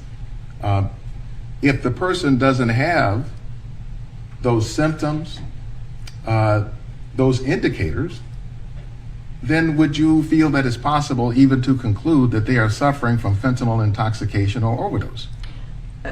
No. If there's no signs of fentanyl overdose, then it makes no sense to conclude that there was an overdose from fentanyl. And to be clear for the ladies and gentlemen of the jury, what are those symptoms of fentanyl overdose or intoxication? So fentanyl is an opioid. It's like morphine or heroin, and it causes slowing. Well, first of all, it's a potent pain medication and given mostly for that, but it also can cause slowing of the respiratory rate in a very gradual, peaceful, non-struggle kind of way. What is described as people just fall asleep and may just kind of slump gradually over because they very peacefully stop breathing, or it slows and then eventually stops. And they fall into a sleep out of which they can't even be aroused. Correct. Would that be also known as a coma? Yes, ultimately it's a coma. When George Floyd was on the ground for the 9 minutes and 29 seconds, was he asleep to the point of not being able to be aroused? Not for the first half of it, no. And then afterwards, he was completely unresponsive, but that's a different. For the second half, he was unresponsive with no pulse. Exactly. Was George Floyd, during the 9 minutes and 29 seconds, ever in a coma that you saw? No. So when we talk about fentanyl overdose, did you ever see, as applied to George Floyd, during the 9 minutes and 29 seconds? Okay. Did you ever see, as relates to fentanyl overdose, during the 9 minutes and 29 seconds, that he was on the ground enduring the subdual and restraint by Mr. Chauvin, that he ever exhibited any of the symptoms of fentanyl intoxication? No. You asked, again, quite a few questions about the heart. And remember that discussion? Yes. I think it was to the effect the heart was slightly enlarged, high blood pressure, narrowing of the coronary arteries, dead heart muscle cells. Do you recall all of that being discussed? Yes. In order for us to go from there being issues with damage to the heart to a death from damage to the heart, in the middle, do we have to have certain cardiac events that then lead to death? Yes. Would you tell the ladies and gentlemen of the jury, if we're going to talk about heart conditions, what are those conditions in the middle that actually lead to death? Well, what ultimately leads to death is an arrhythmia, an abnormal beating of the heart. And as I described, it's generally it's often called a sudden cardiac arrest because it's sudden and someone just drops over. Now, to be clear, when we're talking about these various heart conditions and a sudden cardiac arrest, fatal arrhythmia, did you see any indication of all this discussion about heart conditions that Mr. Floyd ever suffered from a sudden fatal cardiac arrhythmia as the primary cause of death? No. Was there any evidence that Mr. Floyd suffered from a heart attack? No. If you bring to mind what was found during the autopsy, was there any injury found to Mr. Floyd's heart whatsoever? No. So if we talk about, for example, dead heart muscle cells, any dead heart muscle cells seen on autopsy? Not that Dr. Baker described and not that I saw, no. In fact, his heart was so ordinary in terms of non-injury that it wasn't even photographed intact, was it? Not intact, no. Dr. Baker took one photo that showed no scars and no acute injury.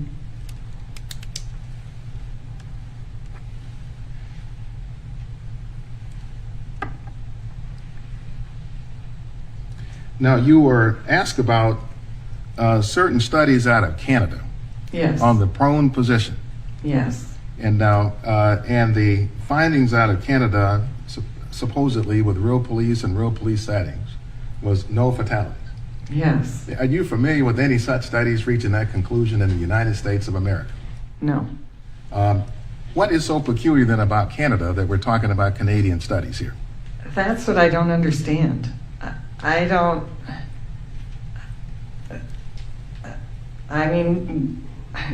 I found that study and I just thought, I don't know how to interpret this because it's so contrary to the actual experience of forensic pathologists in the United States.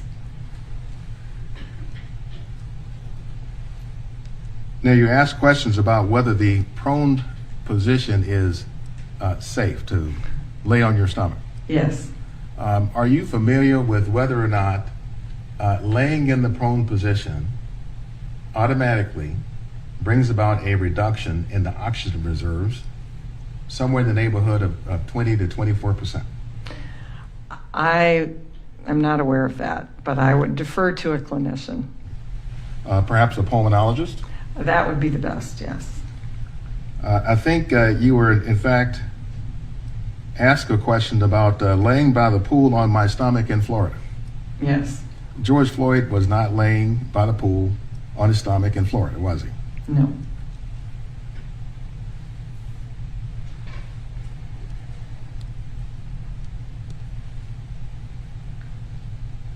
I know the answer to this, but I'll ask you. You asked a question about sitting on a church bench with a baseball under your butt. You've never done that. No.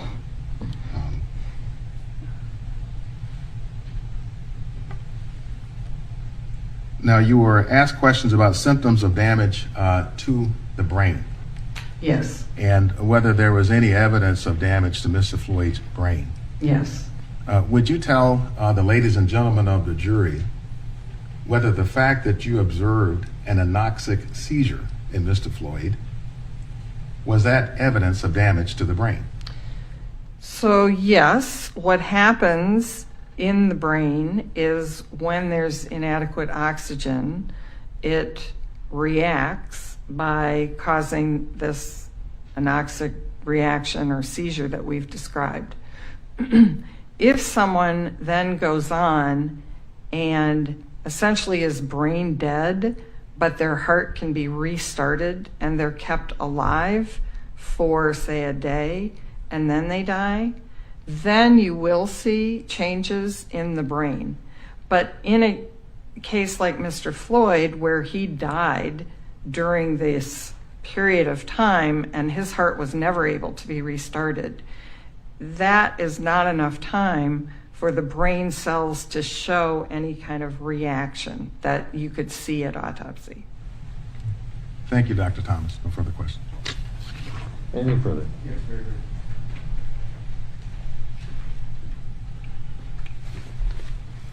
Dr. Thomas, after the heart stops, if the heart stops, is it possible that the body will continue to breathe or respire?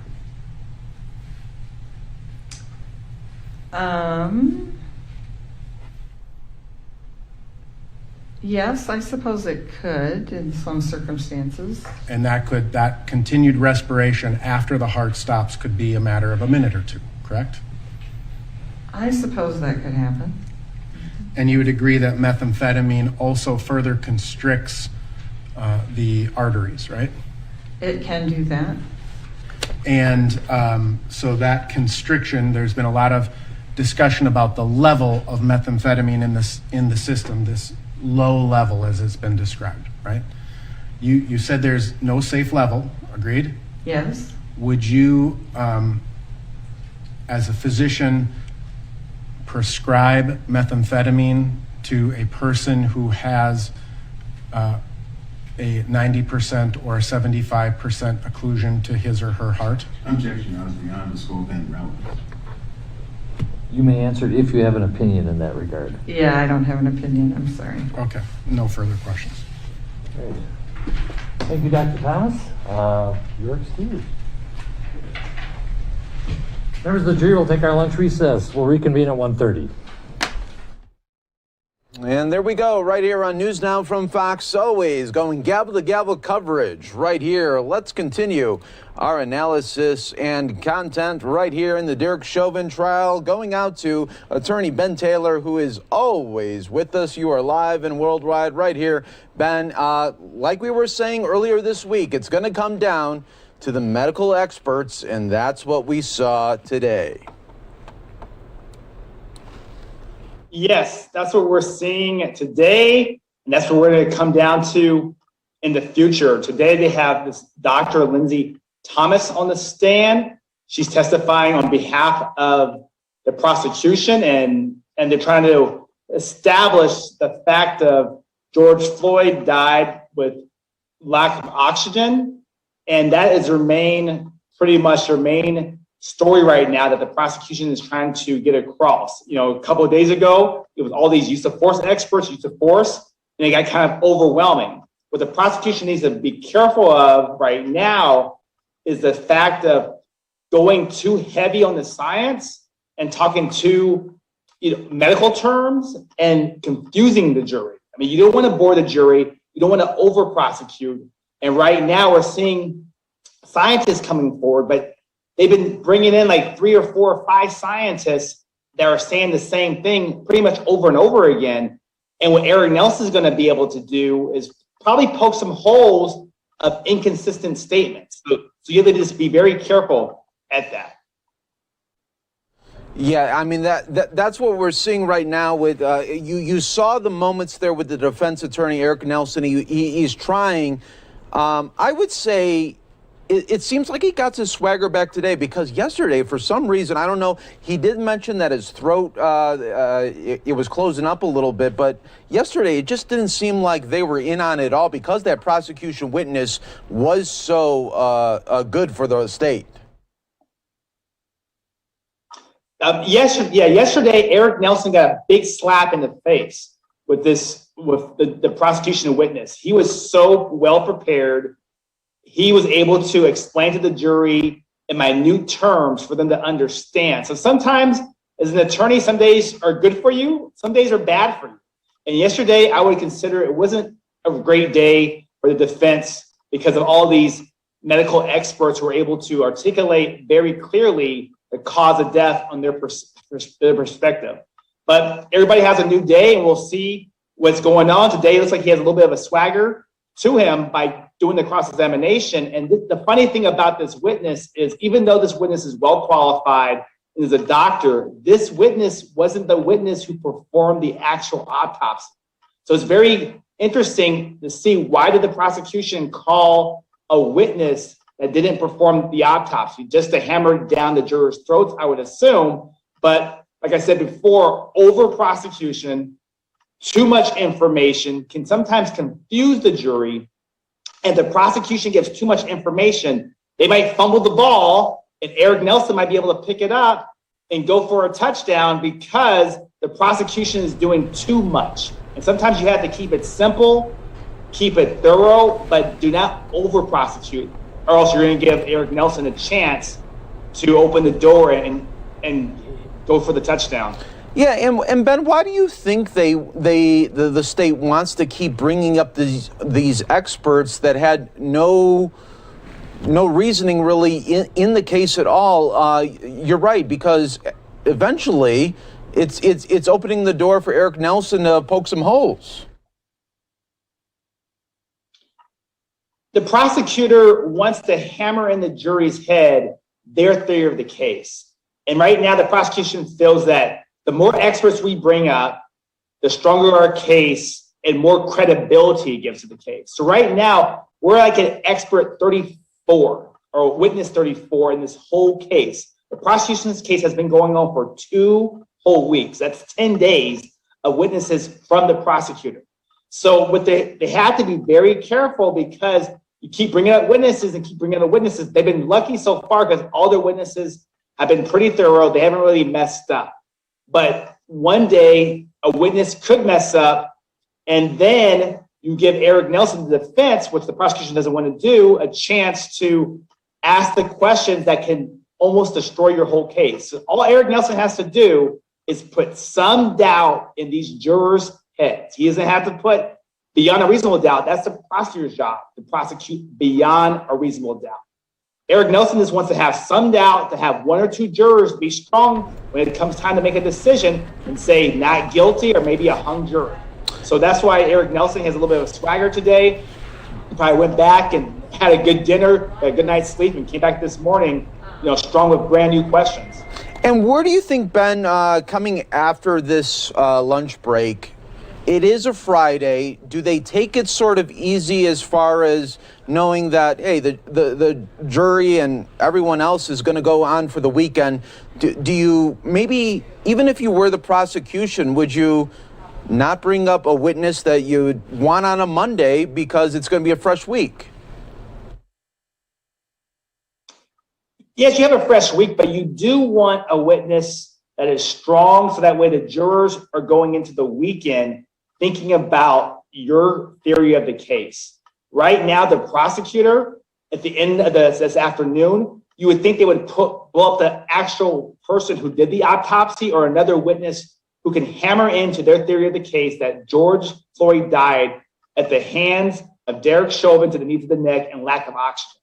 So that's what the prosecutor wants to do, is have this witness that's so strong that Saturday and Sunday and waking up Monday morning, these jurors are thinking in their heads about the prosecution's theory of the case.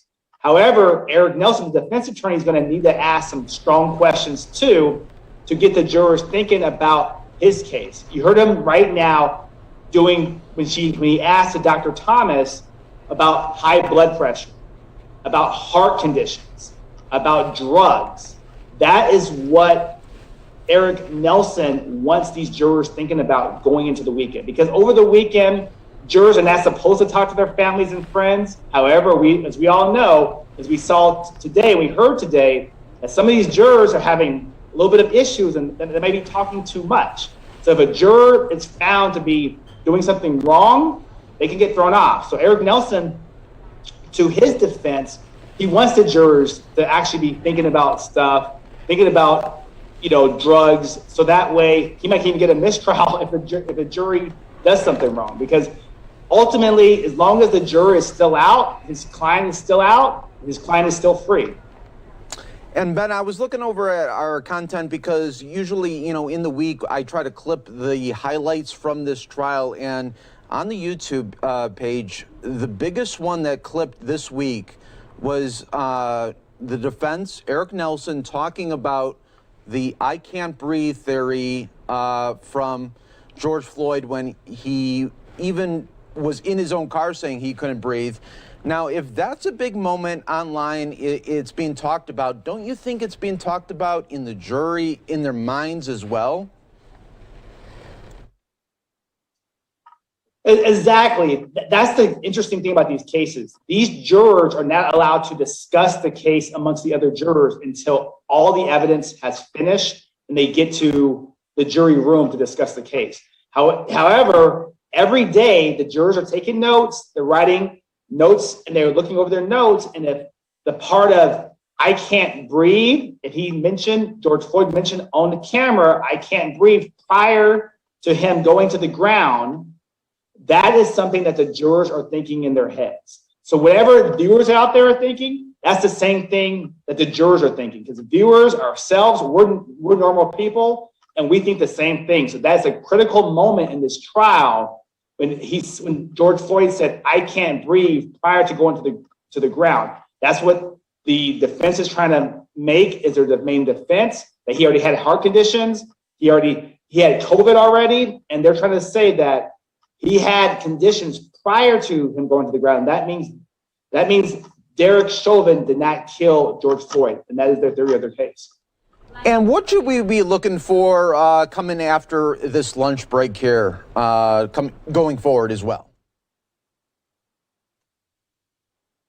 You would assume that they're going to be done with Dr. Thomas and a new witness is going to show up to the stand. And you would think that the prosecutor would call the actual person who actually performed the autopsy on George Floyd. And that's going to be interesting there because that's the person who actually looked at George Floyd's body. That's the person who actually wrote up the report. And that's going to determine, based upon the prosecution's witness, whether or not that George Floyd died because of strangulation to the neck and the knee to the neck, or did he die because of drugs? And that's what's going to be all in the autopsy report. And if they did find fentanyl, they did find meth, you're going to definitely hear Eric Nelson, the defense attorney, talk about that and try to put doubt in the jurors' heads.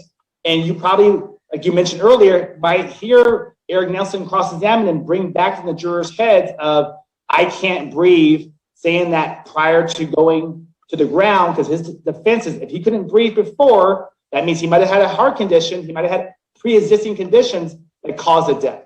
Of course, you're going to see the prosecutor bring it back to he couldn't breathe because of the knee to the neck, and Derek Chauvin was the one with the cause of death. So it's going to be interesting to see in the afternoon, but they want to finish strong because these jurors are going to go home to their families for 2 days before Monday, and they want to make sure that these jurors are thinking about their theory of the case because some jurors have made up their minds already. Some jurors are still waiting for evidence. So you never know until the end of the day what these jurors are thinking. You can see body movements. Some of the jurors are probably flinching to the ground. Some of the jurors are up. But ultimately, you have no idea what these jurors are thinking until they go back to the jury room and talk and discuss the case. Yes, that is so interesting. Attorney Ben Taylor, thank you so much. We so appreciate your input right here as we are in this lunch break right now, and we know we'll be talking to you a little bit, and we'll see how it all unfolds in the afternoon session. But Ben Taylor, thank you so much again. We appreciate it. Yeah, thank you.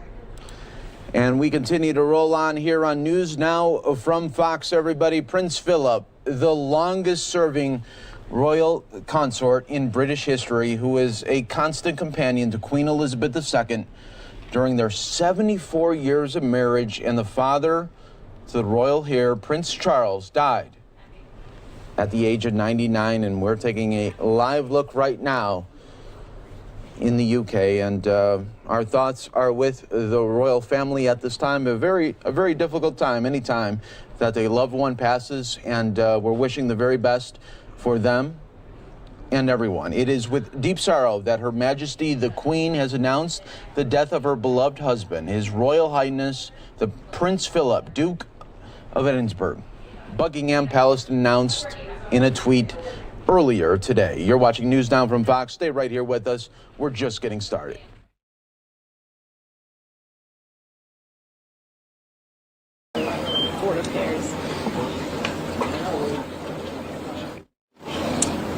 Welcome, everybody. Thank you for coming and joining us on this tour that we've been doing, seeing what's happening with this crisis on the southern border. And I'm joined by a number of my colleagues from all around the country. And we started yesterday touring around with the Border Patrol agents, especially last night when you see the large numbers of people crossing illegally over the Rio Grande.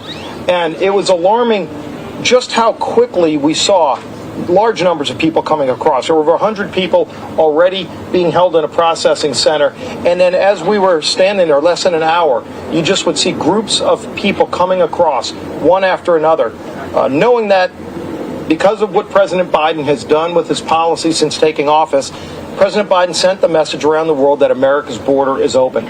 And you see the drug cartels especially exploiting these major loopholes in America's southern border to make millions of dollars a day bringing people across illegally. What was most heartbreaking is seeing the young kids, so many young children that are being trafficked and brought across. Many of them sexually assaulted along the way. When they come here, they've already been separated from their families in most cases. And then today we went to the Donna Detention Facility. And this really underscores how egregious President Biden's policy is on these children. We went into a facility in the middle of a pandemic that is designed to hold no more than 250 people. Today there's more than 4,000 people. And then we looked in some of President Biden's holding cells that he's set up for these young kids. Most of these cells were designed for 33 people. They have over 400 in each of these cells. One of the first people we encountered was a young girl, maybe no more than 10 years old, who was crying. And we asked her, "Why are you crying?" And she said, "Because I don't want to be here. I'm a father." How could President Biden and Kamala Harris allow this to go on and not even come here and see it for themselves? It's a disgrace that they won't come and talk to girls like the girl we talked to this morning, crying because she doesn't want to be here, but because he wants to appease his far-left base and tell the world that America's border is open and undermine our national security. These kids are pawns in his dangerous game. It's got to stop.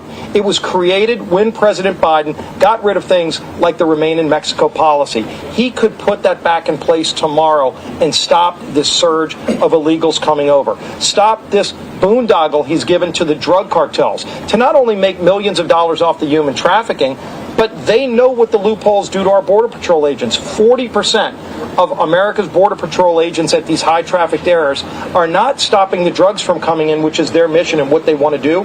They have to be over at these holding facilities babysitting the children that have come over, and the drug dealers know it, which means there are porous areas of our border opened up for the drugs to come across. And the drug dealers know while the Border Patrol agents are taking care of the kids that are coming across illegally, they have free reign to bring in drugs illegally. President Biden, you know this is going on. You can stop it right now. We are calling on you to come down here, see this for yourself, and then reverse the failed policies you've put in place that created this crisis at America's southern border. Now I want to bring in leader on national security issues, but Congressman from Texas, Mike McCall. Thank you, Whip. Thank you, Whip Scalise, for leading this delegation. I want to thank my colleagues. Welcome to the great state of Texas. Unfortunately, this is not a great day for America, and it's not a great day for the southern border. You know, as a federal prosecutor down here, I was chairman of the Homeland Security Committee, and now I'm the leader on the Foreign Affairs Committee. I've been down here many times before, and I've seen this movie before in 2014 and in 2019. But I have to tell you, what I saw today was the worst humanitarian crisis on the border I have ever seen in my professional career. To see these family units and children blindly walking down a path last night, crossing the river, going to a temporary detention center, not knowing where they were, these children, and then this morning to go to the Donna Detention Center. And as Steve mentioned, you know, little children. I saw a 5-year-old. She had no idea where she was all by herself. Her parents weren't with her. Her family were not with her. She was in tears. This is wrong. And I would call it a form of child abuse. And the sad thing is, it didn't have to happen. It didn't. Let's take another quick 2-minute break right here on News Now from Fox, always worldwide with you. Put on by President Biden by the stroke of a pen on the first day of office when he rescinded the migrant protection protocols that were working. They were working, and the Remain in Mexico policy was working. The asylum cooperation agreements with the Northern Triangle were working. That is why the numbers went so far down. So far down. And now we got the briefing from Border Patrol. They are spiking. We're going to see more migrant surge than I think I've ever seen. And the Secretary said in the last 20 years, I think it's going to be the worst we've ever seen. And the sad thing is they caused it. There's a direct cause and effect between these executive orders, including the wall, but especially the asylum agreements, which have caused this humanitarian crisis. He can stop it with the stroke of a pen. And I asked him to do that. And I asked for his border leader, the Vice President Kamala Harris, to come down to Texas, come down to the border and see this for yourself. You cannot hide this from the American people. You cannot hide it from the press.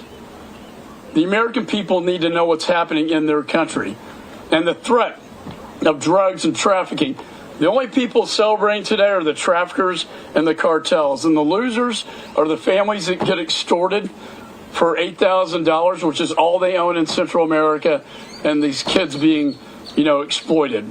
And I'll close with this. The Secretary of Homeland Security, I've never seen Border Patrol, by the way, more angry and more loss of morale. The morale is at an all-time low, and it's because of this president and his actions.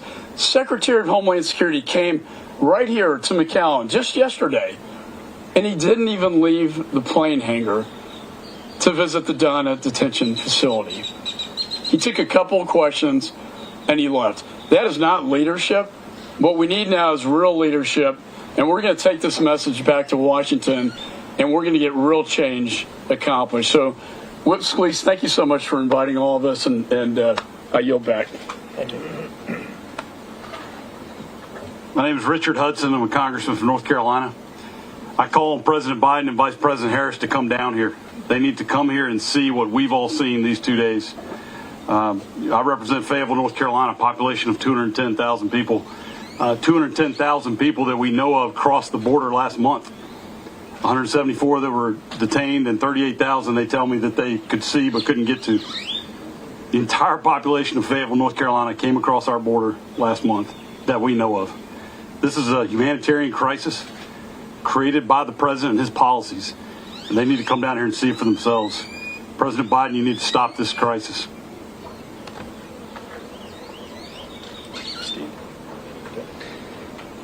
Yeah, I'm Steve Womack. I represent the 3rd District of Arkansas, Northwest Arkansas. And like my colleagues, my heart breaks. We've got a crisis of unprecedented proportions ongoing One by one, members of Congress are coming down here to see for themselves, and yet the president and the vice president, who he's put in charge of our border situation, hasn't taken the time to come down and put eyes on this situation. It's an unforced error. It's dangerous. It's expensive. And it's unnecessary. And like my colleagues, I implore the President of the United States and his Vice President to get down here, see for themselves, and stop the madness. It's terrible for our country. It's a hardship on innocent people, and we can do better, and we should. Deb. I think it's mostly been covered, but thank you for all of you that are here today, and Whip, thank you for putting this together. The only thing I would add is a couple points that haven't been made. One is that we're on track to add over 1 million people this year into this country. Think of that. There's not very many cities in this country that are 1 million people. And then secondly, last night speaking to one of the families there, they came from Honduras, 3 young kids. It took them 40 days to get here. Watching hundreds and hundreds of them come across and then seeing them this morning unaccompanied. I think the president would like to hide this from the American people. Hopefully it's not going to be hidden for much longer. But thanks for being here and thanks for covering this. Hi, my name's Steve Stivers. I'm from Ohio's 15th Congressional District around Columbus, Ohio. I'm a father of an 8-year-old and an 11-year-old. And it broke my heart to be in the Donna Detention Center today and see kids younger than my kids, unaccompanied, knowing... Let's take another quick 2-minute break right here on News Now from Fox. We are about 45 minutes away from the Derek Chauvin trial, coming back from lunch. There's 3 things he could do to end this crisis today, and I hope he does. Reinstitute the migrant protection protocols, the so-called stay in Mexico policy, start building the wall again, and re-up the asylum agreements with the Northern Triangle countries. We met with the Border Patrol last night, the midnight shift. Over 1,000 folks crossed the border at McAllen last night with the shift that we met with about 70 Border Patrol officers. They are overwhelmed. They need our help. They need the president to fix this crisis that he created through his policies. As a father, again, this breaks my heart. I wanted to come see it with my own eyes. I appreciate Steve Scalise and my colleagues for being here and seeing it themselves. Now we need to put some pressure to get it fixed. Thanks. Well, I'm Bob Ladd. I represent Northwest West Central Ohio, and I was down here 3 years ago on another trip to see what was happening, and I'm telling you, there is no comparison of what I saw today than what we saw 3 years ago. This is a crisis that the president has brought on. We call on President Biden, the vice president, to come down here to see this, and you've heard it. You know, when we were at the center this morning at Donna, that when you have an area that's set up for 33 kids, and you have, you know, last week over 600 there are 450 in just one of these today. You know, this is not a problem. This is a crisis beyond proportions. And we've got to make sure that the American people know what's going on here. They're not, you know, the administration is not talking about this, and we need to. But one of the things that I think we really need to talk about, too, is also about this, you know, our men and women in the Border Patrol and what they're doing, and all of our agencies on the federal side that are trying to do everything they can. But also here in the state of Texas, to thank Texas for all that they're doing with the National Guard and the troopers that are out here. So, you know, this is something that's got to be resolved quickly because, again, you've heard these staggering numbers what we're going to see in the future. But if we don't get this thing done, it's going to, if you think it's bad today, it's going to be even worse tomorrow. And I really thank the whip for having us here today. Thank you. Hey, Rodney Davis from Illinois' 13th District. It's my first trip to the border here in Texas, and I got to agree with my colleagues. It's just heartbreaking what we saw. The hundreds of kids packed into what used to be called cages in the last administration. Now I don't know what feel-good term is being used by this administration, but there's nothing feel-good about what we've witnessed and what this country continues to witness and what our brave men and women in Customs and Border Protection and the Texas state troopers. What they see and what they deal with every day needs to be commended. President Biden, I know you're a compassionate person. Come here and witness this for yourself. It's a lot more compassionate to make sure we have good policies and that we make people follow our laws in this country than it is to see the lack of compassion that now families have gone through because they feel that it's their only way to get to the greatest country in the history of the world, the United States of America. We are that shining city, but we have to have laws that everyone has to follow. And what really frustrates me is that this administration likes to blame the last administration for this problem today. If there's one thing that you probably can't blame the Trump administration for, it's for not focusing on the border. The Trump administration did what was needed, stopped the surge, and let's make sure we put those policies back in place to do what's right for these families that broke our heart last night. Morning, French Hill. I represent the 2nd District of Arkansas, serve on the House Financial Services Committee. I was here in April 2019 when there was a crisis and President Trump took action to correct that crisis with the policies that you've heard this morning. At that time, we were following Jay Johnson's advice as Homeland Security Secretary for President Obama that 1,000 people interdicted a day was too many. And I was here in April of 2019 when 1,000 a day was considered a crisis. Today, they've had a peak of 3,500 people in the Rio Grande sector apprehended, with an average of 2,200 people apprehended. So let's stick with the word crisis. It was a crisis in 2014. It was a crisis in 2019. President Trump took actions to secure the border and have a more humane treatment of people trying to seek admission or safety in the U.S. What struck me today is the good work of the Department of Public Safety, the troopers of Texas, the governor and his National Guard, Governor Abbott in Texas, and our Border Patrol working together to keep this country safe. But their eye is off the mission. They're not stopping terrorists from coming into the United States. They're not stopping illegal criminals from coming into the United States because their mission is now turned into a humanitarian mission, something that they're not sworn to do. And so the Biden administration is failing these families and failing our neighboring countries and failing the citizens of the United States. Let's take another quick 2-minute break right here on News Now from Fox.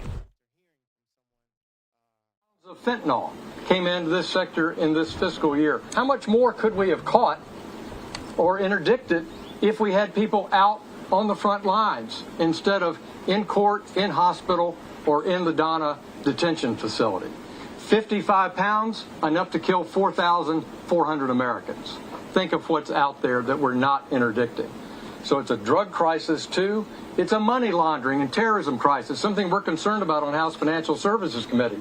In February, CBP says, based on their estimates and based on these trafficking numbers, $14 million a day, almost $15 million a day are being earned by the cartel. $400 million in 1 month, the month of February. You don't think that's a terror finance problem on the border of the United States? So President Biden and the Vice President, this is out of control. It's a crisis. Your leadership is failing, and you need to take action to protect the American people. Yield back. Thanks. Any word for those companies that were building the wall and they were just told to stop? We'll get into questions in our last speakers. Nicole. Thank you. I'm Nicole Malliotakis. I represent New York's 11th District. I want to thank Minority Whip Scalise for inviting me to be a part of this trip. What the Biden administration does not want you to know is simply that they have handed over the borders of our country to the cartels and smugglers. Our Custom and Border Protection, our law enforcement, they do an amazing job, but they need to have the resources, they need to have the staffing, and they need to have the ability to not have their hands tied to actually take action and do the work that they need to do to protect our country. At the current pace of 150,000 to 170,000 individuals crossing illegally, we're talking about, by this summer, more than 1 million people crossing illegally through our southern border in the year 2020 so far, come this summer, which is more people than reside in President Biden's home state of Delaware. That is the amount of people we're talking about. Now, I'm the daughter of immigrants. My mother is a Cuban refugee. I have a lot of compassion for the individuals that I saw today. When my mother came to this country, there were rules in place. There was order. What I saw this trip was chaos, disorder. And I saw people, children, being exploited by bad people who are making billions of dollars, trafficking individuals, trafficking drugs, trafficking guns. And it's incredibly shocking to me that any country, that any leader would allow this to happen. Thank you. We'll be happy to take questions now. Yes, sir. What do you tell the companies that were building the wall and all of a sudden we're told just stop? Yeah, on day one, when President Biden took office, he ordered a halt to construction of the wall. And again, the border wall was working, and these are contracts in place. So the taxpayers of America are still paying the companies who have these contracts to build the wall, but now taxpayers are paying for the wall not to be built. And these are abandoned work sites. Like I told you, a Border Patrol agent just recently was severely injured because he was apprehending somebody crossing illegally, and he went through the work site following this illegal crosser and ultimately ended up getting seriously injured, may not be able to work again. Again, what does Biden tell to people like that are experiencing this? Hi, Congressman McCall, you mentioned that you had a briefing with Secretary Mayorkas. Could you explain how long that was? And you said he didn't need the hangar, but didn't he tour Donna when he came a couple weeks ago? Yeah, I questioned him during our hearing. He never answered my question about why did you rescind the migration protection protocols, the remain in Mexico, the asylum agreements, which are masterfully negotiated by the prior administration, which has created this problem now. I did not meet with him, but I will tell you that some of the top leadership at CBP were quite disappointed that he didn't visit the Donna detention facility while he was here. I think just having a Q&A with just a couple of your employees in an airport hangar is not a sufficient trip, and it does not help the morale that I'm very worried about. I've worked with Border Patrol when I was a federal prosecutor, chairman of Homeland, and I worry about their morale, particularly when it's been stated 40% of their efforts are taken away from the front lines to become babysitters and bus drivers. I think it's incumbent upon a leader to visit his troops, to go see compassionately what they have created and try to fix it. And he failed to do that. A quick follow-up. How long did he meet with the whole group? He did not meet with us. Oh, he did not meet with No. Okay. So you met with him before. This wasn't this trip. Correct. Okay, yeah, two questions here. Hunter Davis with Fox News. The first for Representative McCall and the second for Representative Scalise, or whichever order. The first, the border wall and the construction that has stopped has left a lot of levees in jeopardy. One here in Mission, Texas, specifically maybe 3 miles from here, is currently down, and there's no border wall protecting this city like it was supposed to. Has that been a conversation as we approach hurricane season? Yeah, 100%. So we saw the unfinished levee and wall. And, levees can provide infrastructure to protect the border as well. And they've Let's take another quick 2-minute break here on News Now from Fox. About 20 minutes away from the Derek Chauvin trial, coming back after their lunch break. Because it's not finished. It's put on pause. Congress's intent when we passed this legislation and appropriation was to finish the job. And President Biden, by executive orders, defying the will of Congress. And so it is a problem. The agents are very worried about hurricane season approaching. As you know, we in Texas in August, September, and October. And if it's not completed, it's going to pose a threat to the residents there. So I hope we can move forward, with this. But it is a danger to the residents here in Mission and in McAllen.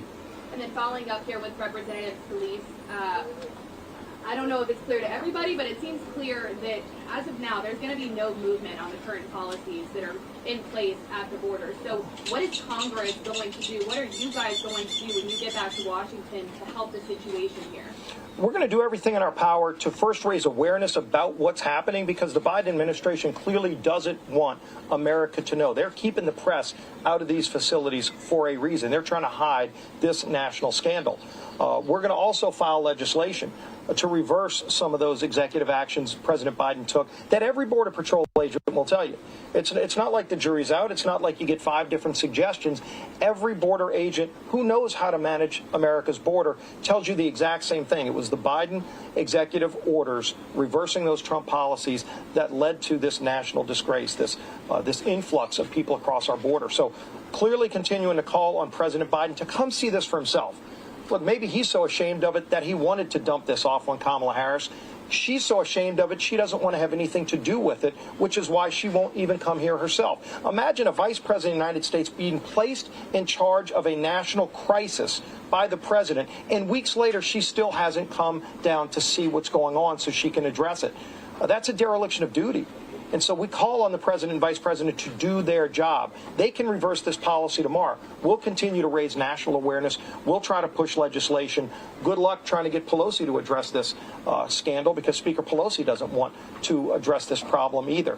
But again, when you talk about what's happening in that Donna detention facility, for example, you've got right now in most states, you can't have more than 250 people in a facility. Restaurants are being told they can't have more than 25% capacity, and yet you've got the Donna detention facility right down the street that has a capacity of 250 people, that has over 4,000 in that facility today, in the middle of a global pandemic. Where's President Biden's concern about the science that he used to talk about when he was a candidate that now he has abandoned? He is letting, they said about 10% of the people in that facility right now have COVID-19, and they're not 6 feet apart, they're not 3 feet apart.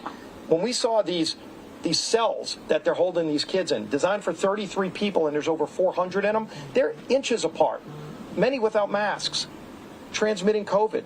They're super spreader events, and you don't see any concern by President Biden for that. These are the things that we're going to continue to expose and let people all across the country know what's going on. You see so many members of Congress from all around the nation.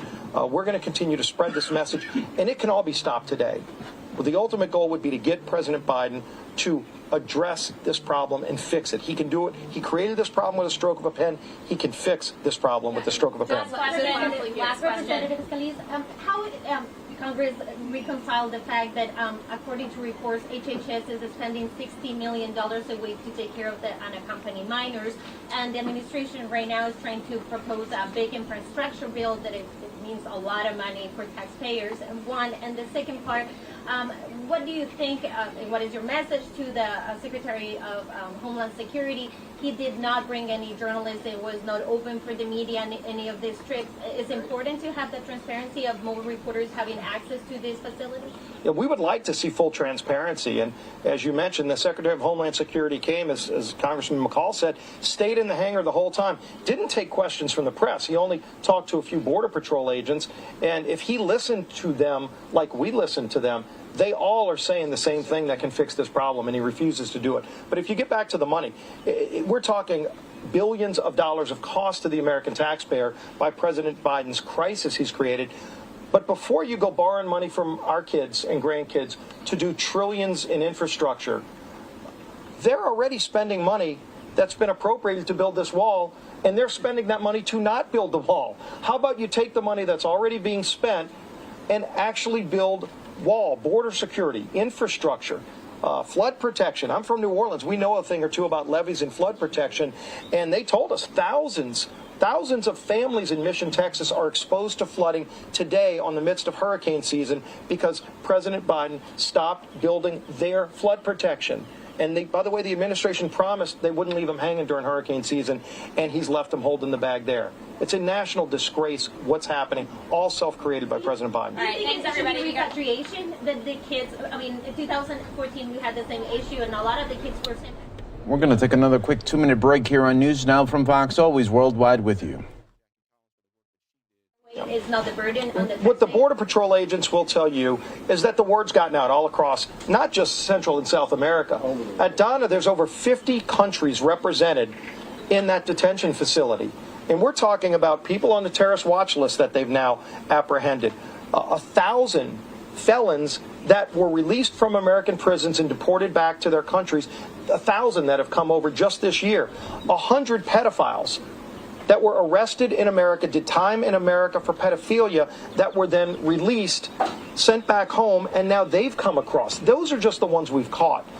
So again, this can all be stopped by President Biden reversing the action he took that created this crisis. Send the message back across the world that our border is going to be secured like every other country. But when the message today is that the border is open, they're coming in droves. Again, we were there less than an hour, and it was a constant parade of people coming across illegally because they know the loopholes in the system, and the drug dealers are the ones making the most money, and Americans are the ones paying the price. Thank y'all for coming. Thank my colleagues for coming out to see this. Thanks, everybody. Thanks, Steve. Good job, Steve. Good job.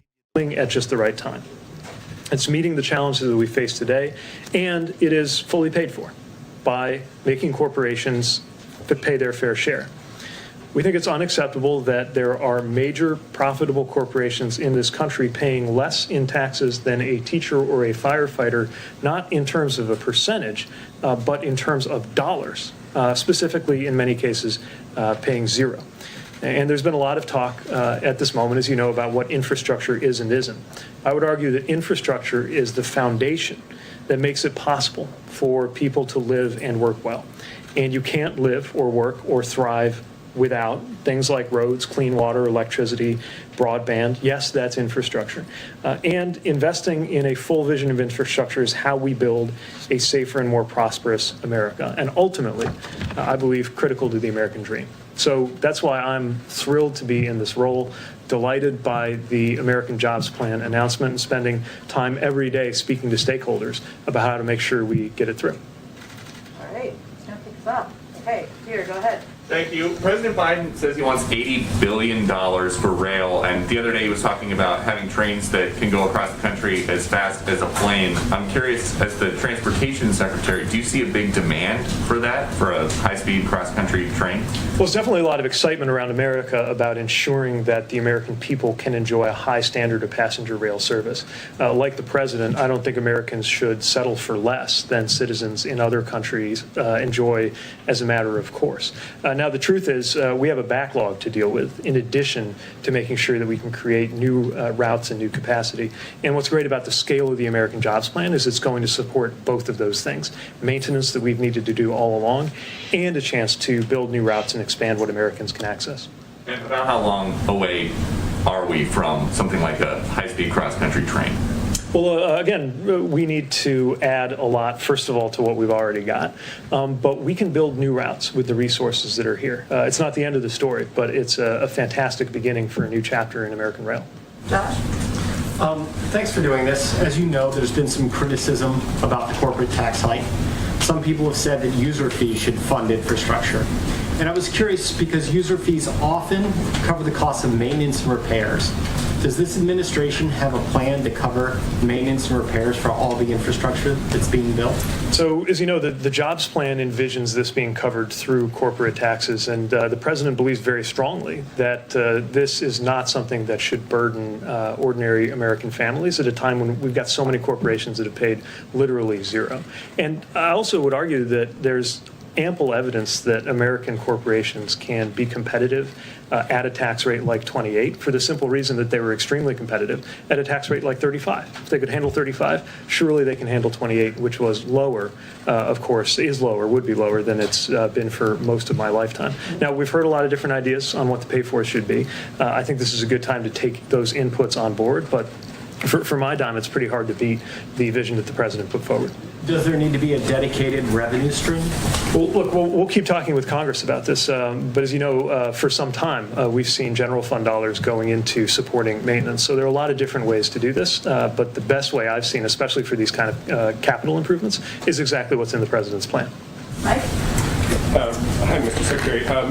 Having covered state and local government for almost 20 years before coming here, I've seen the divisions that can erupt within a state, between regions of a state, as they fight over limited pots of money to build these kinds of infrastructure projects. How involved do you think the federal government, the Department of Transportation, the Congress, the White House should be in making the inevitable choices that are going to have to be made in terms of which bridge gets fixed first, which road gets widened?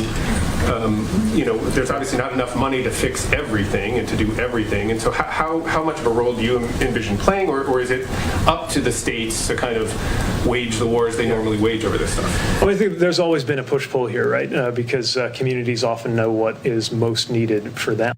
And we welcome that, and I think our program design recognizes that. So I view our role as laying out the broad policy strokes. Even in the existing discretionary grant programs, you've seen this. So for example, with infra, formerly known as FAST grants, we made sure that first wave of calls for applications clarified that we're looking for great projects that also bear on things like equity and climate that are important to this administration.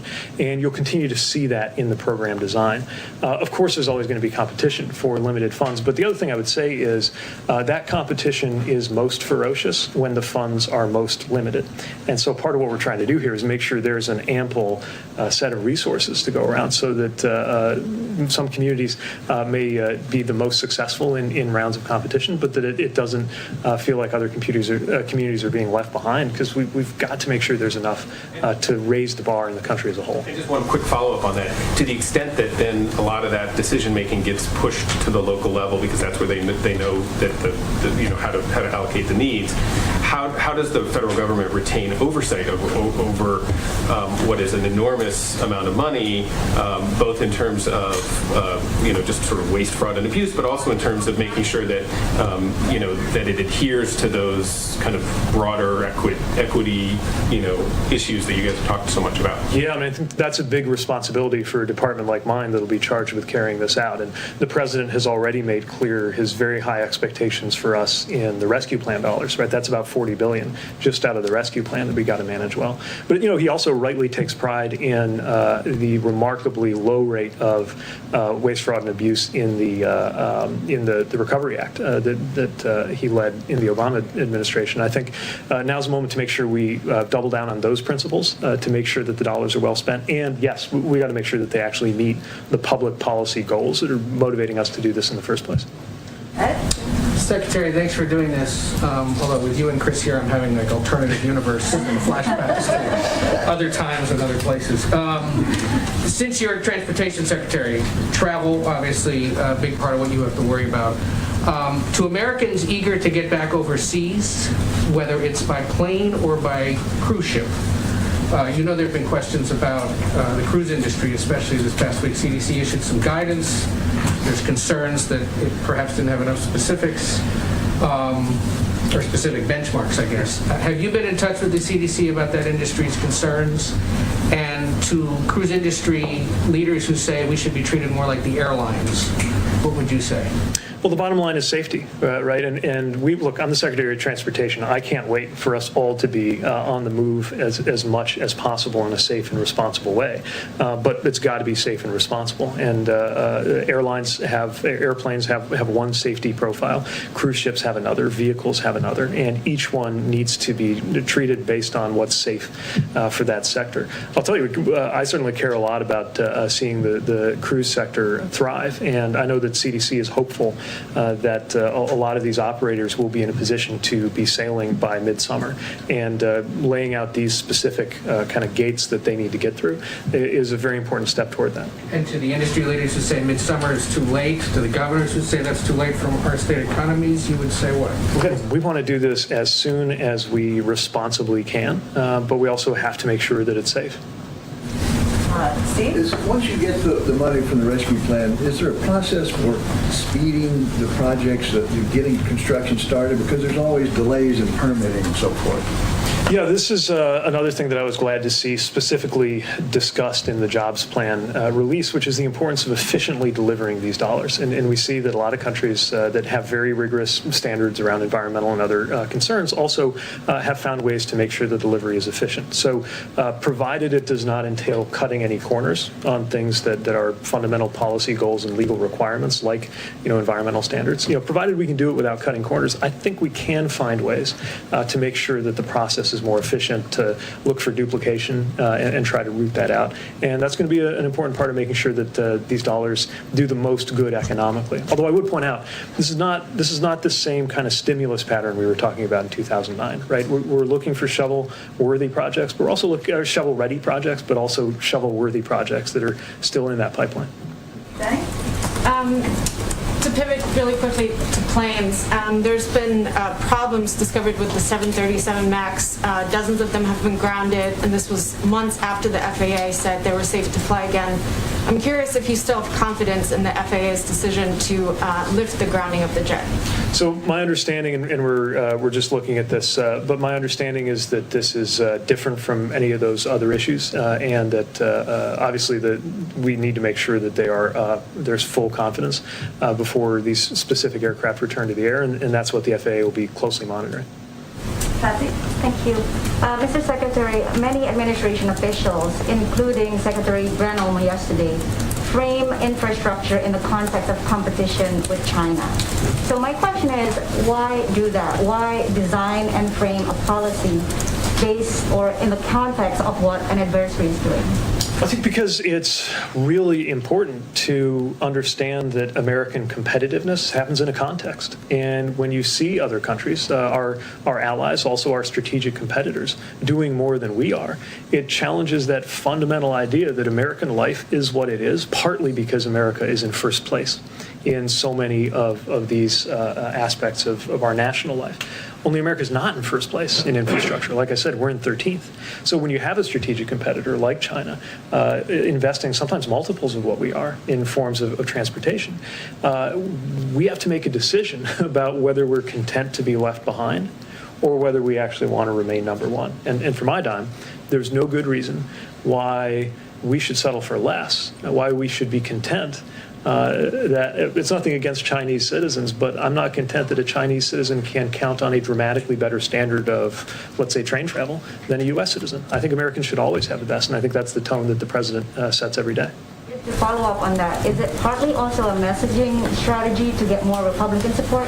Well, I'll say that I've heard a lot of voices from across the aisle also expressing concern about whether America is falling behind in any number of strategic and economic dimensions. And again, a lot of that depends on what we're investing. And this is nothing new, right? I mean, part of what made the interstate highway system so important was an understanding that our national security in the Eisenhower era was well served by making sure that we had a more connected economy and country.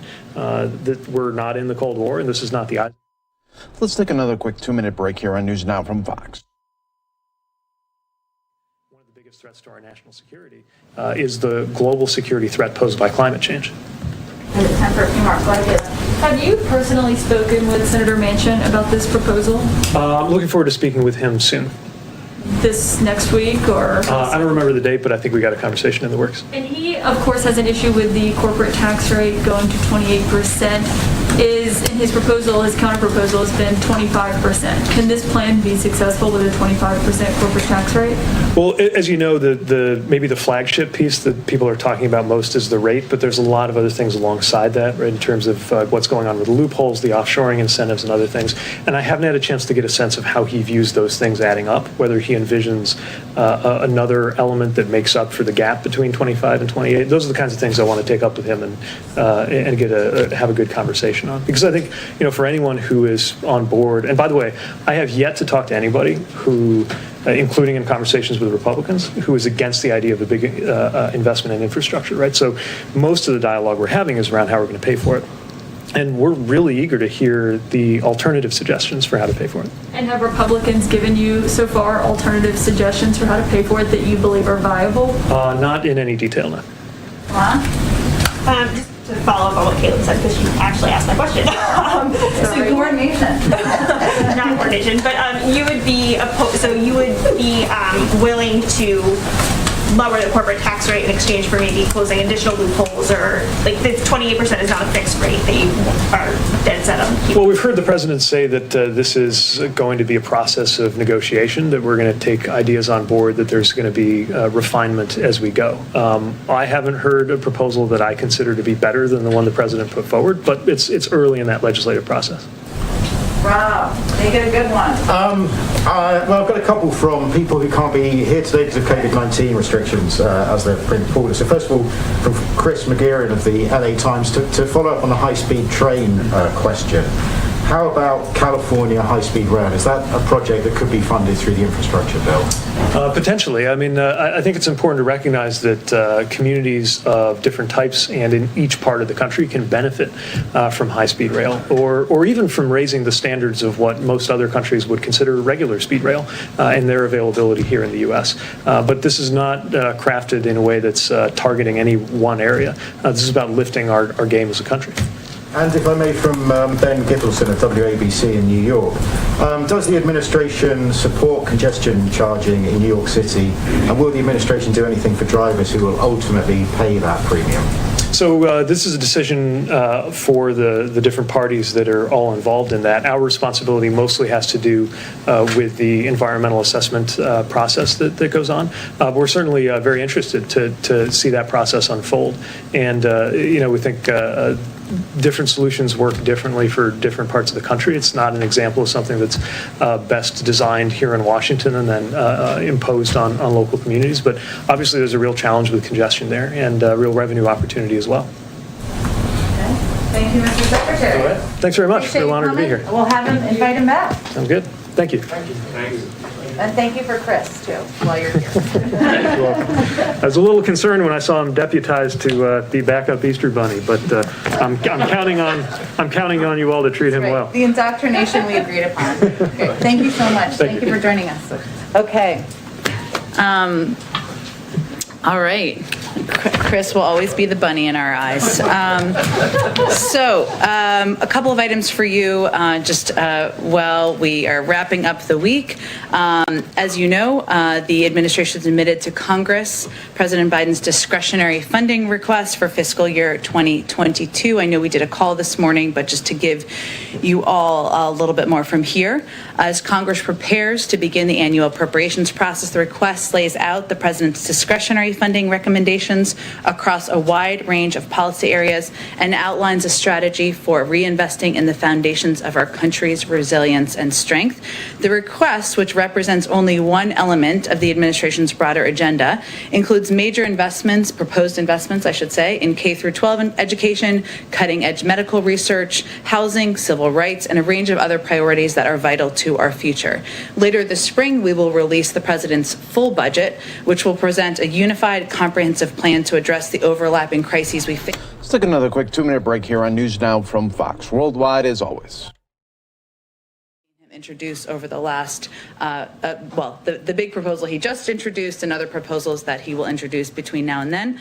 Our country is confronting historic crises, a pandemic, an economic downturn, climate change, and a reckoning on racial injustice. At the same time, we're also inheriting a legacy of chronic underinvestment, in our view, in priorities that are vital to our long-term success and our ability to confront the challenges before us. So the president is focused on reversing this trend and reinvesting in the foundations of our strength, and this process provides another opportunity to do that. And so the funding proposal is an indication of our priorities. You may have also noticed another flag flying above the White House today, in keeping with the President and the First Lady's commitment to honor the sacrifices of all those who serve, including veterans, their families, caregivers, and survivors. The President and First Lady have restored the POW MIA flag to its original location on top of the White House residence. In a true display of bipartisanship, Senators Hassan, Warren, and Cotton wrote to the president at the beginning of the administration, requesting the POW MIA flag fly high above the residence. This follows passage of a bipartisan legislation in 2019, led by those same senators, which requires the flag to be displayed whenever the American flag flies on federal buildings. Today also happens to be National Former Prisoner of War Recognition Day, a day when we remember and honor those who were in captivity in service to our nation and recognize those who awaited their return. I have two more items. One of them is a week ahead. The Semiconductor Summit, of great interest to many of you, I know. On Monday afternoon, following President Biden's release of his America, let's see, hold on. On Monday afternoon, National Security Advisor Jake Sullivan and NAC Director Brian Deese will host a virtual CEO summit on semiconductor and supply chain resilience to discuss both the American Jobs Plan as well as steps to strengthen the resilience of American supply chains for semiconductors and other key areas, something we discuss in here quite frequently. They will also be joined by Secretary of Commerce Gina Raimondo, who has been one of the leading voices in the administration. We provided a list to the pool of the attendees or the companies that will be represented at that, which you should all have, and if not, let us know and we will give it to you directly after the briefing. Finally, for the week ahead, the President will, of course, continue making the case in public and in meetings with members of Congress for the critical need to pass the American Jobs Plan, make historic investments in infrastructure. On Monday, he will meet with Democratic and Republican members of both the House and Senate to discuss the American Jobs Plan and the need for a bold, once-in-a-generation investment in America to put millions of people to work. I expect we will provide that list on Monday. Once attendees are confirmed, it will be bipartisan and bicameral, that meeting. As Speaker Pelosi's office announced earlier today, on Tuesday, the President will pay his respects in a congressional tribute for U.S. Capitol Police Officer William Evans as he lies in honor in the Capitol Rotunda. Later that day, he will meet with members of the Congressional Black Caucus at the White House. On Thursday, the President will meet with members of the Congressional Asian Pacific American Caucus. And on Friday, the President will welcome the Prime Minister of Japan. As you all already know, this will be the President's first in-person visit with a foreign leader, reflecting the importance of our bilateral relationship, and I expect they will take some questions after that meeting. With that, Josh. Thanks, Jen. Three things real quick. First, the discretionary spending proposal tries to make investments in the country that the administration says couldn't be made because of the 2011 Budget Control Act and the caps on spending. That deal had to be reached with Republicans. And I'm curious, what gives you more confidence that an increase in discretionary spending can be reached with today's Republicans than the Republicans of a decade ago? Well, I would first say that any budgetary proposal, including a discretionary proposal that is not a full budget, is an opportunity to outline the priorities of the existing administration. And it is a reflection of the President's view that a number of these discretionary programs were underfunded over the last several years, and therefore prompted a plus-up and a proposed plus-up, because if we are going to address a range of issues where there is agreement among Republicans as well that we need to work together to, support additional funding to address these various crises in our country. So I will say we're at the beginning of our process. This is the beginning of what we know is a long journey. It's meant to give discretionary guidance so that officials and staffers on the Hill, the people who followed in the footsteps of Shalonda Young, can get to work. That's exactly what it will do, and we're looking forward to having those conversations. Two, does the President have any thoughts on the votes of Amazon workers in Alabama against unionization, something he kind of encouraged them to take that vote? Well, the President has said that whether to organize a union is a worker's choice, and the National Labor Relations Board has a process for ensuring there is an accurate count of the votes cast in selection so that we can know what choice the workers have made. So the President is going to wait, just for your own planning, for the NLRB to finish its process and declare a result to make a further comment. But I will say broadly, as you know and you alluded to in your question, we know it's very difficult for workers to make the choice to form a union. That's why the President's American Jobs Plan includes the Protecting the Right to Organize Act, which would give more workers the ability to organize and bargain collectively with their employees. And that's a fundamental priority for him, something he's fought for throughout his career. But we will wait for further comment until the NLRB concludes their analysis. And then North Korea's leader said the country's economic woes right now are the worst since the famine in the 1990s. Does that create any additional security risks for the U.S., and are we under any obligation to deal with the humanitarian crisis? Well, first, I would say that no actions that we are taking as it relates to sanctions are meant to be targeted at the North Korean people. They are in the conditions and the circumstances they're in because of the actions of their leadership. We continue to work with international leaders and organizations to provide humanitarian assistance, something that we believe is important and vital to do from a humane standpoint, even while we have issues with their nuclear aspirations. Go ahead. Is we looked at the Pentagon budget, you're proposing a modest increase. Mm-hmm. Is that enough to meet the priorities set out by the administration since you're facing an increasingly assertive China and Russia poses a threat to Ukraine? You're absolutely right, Stephen. We've spoken, of course, about our concerns about exactly those issues. I will say that first that this is a proposal for to give guidance to the Hill and hardworking budget staffers on the Hill as they put together the 2022, budgetary plans. The focus of the plus up on defense is meant to address a couple of issues over that period of time, promoting diversity and inclusion in the armed forces, fulfilling our commitments to military families. Part of it goes to military and civilian pay increases, or that's what is proposed, prioritizing defense investments in climate resilience and energy efficiency.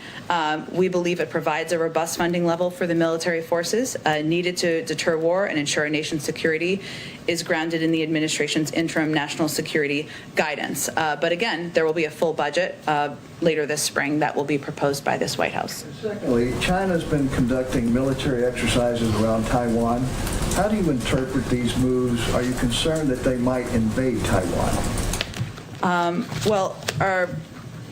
First, let me say that we're not looking, as you know, for confrontation with China. Our focus and our relationship is one based on steep competition. We have been clearly, publicly and privately expressed our concerns, our growing concerns about China's aggression towards Taiwan.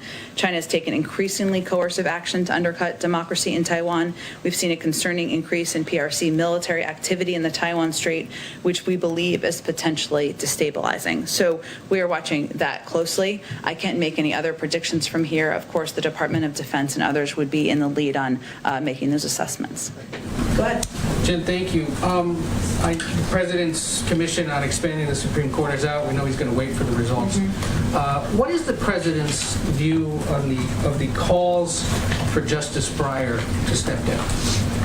He believes that's a decision Justice Breyer will make when he decides it's time to no longer serve on the Supreme Court. So should the groups pushing for him to go back off?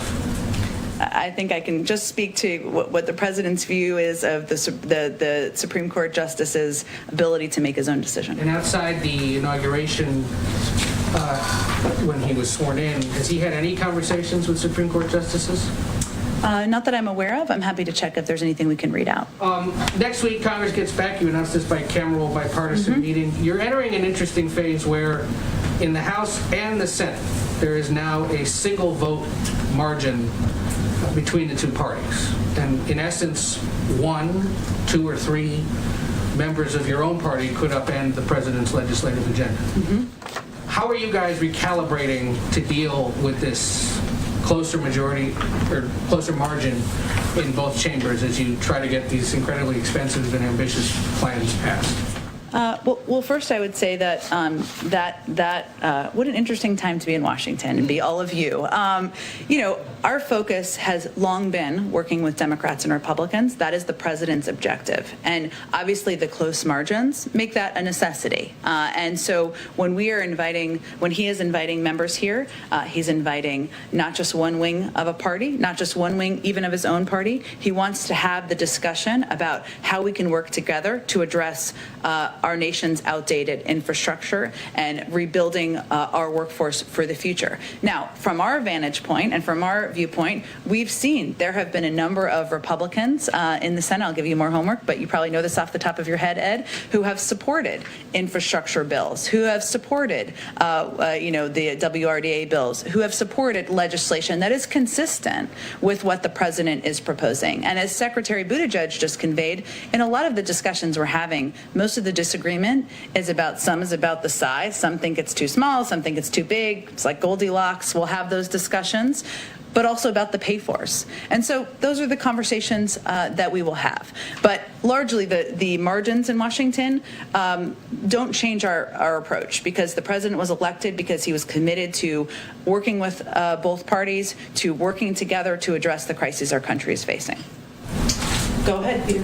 Thank you very much. To follow up on Ed's questions about the Supreme Court action today, President Biden once said in 1983 he thought court packing was time back machine. Oh yeah. He said he thought that court packing was a bonehead idea when FDR tried it. So why ask a panel now to go and see if it is a good idea? Well, first, the panel is being asked to take a number of steps, including the pros and cons on exactly that issue. But they will also be looking at the court's role in the constitutional system, the length of service and turnover of justices on the court, the membership and size of the court, and the court's case selection rules and practices. And the makeup of this commission, which was vital for the president, there are progressives on the court, there are conservatives on the court. People will present different opinions and different points of view, and then they'll have a report at the end of 180 days. Okay, and then about immigration, the U.S. government is now reportedly spending $60 million a week to shelter migrant children. That adds up to $3.1 billion in a year. Where is that money coming from? Well, first I would say that, as you may recall, the prior administration requested and received nearly $3 billion in supplemental funding from Congress for the UC program back in 2019. That came after the previous administration had already made multiple transfers of hundreds of millions of dollars. And our commitment is to ensuring HHS has the funds it needs now to safely and humanely care for children, which of course is resource intensive. We know that. There are 200 permanent shelters around the country, and there are needs related to the pandemic, social distancing, enhanced ventilation and testing that are additional needs given the time that we're living in. And because of the time that we're living in, is there concern if this is HHS money that it is, that these shelters, the Washington Post says the costs are going to rise significantly, that the shelters might be draining pandemic response elsewhere? No, that is not what our concern is. At all. We have funding for the pandemic response. I'm just conveying to you what we feel this cost is and why it is at the rate it is at this point in time. And then just one more. Texas Governor Greg Abbott says that he asked the Biden administration to shut down the temporary shelter for migrant kids at the Freeman Coliseum in San Antonio because he says he has gotten information that children there are being sexually assaulted. Is that facility going to be shut down? Well, first, we take safety and the well-being of children in our care very seriously, hence our earlier conversation about the funding spent to keep them safe during the pandemic. His claims will be looked into and investigated by the Department of Health and Human Services. Currently, we have no basis for his call to shut down the San Antonio Freeman Coliseum as an intake site, but we will, of course, we take these allegations. And now we will be going back out to the Derek Chauvin trial. Looks like it is back from their lunch break.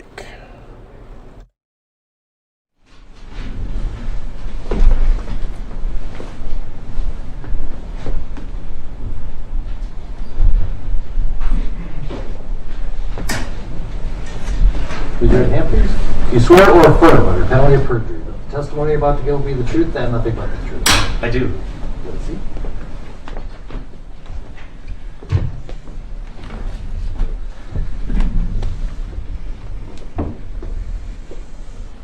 And if we could begin by having you state your full name, spelling each of your names. My full name is Andrew Michael Baker, Andrew Michael Baker. Mr. Blackwell. Thank you, Your Honor. Good afternoon, Dr. Baker. Good afternoon. You know, first of all, you conducted the autopsy on Mr. George Floyd. I did. Before we get into the specifics of the autopsy, why don't we explore your background a bit? You're the Chief Hennepin County Medical Examiner? That's correct. And would you tell us what it means to be the Chief Medical Examiner in Hennepin County? So I've been the Chief Medical Examiner for Hennepin County since 2004. I'm actually the Chief Medical Examiner for Hennepin, Dakota, and Scott counties. My office provides service to all three of those counties, which is about 1.85 million Minnesotans, or about a third of the state, falls within our catchment area. Being the chief medical examiner means that I supervise the rest of the staff, in particular my other physicians. I have 6 other doctors as well as a doctor in training that work under me. And so before becoming the chief, you were the assistant chief. Correct. And that was in roughly 2002. Correct. I was the assistant chief medical examiner for 2 years. So all in, it's been going on 19 years as either assistant chief or the chief. Correct. What did you do before joining the Hennepin County Medical Examiner's Office? Are you asking me to go back to my educational background or just my postgraduate training? Maybe to the Air Force. To the Air Force?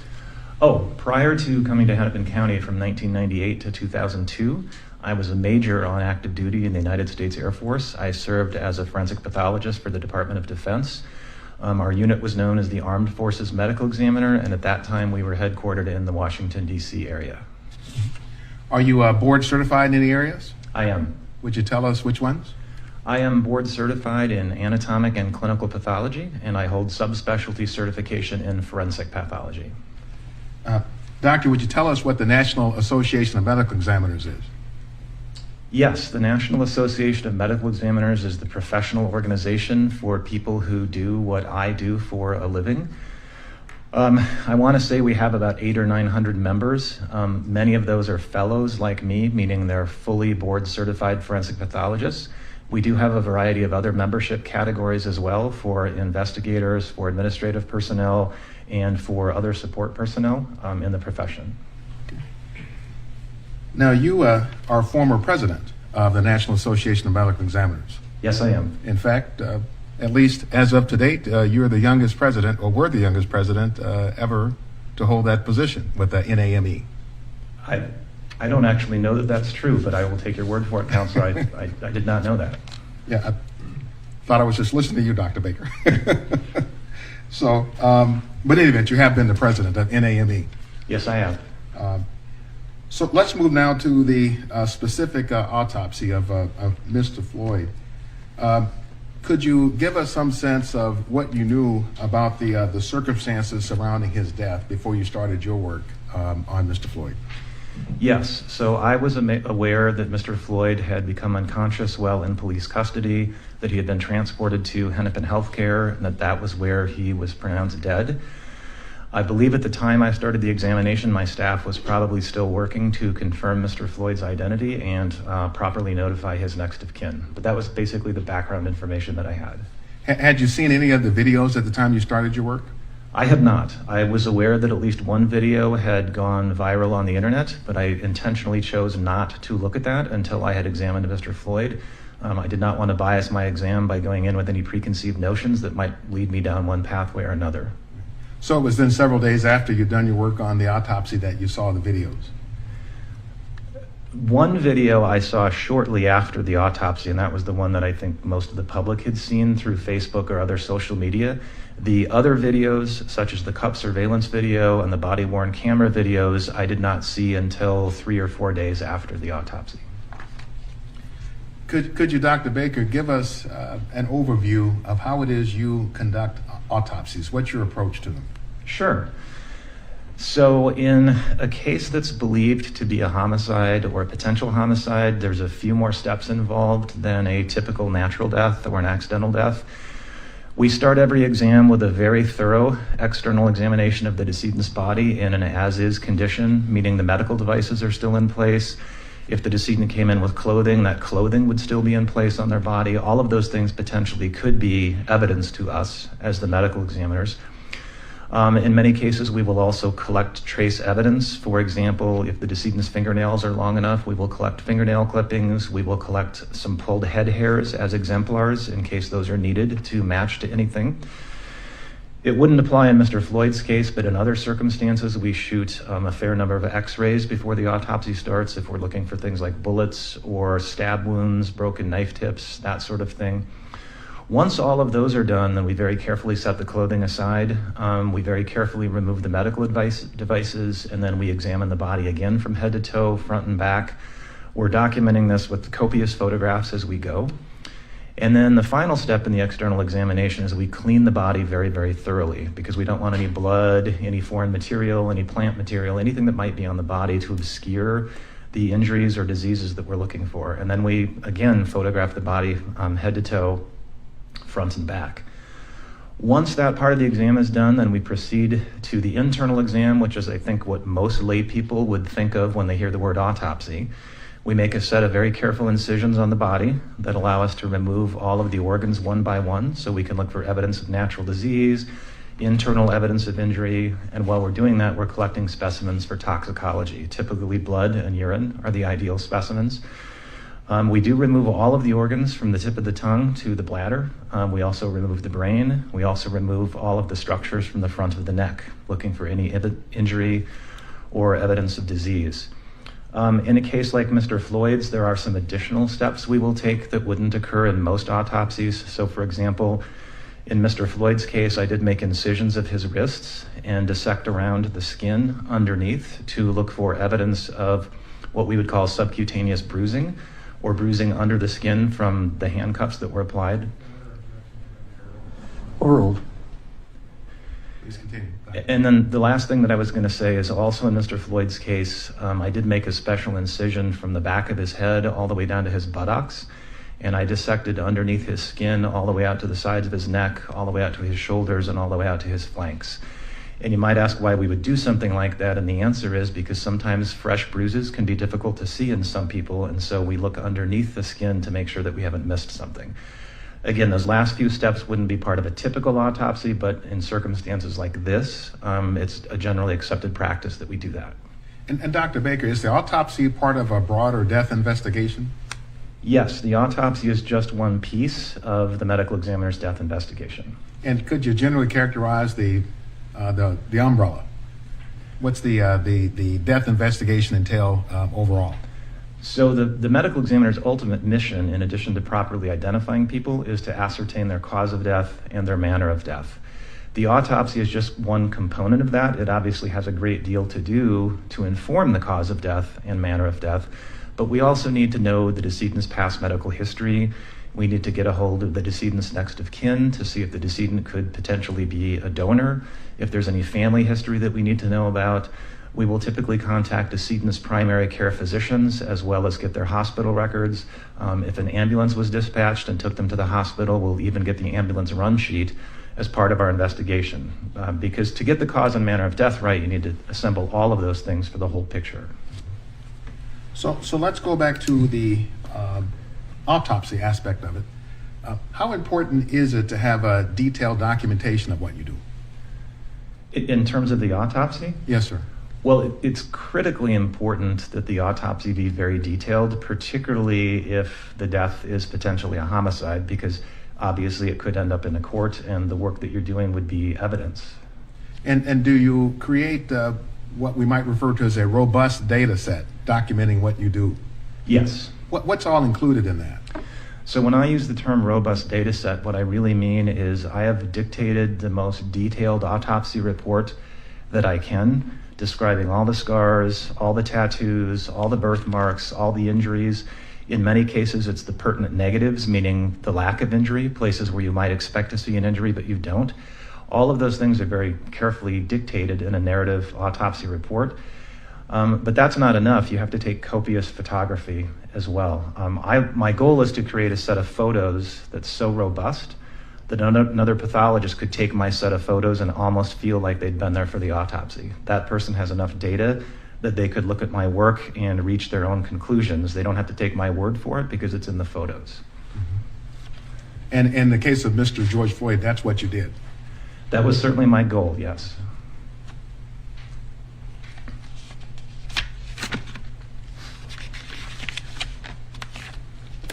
Your Honor, at this point, I'm going to ask Dr. Baker to identify the photographs from the autopsy. I still have them here in hard copy.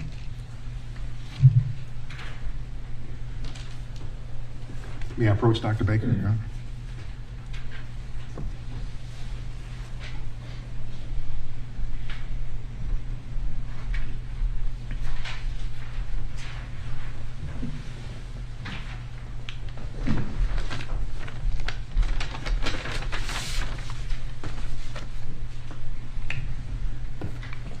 Dr. Baker, I've handed you a a number of photographs that should have exhibit numbers 186, 235, 185, 236, 187, 188, 189, 190, 191, and 192. I'll represent to you, that's what you have. Okay.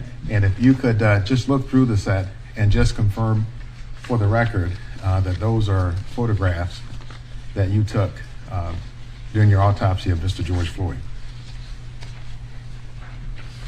So these are, in fact, autopsy photographs of Mr. Floyd, and they were taken by me. Thank you, Dr. Baker.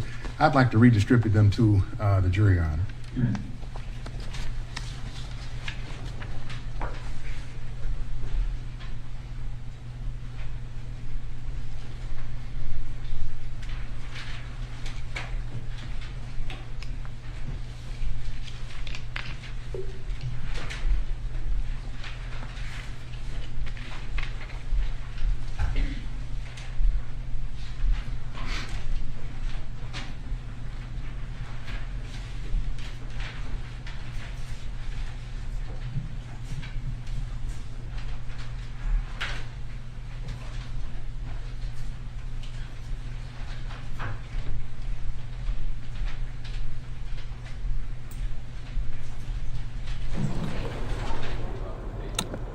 Welcome, everyone, here to News Now from Fox. Gavel coverage right here on the Derek Chauvin trial. Prosecution was questioning the medical examiner who did the George Floyd autopsy. So before this, we were hearing from medical experts that didn't have direct knowledge in the case, but we're just talking about their background. Jerry Blackwell, prosecutor, right now. So, with respect to Mr. George Floyd, and I'll ask you about specific parts of the body. Okay. Did you note any injuries to Mr. Floyd's back? I did not. Didn't see any bruises, scrapes, etc.? Correct. What about the injuries to Mr. Floyd's face? Yes, Mr. Floyd had several injuries to his face. And if you could, Dr. Baker, look at Exhibit 186 and Exhibit 235.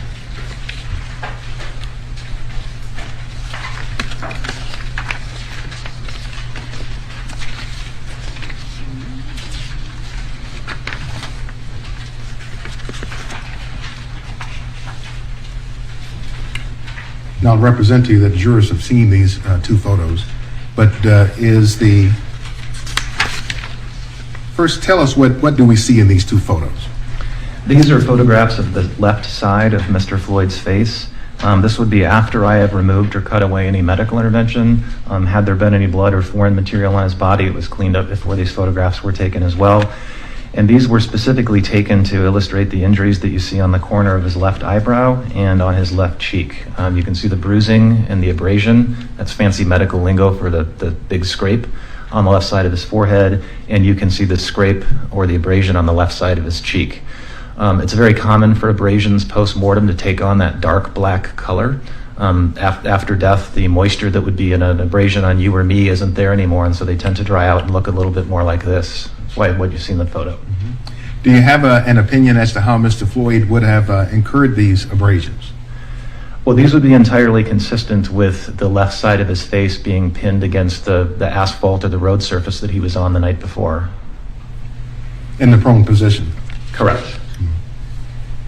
If you would, Dr. Baker, look at Exhibit 185.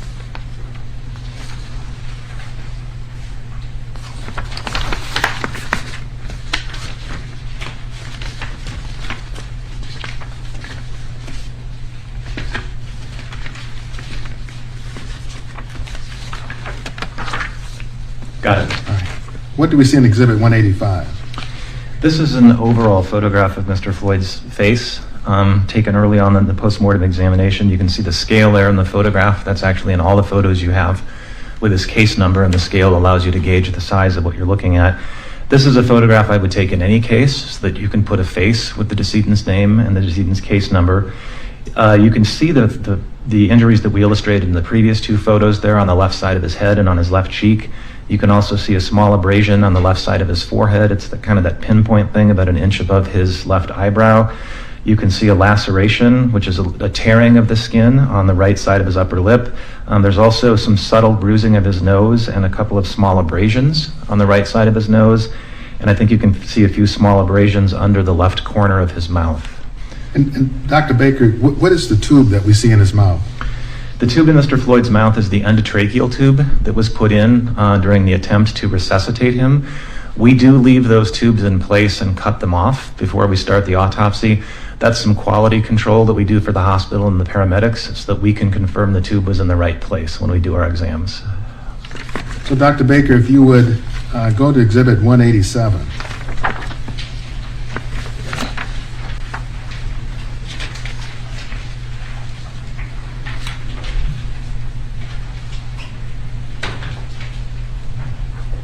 What do we see in Exhibit 187? This is a close-up photograph of Mr. Floyd's right shoulder. Centered in the photograph just above the scale, you can see what I would call an abraded contusion, which is a fancy medical lingo for a bruise that has some scraping superimposed on it. And Exhibit 188? Exhibit 188 is a close-up photograph of Mr. Floyd's left shoulder. You can see occupying most of the photograph, there is an abrasion, the deep red and slightly less red and pink injury that you see. Again, it looks darker than you might envision this on yourself. Typically, these will dry out after death, and that's why it takes that darker appearance. And is this an injury that is consistent with Mr. Floyd laying prone on asphalt? Yes. And let's look at Exhibits 189 and 190.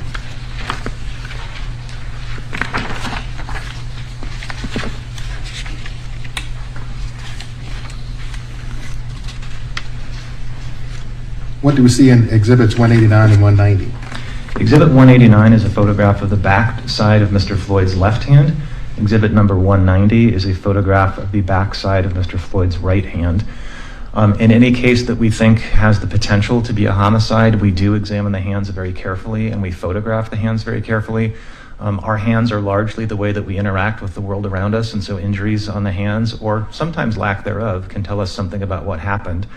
Specifically in Mr. Floyd's case, you can see a number of scar-like areas on his knuckles on the left and some scattered across the back of his right hand. I don't specifically know what those are from. Those obviously predate the events of his death, and I don't know where those came from.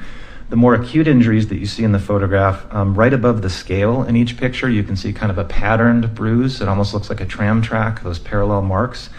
That's pretty typical for what handcuff marks look like when we see them at autopsy. And Dr. Baker, Exhibit 191.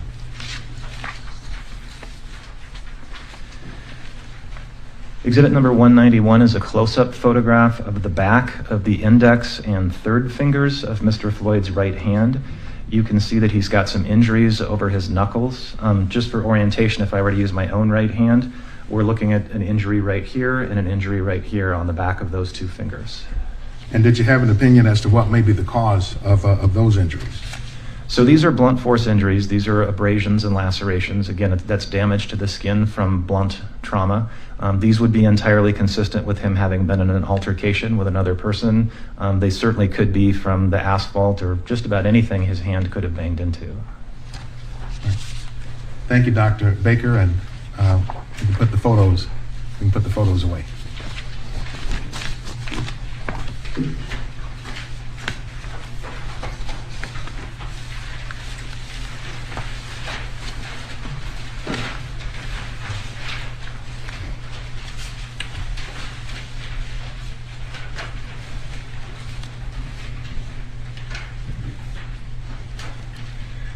Now, I'd like to talk with you for just a moment about your examination of Mr. Floyd's heart. Okay. Did you take a photograph of Mr. Floyd's heart still intact? No, I did not. Would you tell the jury why not? I don't normally photograph organs that appear to be perfectly normal unless there's some reason to. I don't have a photograph of Mr. Floyd's spleen or Mr. Floyd's liver either because those were also grossly normal. His heart was enlarged by weight, but that wouldn't really be something you could capture in a photograph unless it were so excessively enlarged that it would be obvious from the picture. And so when we talk about the tissues of the heart, are you able to describe them generally, such as the endocardium, the myocardium, et cetera? Sure. Would you tell the jurors what those are that you ordinarily look at? Yeah, so dissecting the heart is one of the most important things we do in every autopsy because the heart is involved in so many of the deaths that we investigate. So the first thing we do is we carefully remove the heart from the lungs. The next thing you do is you carefully make sure that there's no blood or clot left in the heart because you want to get a very accurate weight. It turns out that the weight of the heart is a very good predictor as to whether that heart is normal or not. People who have high blood pressure for a long period of time, their heart will actually get heavier, just like any muscle that's worked hard. The heart will grow in response to that kind of stress. So we do weigh the heart first. The next thing you typically do is you very carefully dissect the coronary arteries. And when I say carefully dissect, I mean you take a scalpel blade and you cut every 2, 3, 4 millimeters in very fine slices along every one of the coronary arteries. A normal adult heart will generally be described as having 2 coronary arteries, the left and the right. The left immediately branches into the left anterior descending and the left circumflex. So we dissect those 2 very carefully. And then we look at the right coronary artery. So usually you'll hear people describe 3 coronary arteries, the circumflex, the left anterior descending, and the right. So we want to make sure those arteries are in the right place. We want to make sure they have normal openings where they connect to the aorta. And then we go tiny slice by tiny slice, making sure that none of those arteries have narrowings or blockages in them. After we've done that, then we typically will carefully slice the heart, meaning the whole organ where we're now cutting through the muscle. And as you're making those slices, what you're looking for is evidence of previous heart damage. Is there a scar in the heart? Is there hemorrhage in the heart, suggesting maybe a more recent heart attack, if you will? There's many more rare conditions of the heart that we're also looking for while we do this. None of those apply in Mr. Floyd's case, but those are always in the back of our minds as we do this. And then the last thing we do is once we've cut through the muscle of the heart, we open all the valves of the heart generally in the same direction the blood flows. We make sure the valve leaflets are normal, make sure there's no infections, there's no calcifications, there's the normal number of leaflets. So yeah, we've now looked at the outside of the heart, the coronaries, the muscle of the heart, and the valves. So having done all of that with respect to Mr. Floyd, did you find any previous damage to his heart muscle? No, Mr. Floyd had no visible or microscopic previous damage to his heart muscle. You know, and I apologize to you, Dr. Baker, and the jury, but there is one other photograph I do want to look at. Okay. So if we could pull out just number 192, which should be the heart valves.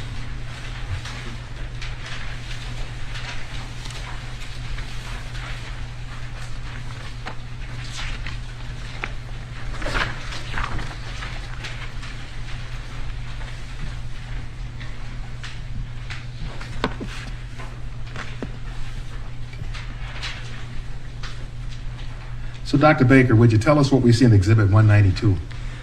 Yes, Exhibit 192 is cross-sections of what I would describe as the worst or the narrowest lesions that I found in Mr. Floyd's coronary arteries. So above about the 3 mark on the ruler, you can see 3 pieces of coronary artery that are fairly close together. The uppermost one in your photograph is what we would call the proximal left anterior descending coronary artery. So that means that's pretty close to the aorta, that's close to the origin of the artery. And in most adults, the left anterior descending is the largest of the 3 coronary arteries. So in this picture, you can see that Mr. Floyd's left anterior descending artery is quite narrowed. I would put that at 75% narrowing. The cut that you see right below that, which is the middle of the 3, that's another section through Mr. Floyd's left anterior descending coronary artery. So you can see that that area of very tight narrowing is still there. Again, I would put that at about 75%. And then the third one you see in that series of 3, the one closest to the ruler, is the first branch off of his left anterior descending coronary artery. That's called the first diagonal branch. That can be a big one in some people. It was pretty good sized in Mr. Floyd's case, but that one is also quite narrowed, as you can see in the photograph. And I should probably back up and explain that when I say narrowed, I mean the yellow plaque that you see eccentrically lining those coronary arteries like a partially clogged plumbing pipe. That's the cholesterol, that's the fibrous tissue, that's the scar that you don't want in your coronary arteries. That's why your doctor checks your cholesterol and asks you not to smoke and tells you to watch your weight and your blood pressure. This is what he or she is trying to prevent, is that plaque buildup. That's the yellow discoloration you see in these arteries. They should be wide open. You should be seeing through a round hole in each of those, but they're pretty severely narrowed. So getting back to the description of the photograph, the fourth cross-section you see, which is more closer to the 1 on the scale, that's Mr. Floyd's right coronary artery. In most adults, that would be the second largest of the 3 coronaries. You can see that one is also significantly narrowed by atherosclerotic plaque as well. So, Dr. Baker, are you kind of familiar with the concept of acute changes in plaque buildup? Yes. Would you tell the jurors what that means? So there are times at autopsy when we can tell that a plaque has suddenly changed because it has fractured. These plaques can actually be kind of hard. That's why this is known as hardening of the coronary arteries. Sometimes these plaques will fracture and you can see clot or fibrin, which is protein from the blood, suddenly filling that plaque. And so the plaque went from being smaller than it used to be to being bigger than it used to be very, very quickly. Sometimes you can even get hemorrhage into a plaque as it fractures, and so the plaque can grow very quickly. We can see that with the naked eye at autopsy. Sometimes we can see that under the microscope as well. To get to the heart of your question, Counselor, I did not see those changes in Mr. Floyd's coronary arteries. These looked to me to be, I guess you would call them stable plaques, for lack of a better term. And if they had fractured in some way and created a clot of some kind, would that be observable on autopsy? Yes, and that's one of the reasons we dissect these arteries so carefully, is you wouldn't want to miss an acute change or a thrombus, because in most cases that would tell you a lot about how the person died. And if there were a thrombus and it affected the heart muscle, what would that look like if you had such an affected heart muscle on autopsy? If we find a thrombus, which means an acute clot in a coronary artery, if the person dies very, very quickly, which is entirely possible, we won't see anything abnormal in the heart muscle that depends on that coronary artery for its survival. People typically need to survive for hours from their acute cardiac event before we can see any changes in the heart, either under the microscope or with the naked eye. So again, if a person dies very, very quickly from a coronary artery event, we can only infer what happened based on the fact that they have bad coronaries and the circumstances of their death. We wouldn't expect the heart muscle to look abnormal. And if the heart muscle does show damage from a clot, what does that look like? So that depends on how long the clot has been there and how long the person has survived. There's a generally good progression of changes that we see very, very early. All you might see under the microscope is some of the heart cells start to look a little bit wavy and abnormal. Shortly after that, they start to take on way more pigment under the microscope than the surrounding heart cells do. They look much brighter to us under the microscope. Then those heart cells start to die, or necrose, as we say in pathology. That necrosis then brings in an inflammatory reaction from the body, and so you see inflammatory cells come and start to clean up those dead heart cells. And then eventually the body will bring in what we call granulation tissue, which is new blood vessels and early scar tissue. And if the person survives long enough, that dead area of heart will just turn into a scar. Dead heart cells, unfortunately, don't grow back, and so once they die, depending on how long the person survives, we'll see anything from those very early changes all the way out to a scar. But with respect to Mr. Floyd, you didn't see any damage to the heart muscle? That's correct. Let's talk about the brain. Did you note any injury or damage to his brain tissues? I did not. I did not notice any acute injury to his brain in the sense of physical trauma, nor did I note any injury to his brain in the sense of it being deprived of blood or oxygen. Did you note anything regarding Mr. Floyd's lungs? Mr. Floyd's lungs were quite edematous, meaning they had a lot of fluid and congestion in them, but other than that, they were generally normal postmortem lungs. And is it possible to get fluid on the lungs, or edematous lungs, I think you called it, from the efforts to resuscitate Mr. Floyd after he was taken from the scene? Yes. And what kinds of fluids could cause that? Well, basically what we're seeing at autopsy is just called edema fluid, which is a lightly protein-filled fluid that seeps out of the blood into the lungs and fills up the breathing spaces. We see that in people who have had protracted CPR, who've been given lots of fluid. As their heart's not working very well, perhaps not at all during the CPR, they're still getting a lot of fluid put in them in the emergency room. And so we can see that pulmonary edema from that. There's other circumstances in which we see pulmonary edema as well. It's a fairly non-specific finding. And so in this instance, with respect to Mr. Floyd, you didn't need to take the time to try to understand what was the source of his pulmonary edema. I don't know that I could pinpoint the source with any accuracy. Again, given that he got CPR, there's multiple potential explanations for his pulmonary edema. What about the prospect of what's called a pulmonary embolism? What is a pulmonary embolism? A pulmonary embolism is when you have a clot form in another part of your body. Most commonly, it's in the lower legs or the pelvis, although it can form in other places. And that clot breaks off and it goes straight to the lungs because that's where your heart pumps all the blood as it returns from your body. A massive pulmonary embolism can be almost instantaneously fatal. And by massive, I mean it blocks the artery coming off the top of the heart that goes to the lungs. Smaller pulmonary emboli can go out into smaller branches of the lungs. Sometimes they're completely asymptomatic, sometimes they're symptomatic, sometimes they can be life-threatening if the person has underlying conditions. We do always look for pulmonary emboli as part of a forensic autopsy. Did you see any pulmonary emboli in the case of Mr. George Floyd? No, he did not have any pulmonary emboli. Dr. Baker, let's talk about the toxicology. Did you seek what's called a toxicology screen in this case? Yes. Would you tell the jury what is a toxicology screen? So we actually use the term expanded panel simply because the laboratory that we use, that's the terminology. But in essence, what we do is we send off one or more tubes of blood and in some cases urine to our toxicology lab, and they run a very comprehensive panel looking for a variety of illicit drugs as well as scores and scores of prescription drugs.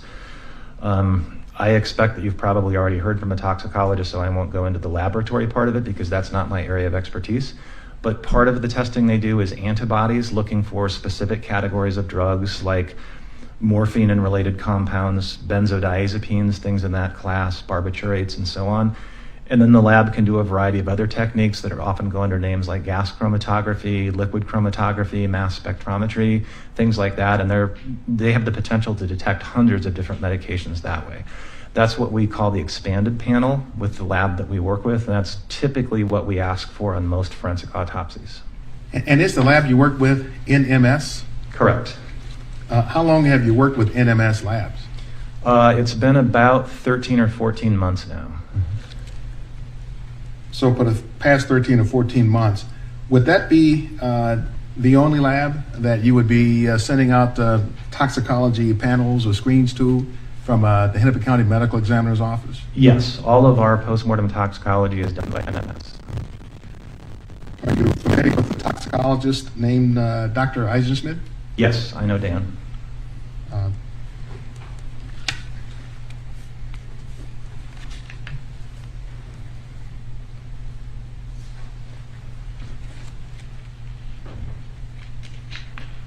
Dr. Eisenschmidt testified here just, time flies, I don't know if it was yesterday or 2 days ago, but he testified here.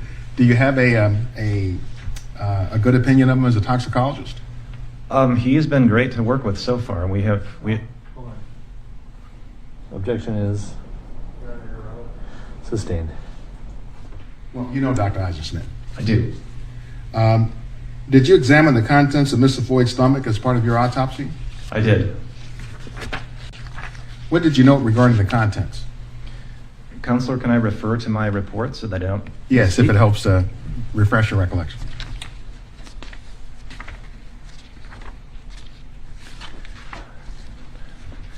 I'm simply going to quote what I dictated as part of the postmortem exam. The stomach contains approximately 450 milliliters of dark brown fluid with innumerable soft fragments of gray-white food particulate matter resembling bread.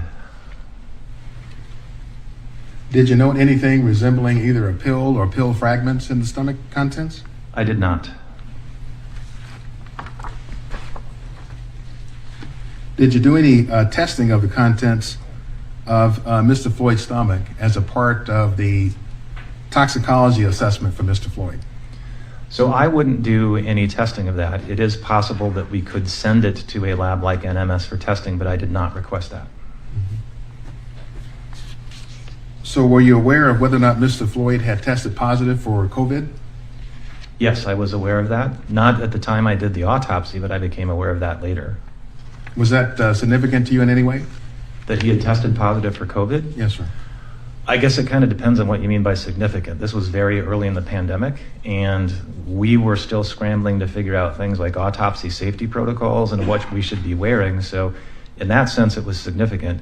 In Mr. Floyd's specific case, the fact that he had been COVID positive 7 or 8 weeks before he passed away did not factor into my cause of death determination because I didn't see any signs of COVID at his autopsy, and his lungs did not have any of the stigmata of COVID that I would expect to see under the microscope. So was he clinically symptomatic from your point of view? I can't assess that because I didn't know Mr. Floyd when he was alive. To the best of my knowledge, he was generally healthy on May 25th before the events of that evening. I'm unaware that he was suffering from any acute COVID symptoms at that time. You also know that Mr. Floyd had sickle cell trait. What can you tell us about that? Sickle cell trait is carried by about 8% of Americans of African heritage. What it means is that one of the genes that codes for the beta chain of hemoglobin has an abnormal substitution in it. If you just have sickle cell trait, chances are you will go through life and never have any symptoms from it because you make plenty of normal hemoglobin. That's very different than sickle cell disease, which means that both of the genes have that gene substitution, and then you have sickle cell disease. People with sickle cell disease can get very severe anemia, they can have sickle cell crises, they're subject to a variety of infections and other complications. But Mr. Floyd didn't have that, he just had the one gene for sickle cell trait. I wouldn't even have known that, except that it happens that people who have sickle cell trait, when you take a biopsy of one of their tissues and put it in formaldehyde, which is what pathologists do with all tissue, the formaldehyde can cause cells to sickle as a postmortem artifact. And so when I saw that on Mr. Floyd's slides, I immediately called the hospital lab and I said, do you have a peripheral blood smear for Mr. Floyd? And it turned out they had made a blood smear during his CPR. And so I had a pathologist who specializes in blood disorders look at the slide and confirm there was no evidence that Mr. Floyd was sickling on his peripheral smear during life. I did also have our lab then run a sickle cell quantitation, which means they actually quantify the abnormal hemoglobin in the blood. And sure enough, that came back with the exact number that would be consistent with Mr. Floyd having sickle cell trait. So it's really just a fluke that it got picked up at autopsy. In my opinion, it doesn't have anything to do with why he died. All right. What about paraganglioma, a kind of tumor? I'll just ask you about the paraganglioma as to whether you found or concluded that it had anything to do with Mr. Floyd's death. So the short answer is I don't feel Mr. Floyd's paraganglioma had anything to do with his death. What we're talking about is an incidental tumor that I happened to find in his pelvis during the autopsy.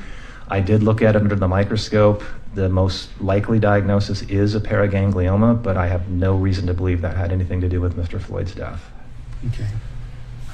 So Dr. Baker, want to switch and talk about the death certificate. Okay. So if we could pull up Exhibit 194.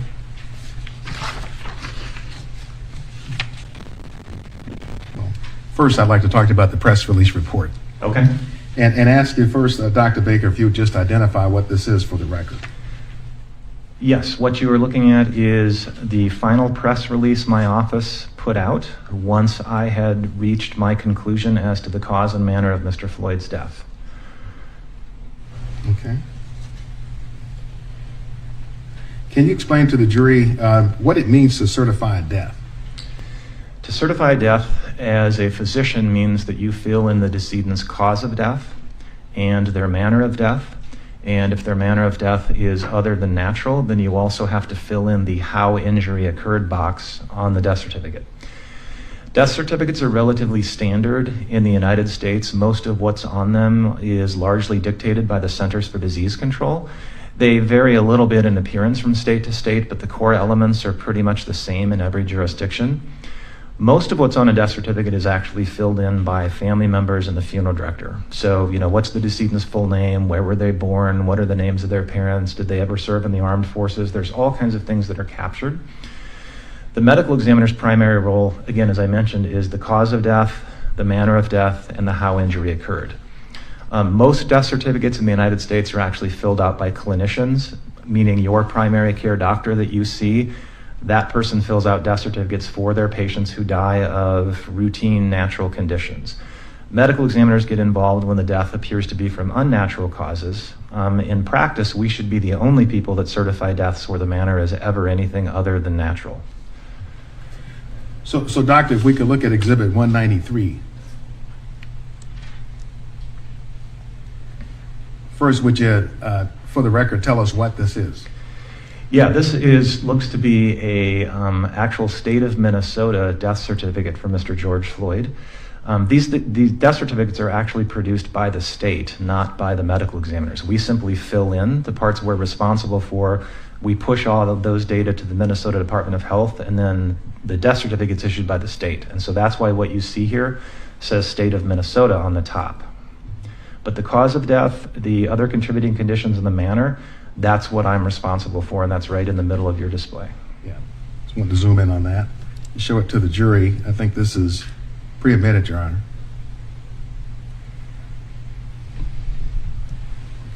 So if we look at the cause of death, immediate, underlying, other contributing conditions, this would be the section that you fill out then? Correct.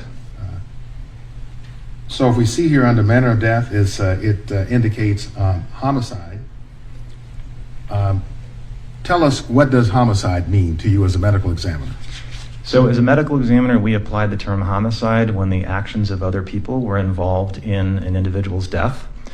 It's one of 5 manners of death that we can choose from, the other 4 being accident, suicide, natural, or undetermined. Homicide in my world is a medical term. It's not a legal term. From a vital health and public statistics point of view, it's critical that medical examiners fill in a manner of death on every death certificate, because from a public health point of view, you want to know how many people committed suicide in your state, how many people died of accidents in a given year in your state. And so it's a key piece of public health data, but we don't use it as a legal term. So we look at 918, correct? Dr. Baker, in front of you, Exhibit 918 is a list of manners of death, the ones you just talked to us about. Natural, accident, suicide, homicide, which I've highlighted because it's what you found in this instance, and then undetermined. Would you tell us from your point of view as a medical examiner, what does natural mean? Natural means the person died exclusively of natural diseases. Right, so an example of a natural disease might be a heart attack or a fatal arrhythmia as a primary cause of death. Those are actually pretty vague terms. We're much more specific. So to your point, Counselor, arteriosclerotic heart disease causing a heart attack would be a natural cause of death. A ruptured brain aneurysm from long-standing untreated high blood pressure would be a natural cause of death.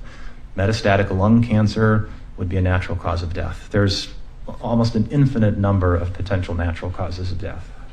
And if we look at accident as an accidental cause of death, is a drug overdose an example of what could be an accidental cause of death?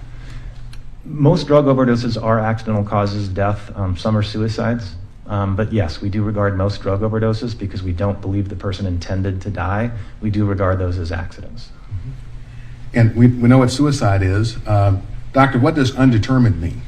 Undetermined means that despite the best efforts of law enforcement, the medical examiner's investigators, we simply never could pin down the circumstances under which the individual died. In any good medical examiner's office, you are going to have a small percentage of cases every year that go out undetermined in manner. Most of those, as it happens, are people who died of drug toxicity, and based on the drug levels, based on the person's known history, we just don't have enough data to know whether this was a suicide or an accident. And so if we don't know their intent, it's often undetermined. More dramatic but slightly less common example, you find a skeletonized body out in the woods. You have no idea why the person was there, how long they were there. There's very little left to work with, so you don't really know what happened. a case like that might go out undetermined as well. Again, much less common, but undetermined essentially means we never really did figure out the circumstances.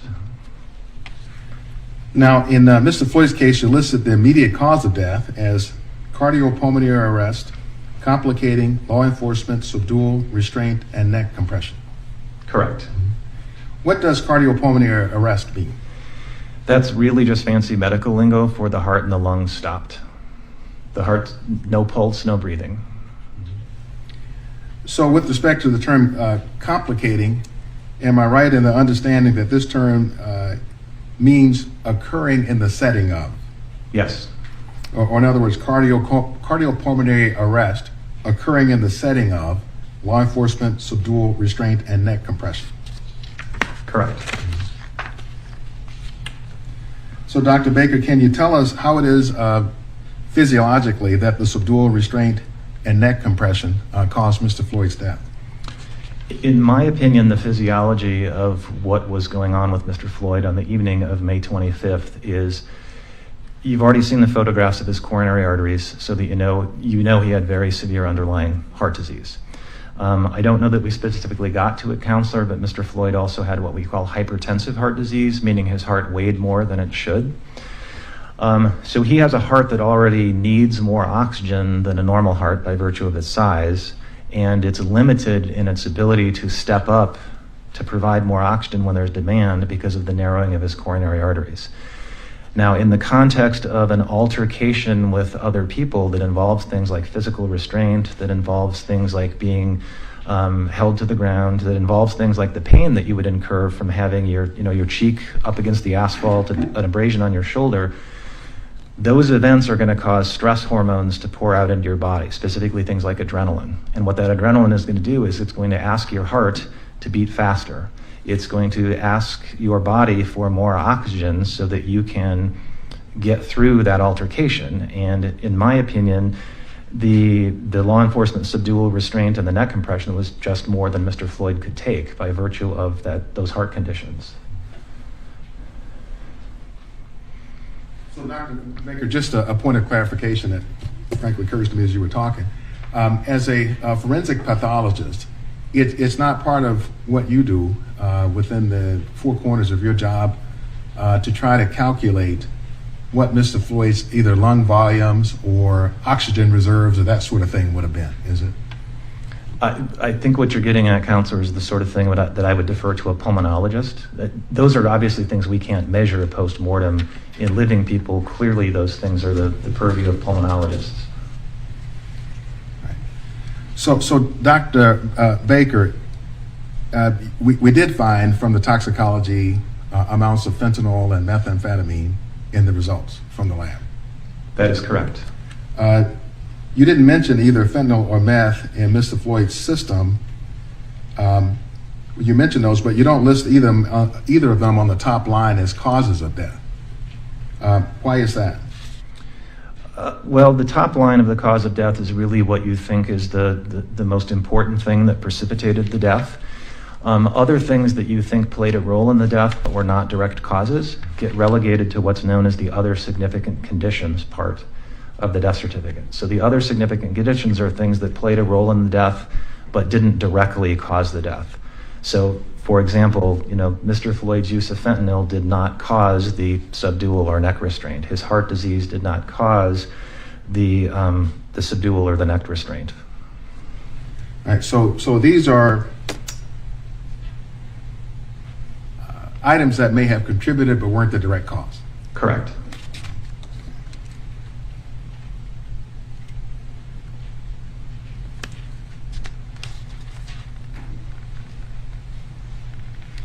No further questions, Dr. Baker.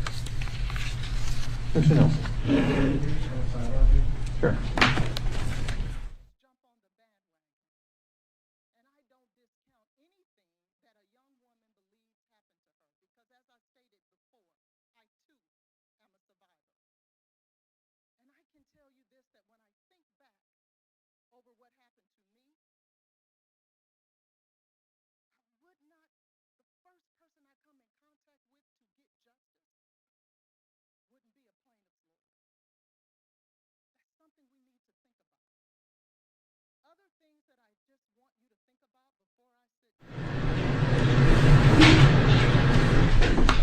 We're going to take a 10-minute break.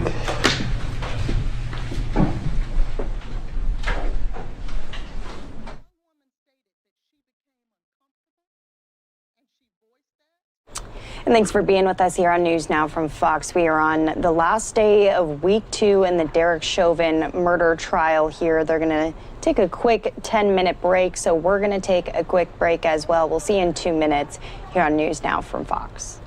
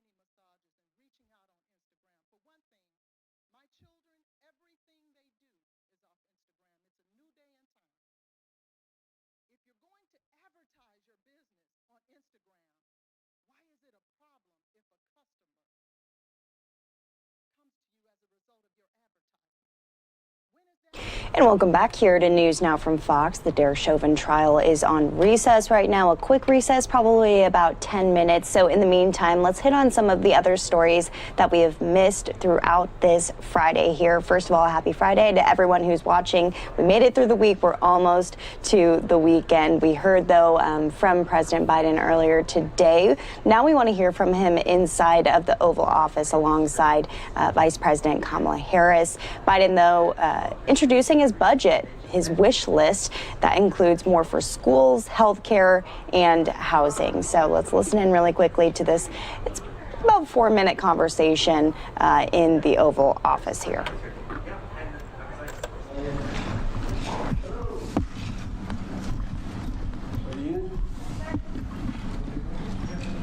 Well, first of all, Jill and I and the entire administration send our condolences to Her Majesty Queen Elizabeth II on the loss of Prince Philip.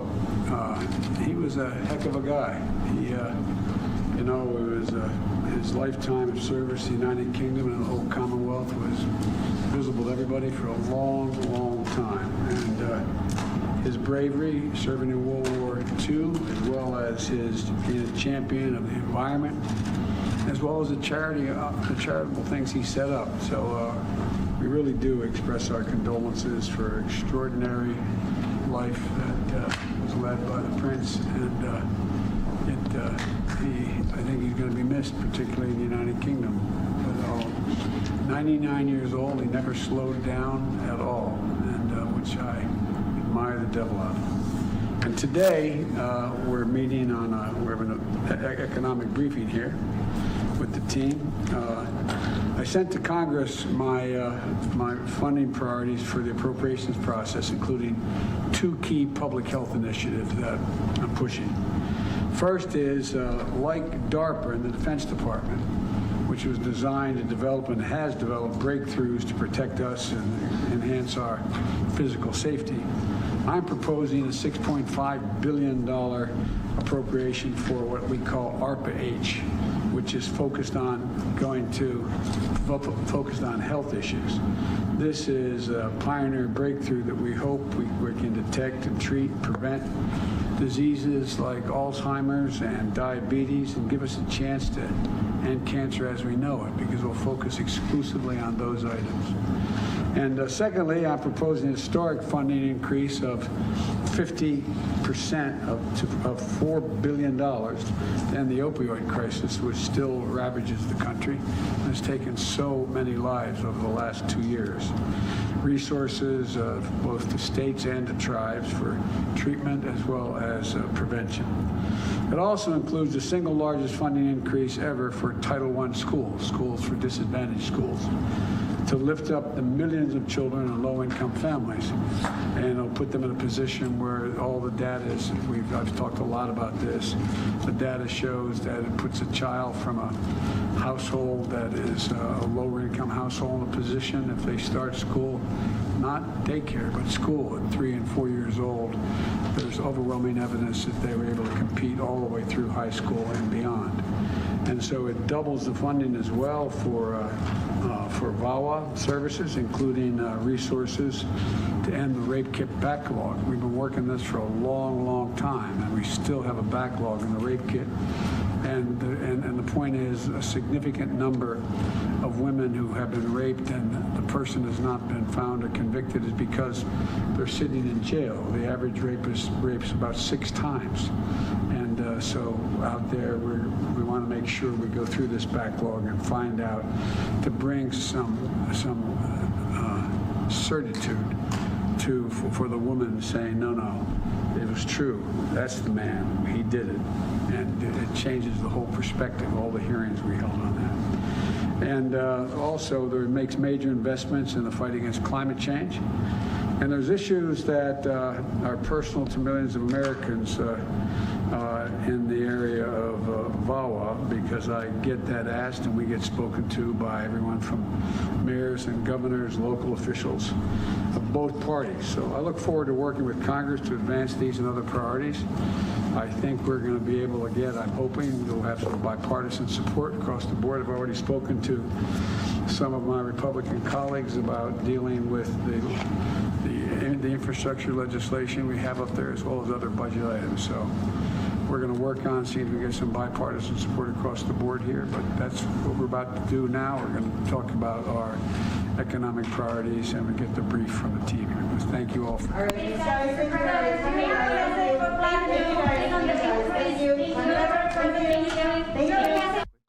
Some brief remarks from the president inside of the Oval Office there. Well, in the very beginning, he gave his condolences to Prince Philip, the family of Prince Philip, as he passed away earlier this morning. Justin Welby, the Archbishop of Canterbury, is going to be speaking following the passing of the Prince.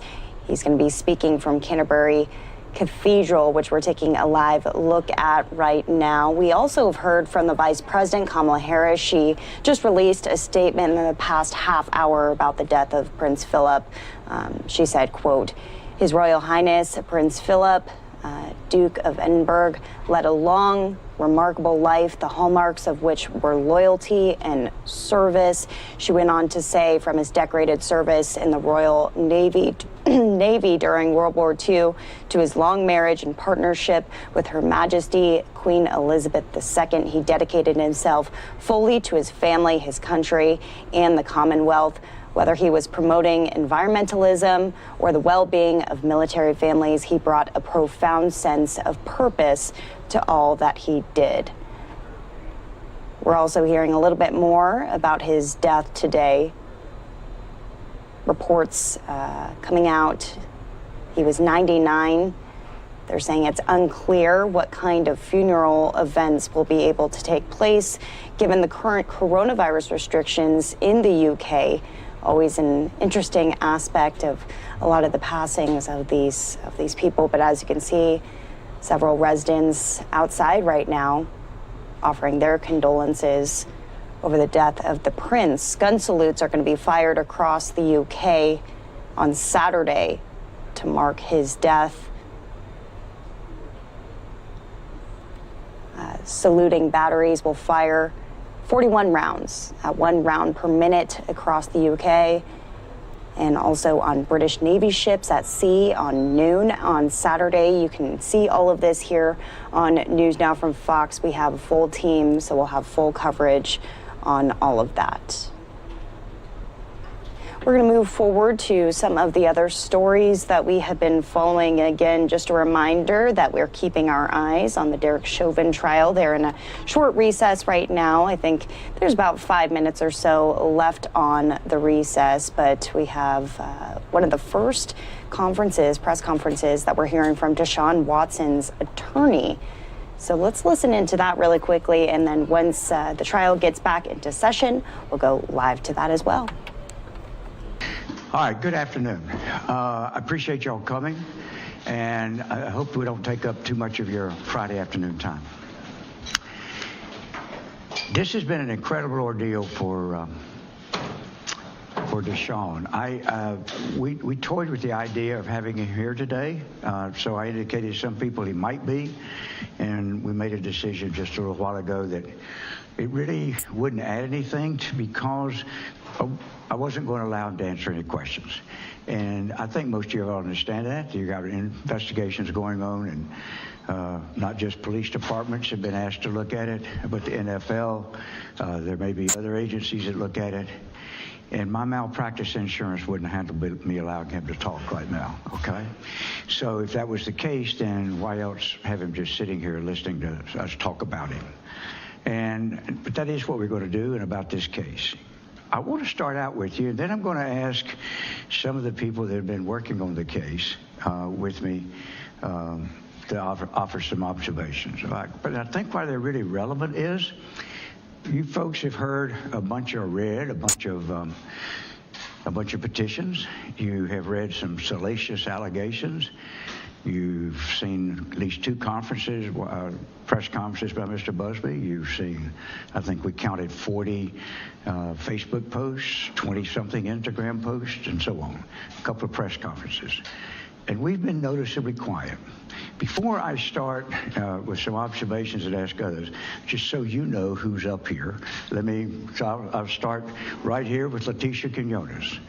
Leticia is a member of our firm while also having her own firm. She's of counsel to our firm because we do a lot of cases together and is a member of our firm. She also has her own separate firm. We have, over the last 2 to 3 years, not only become very close friends, but involved in a lot of cases together. And now you'll see she is listed as an of counsel member of our firm. Rachel Lewis is from L.A. By way of University of Virginia Law School, University of Virginia undergraduate, UCLA Law School, a couple of clerkships, and has rapidly become, in very short time, an incredibly big asset to our firm. Laura Hollingsworth is a partner in the firm, has been with me and us for 19 years now. Her husband used to be a partner in the firm, now has his own practice, has been intimately involved in this case with us from the beginning, and is a tremendous lawyer. Started out as of counsel when she was having 3 children, and then came back to full-time and a partner. And then, if we look here to my right in a second, is Leah Graham. Leah Graham has been, is a 6, 8, maybe into the 9th year lawyer, has been very, very involved in this case from the very beginning. And I want to go through those introductions because I'm obviously surrounded by 4 women. I wanted to make sure that you did not believe that we went out and hired.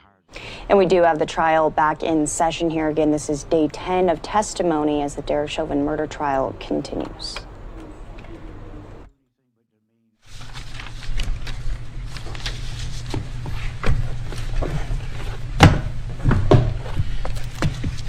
So, Dr. Baker, thank you for being here with us this afternoon. Just some follow-up questions I kind of want to break up into 2 different sections. One about the autopsy, and then some other questions about events after autopsy, okay? Okay. All right. So you understand, Dr. Baker, that you've testified in many cases in Hennepin County before? Yes, I have. Dakota, Scott County as well? Not nearly as much, but yes. And you understand that as a part of the process of exchanging information, the defense receives copies of everything, your reports, meeting notes, prior statements you've given, things of that nature, Yes. right? Okay. And have you had opportunities to review all of that information prior to your testimony today? To the best of my knowledge, yes. Okay. And ultimately what you testified is in a death investigation, it's much more than just simply an autopsy, agreed? Correct. And in fact, if you pull your file, it usually ends up being a few inches thick, right? We're actually paperless at the medical examiner's office, but if you printed it out, yeah, I guess it would be a few inches thick. Yeah. Well, that's what I did, and that's what it is. I guess I got to get with the times. But ultimately, that file contains your autopsy report, correct? Correct. Death certificate, the paperwork that you fill out for the state of Minnesota? Yes, we don't actually get a copy of the death certificate from the state, but everything we put on the death certificate is in our file. Right. And then you also keep track of conversations that you have with people, right? Generally, yes. That's usually more my investigators who are talking to family, treating physicians, hospital records departments and stuff. So you keep sort of a log, so to speak, of today investigator so-and-so spoke with X, right? Again, I don't personally do that so much, but yes, my investigators do. Right. And it's all a part of this file, right? Correct. And then in addition, you obtain any known medical records that may factor into your analysis as well, right? Yes. You had received some hospital records from HCMC regarding Mr. Floyd, correct? Correct. But you don't go out and try to search, or perhaps you do, try to search for every provider that he or that any person generally may have seen, right? In most cases, that's correct, Counselor. There wouldn't be a lot of point in us trying to get every medical record ever generated for a particular decedent. It would only be if I thought it would help me understand the cause and manner of death better. Okay, fair enough. Now, I want to talk to you first about the word complicating. How do you define the word complicating as you used it as to the cause of Mr. Floyd's death? I use the word complicating the way I think most physicians use the word complications, and I'm guessing that most people who've ever been a patient or had a loved one who's been a patient knows what physicians mean by the word complications. It means that an intervention occurred and there was an outcome that was untoward on the heels of that intervention. So for example, somebody goes into the hospital for hip surgery and they develop a blood clot in their leg. That's a complication. You get started on a new medication for a heart condition and you have an allergic reaction to it. That's a complication. So it's an untoward event on the heels of an intervention that happened. That's how I look at it as a physician. Right. And it could be during an incident as a result of an incident, right? Again, we don't usually use the word incident in medical practice, but yeah, it could be an immediate complication as a result of a medical intervention or therapy, or it could be what we call a delayed complication. And there are certain circumstances that precede those complications. Agreed? That's a little vague, Counselor. I wonder if you could... Well, I mean, in any death investigation, you're trying to determine the cause and manner of death, right? Correct. And in this particular case, you obviously took into consideration the police restraint, right? Correct. But you also took into consideration the heart disease, correct? Yes. As well as the toxicology results. Agreed? Yes. And you factored those in your cause. There's the cause and manner of death, and then there's the second thing that you left blank. Factors. Yes. The term of art is other significant conditions is what you're getting at, Counselor. Yeah.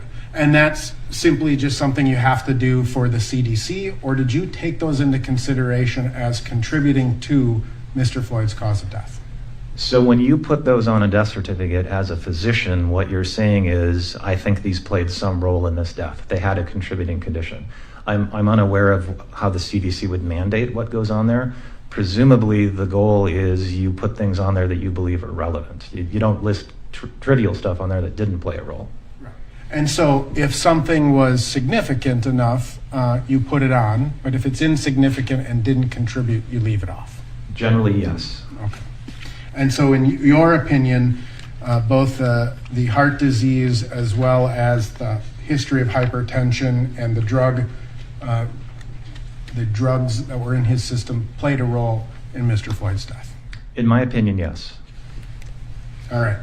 Now, again, in terms of your autopsy report, you don't generally note negative findings, right? If something is normal, you may just say it's normal, but you're not going to take special note to say the heart is completely, perfectly normal. That's a really long question, Counselor, but I think I can give you a reasonable answer to that. For most normal organs, we have a boilerplate description for what that organ is. So if a spleen is normal, I'm going to give a normal description of a spleen with the weight of that spleen. The same for a liver.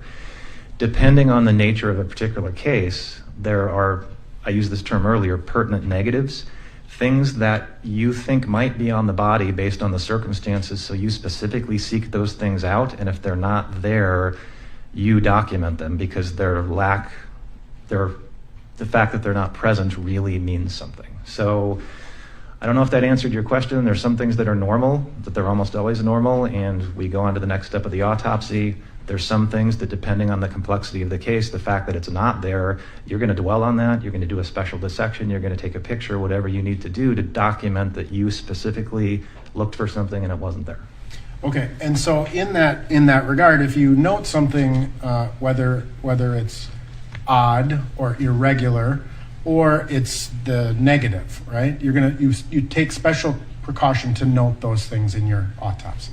Ideally, yes. You not only do you document that in your narrative report, but you take a picture of things that are there and you document things that aren't there that people might have expected to be there. Okay.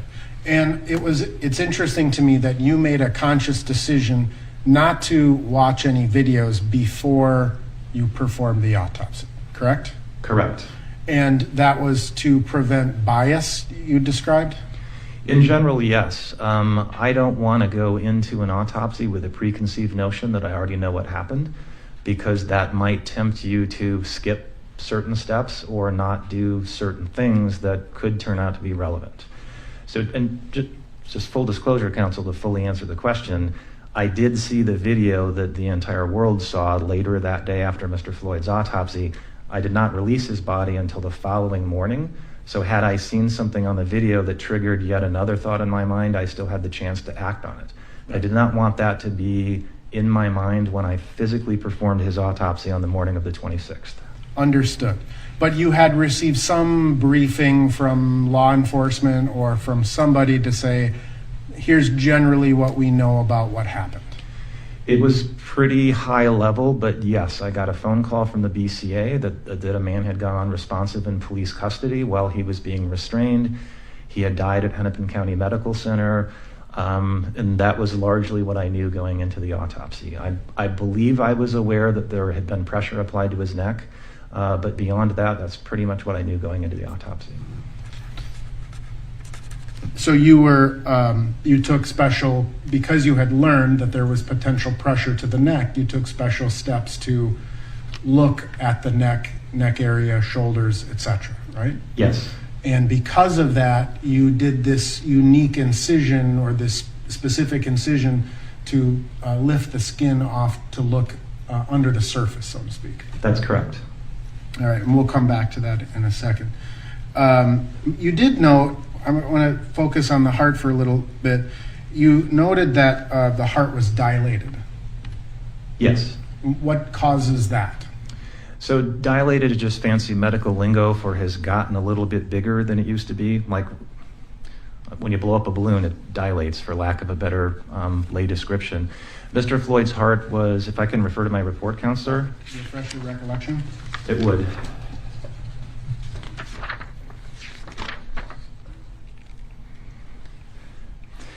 So I described the ventricles, which are the two main pumping chambers of the heart, the right and left, as mildly dilated in Mr. Floyd's case. I would interpret that as being part and parcel of his high blood pressure. That's a manifestation of the heart getting bigger and heavier as it works against that continued high blood pressure over a period of time. Okay. You also took note of the size of Mr. Floyd's heart, right? It's actually the weight, counselor, but yes, weight. absolutely did take note of the weight, yes. All right. And that was 540 grams? That is correct. And you're familiar with the papers of DeMaio and Molina on the normal heart size? I am familiar with DeMaio and Molina paper, although the one that I usually use is the Kitzman paper from the Mayo Clinic. Okay. And what's the maximum size of a heart under that standard? So the Kitzman paper normalizes heart weights as a function of your body length and your body weight. Because if you think about it, a very large person is going to have a larger heart than a very small person. So you don't want to penalize people for being too big or too small. That's why you normalize their heart weight. So in Mr. Floyd's case, the upper limit of normal for his body length, according to the reference that I use, is 510 grams. The upper limit of normal for his body weight would be 521 grams. Again, he was 540 grams, and so he is outside the upper limit of normal. That means on the bell-shaped distribution of heart weights for a man his size, he's way out on one of the tail ends, the heavy end. Okay. And all of these various standards in terms of the weight of a heart, they're peer-reviewed? As far as I know, yes. The reference I use is from the Mayo Clinic proceedings, which I'm going to assume is peer-reviewed. Right. And as would be, say, DeMaio and Molina's or the Northwestern studies or any of these other studies? I'm not familiar with the other studies you're referencing, Counselor. The DeMaio and Molina paper, I believe, was published in the American Journal of Forensic Medicine and Pathology, which I know to be peer-reviewed. Okay. And you would agree that the larger the heart is, the more blood it needs to provide adequate oxygenation. Agreed? As a general rule, I would say that is true, yes. What types of things cause a person's heart to be bigger than normal? The most common cause by far in adults in the developed world would be high blood pressure. There are a number of far less common causes. Aortic valve disease could do it if the heart's pumping against a defective valve. There are genetic causes of an enlarged heart. Typically, we can tell those by looking at the heart grossly and microscopically. Those are much farther down the list than high blood pressure, which again is the number one by a long shot. And based on your review of Mr. Floyd's medical records, you determined that he has a history of high blood pressure, correct? Yes, it was very helpful to learn that from his medical records. He was known to be hypertensive. Can you describe the narrowing or the stenosis of the coronary arteries a little bit more detail? I can, Counselor, if I may refer to my report again. Sure. So as I mentioned when I was describing the photographs earlier, he had 75% proximal and 75% mid narrowing of his left anterior descending coronary artery. Again, in most people, that would be the largest of the three coronary arteries. He had 75% narrowing of the first diagonal branch of his left anterior descending coronary artery.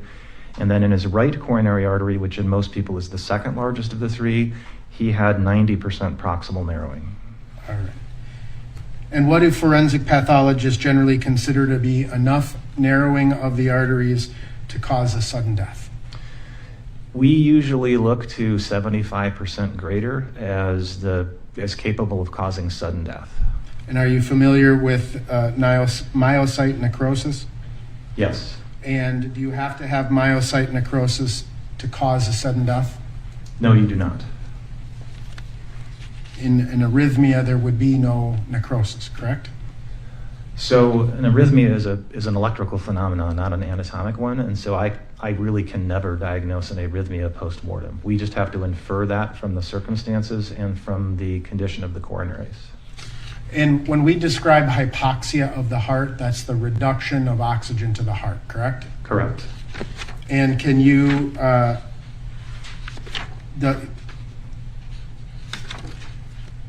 can hypoxia to the heart cause sudden death by other means?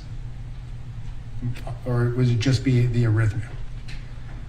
Well, there's many ways that a lack of oxygen to the heart could cause death. One could be a sudden dysrhythmia, where the person's heart goes from a normal beat to a non-perfusing beat, and the person would literally just collapse right in front of you.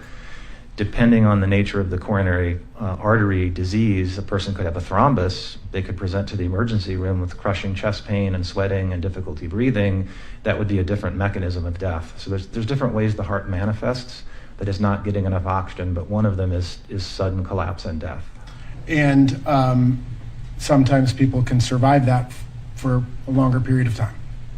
Survive. The thrombus you just described?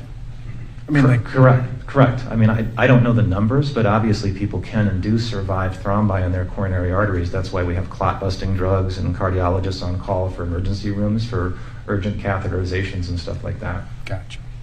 Now, can you generally describe the conduction system of the heart? Only in the broadest terms, because I'm not an expert in the conduction system of the heart. I have other people I rely on for that, but it's basically the electrical system of the heart. There's a part of your heart called the sinoatrial node, and that's like the little watch in your heart that starts every heartbeat. You would be able to see what it's doing on an EKG if you were looking at an electrical tracing in a living person.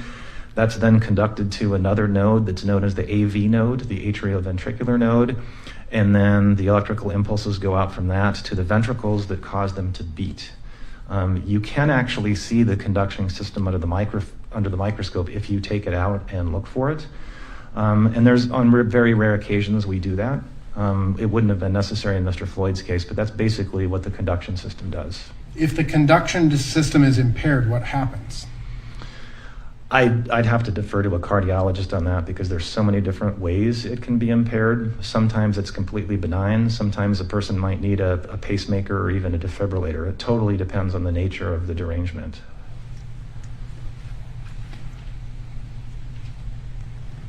Which of the arteries supplies that first one, the SA node, the sinoatrial node? Right. I believe it's a small branch of the right coronary artery in most people. And is that the one that was 90% occluded? Not the branch. I didn't dissect out the branch, but yes, the main right coronary artery was 90% narrowed. You're aware also of the methamphetamine that was found in Mr. Floyd's system? Yes.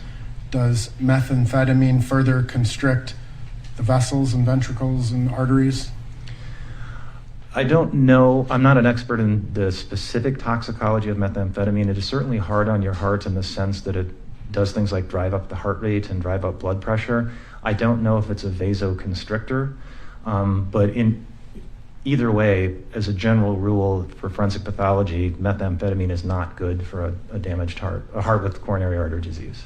Does the amount of the level of the toxicological findings affect whether it's good for the heart or bad for the heart?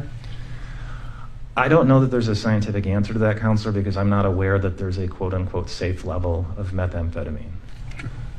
And especially illicit methamphetamine, right? No safe level of the street drug versus the amphetamines that are sometimes prescribed. Yeah, so I'm very unfamiliar with any medical use for methamphetamine in approved circumstances. I'm aware that amphetamine is used in some circumstances. That's definitely not my area of expertise. Again, my high-level overview as a forensic pathologist is all other things being equal, methamphetamine is not good if you have bad coronary arteries. And exertion also causes the heart to work harder? Correct. And therefore would require more oxygen? Correct. More blood has to pump through to oxygenate the heart and send it to the rest of the body, right? Correct. And so in this particular case, we have Mr. Floyd's heart is at least above average size, right? Correct. He has a heart with narrowed coronary arteries, right? He does. There was evidence of a period of exertion prior to his being deceased? Yes, I mean, we're getting outside the autopsy now, obviously, but it's clear from the videotapes that, yes, there was a period of exertion prior to him becoming unconscious. So in terms of your investigation, you ultimately did watch the videos? Correct. Including the body-worn cameras of the officers? Yes. And were you also provided with other videos in terms of surveillance videos, additional bystander videos, things of that nature? I was. And were you provided with investigative materials that what people said happened, etc.?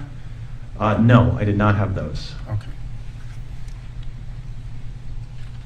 Have you ever certified a death due to hypertensive cardiomegaly? I don't know how to cardio megaly. Megaly? So the answer to that, Counselor, is yes. The term you're going for is hypertensive cardiomegaly, which is fancy medical lingo for the heart is too big because of high blood pressure. We don't typically use that term. We just use the term hypertensive cardiovascular disease because it's a little more precise. But yes, I have used that or similar terminology.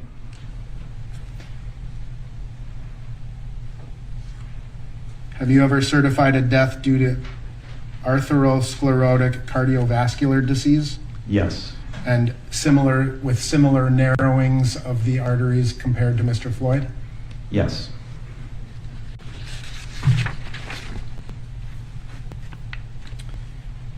In terms of the injuries to Mr. Floyd, the abrasions and things of that nature, obviously they appeared to be fresher to you. Would you agree with that?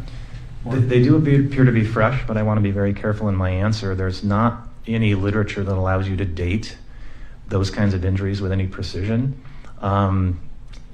Presumably there's contextual data that would allow us to know that Mr. Floyd didn't have those abrasions, an hour before he died or whatever. If you just showed me those abrasions blindly, could I tell you how old they are as a pathologist? And the answer is no, not with any precision. Right. And in terms of the abrasions that we looked at on Mr. Floyd's body, they could have been from the period of time he was restrained on the ground, agreed? Correct. They could have also been consistent with the period of time where he was taken to the ground or brought to the ground, right? Well, that would be true as long as there's something in his environment that would explain those abrasions. I mean, some of those would take a fairly rough surface to produce. A smooth surface you wouldn't really expect that to cause those. Understood, but if you were in the midst of a struggle with police officers and the police officers brought Mr. Floyd to the ground, the moment of impact with the ground could have resulted in some of those abrasions. Objection, Your Honor. It's beyond the scope and calling for speculation. Overruled. Would you mind repeating the question, Counselor? Sure. Some of the abrasions that we looked at, it would also be likewise consistent with Mr. Floyd being taken out of a police car and put onto the ground. Same objections beyond the scope of the autopsy. Overruled. Yes, depending on how he made contact with the ground, if the direction of motion is correct and there's enough abrasive force, yes, that contact could explain those abrasions. Okay.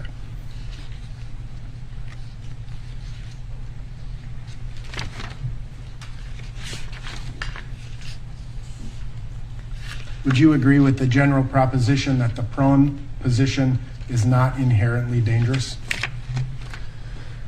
As far as I know, based on my understanding of the medical literature, that is true.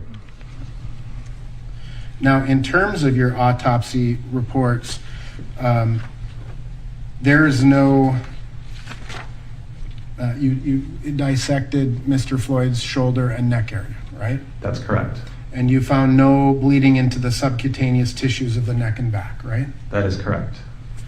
And there's no bleeding into the muscles of the back, correct? That's correct.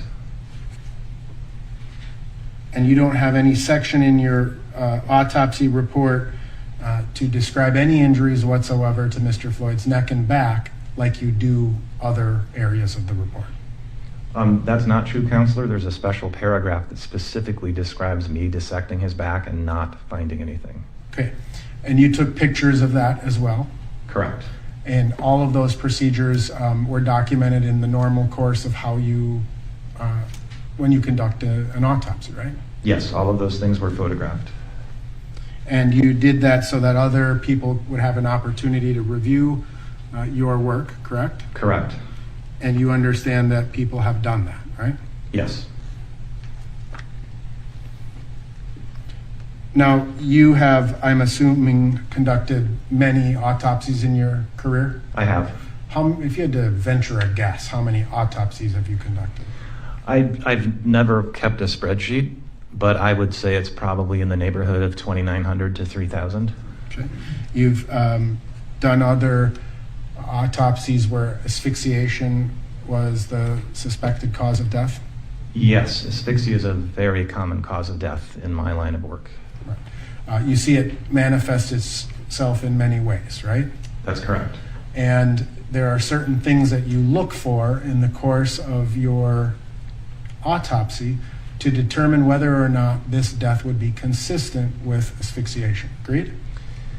Yes and no. It depends on the type of asphyxia you're talking about. There are many ways that human beings die of asphyxia. So as pathologists, we want to make sure we know the type of asphyxia that we're talking about, because the signs that you would see are going to vary from one type to another. And including, you look at the brain for signs of lack of oxygen, right? We do, but to be fair, the person has to survive the anoxic brain injury for a considerable period of time before we can see anything. In most of the asphyxias that we investigate, we're not going to see any acute changes in the brain. You look for musculoskeletal changes to the body, right? Again, depending on the nature of the asphyxia, yes. So you may look for, perhaps if the asphyxia was from the front to the back, broken hyoid bones, for example? Correct. We're specifically looking at things like the muscles of the neck, the thyroid cartilage, the hyoid bone, in things like strangulations and hangings where there's pressure on the neck. Okay. And you formed some opinions ultimately about the amount of pressure and whether the pressure was applied to the neck, right? Could you be more specific, Counselor? Well, ultimately you have your, you have described your cause of death, right? Correct. And part of your cause of death includes neck restraint, right? I believe I actually used the term neck compression, but yes, that is on the top line of my cause of death statement. And in the course of your many conversations that you've had with various prosecutors and law enforcement officers, you, after watching the video, you've made some statements about where you thought Mr. Chauvin's knee was placed. Would you agree with that? Yes. And did you feel that Mr. Chauvin's knee was compressing his neck? Yes. Did you describe it as being more on the back or in this lower part, base part of the neck? So in my impression from the video, and I want to be very clear, I have no special expertise in looking at videos. I'm just looking at them as another person trying to figure out what happened. In my opinion, it would appear that Mr. Chauvin's knee was primarily on the back or the side or the area in between on Mr. Floyd's neck. Did you see any evidence that he was occluding the carotid artery? It did not appear to me on the video that his knee would have been able to occlude the carotid artery. Even if it were, normal people have two carotid arteries, and the unoccluded carotid artery would continue to supply blood to the brain.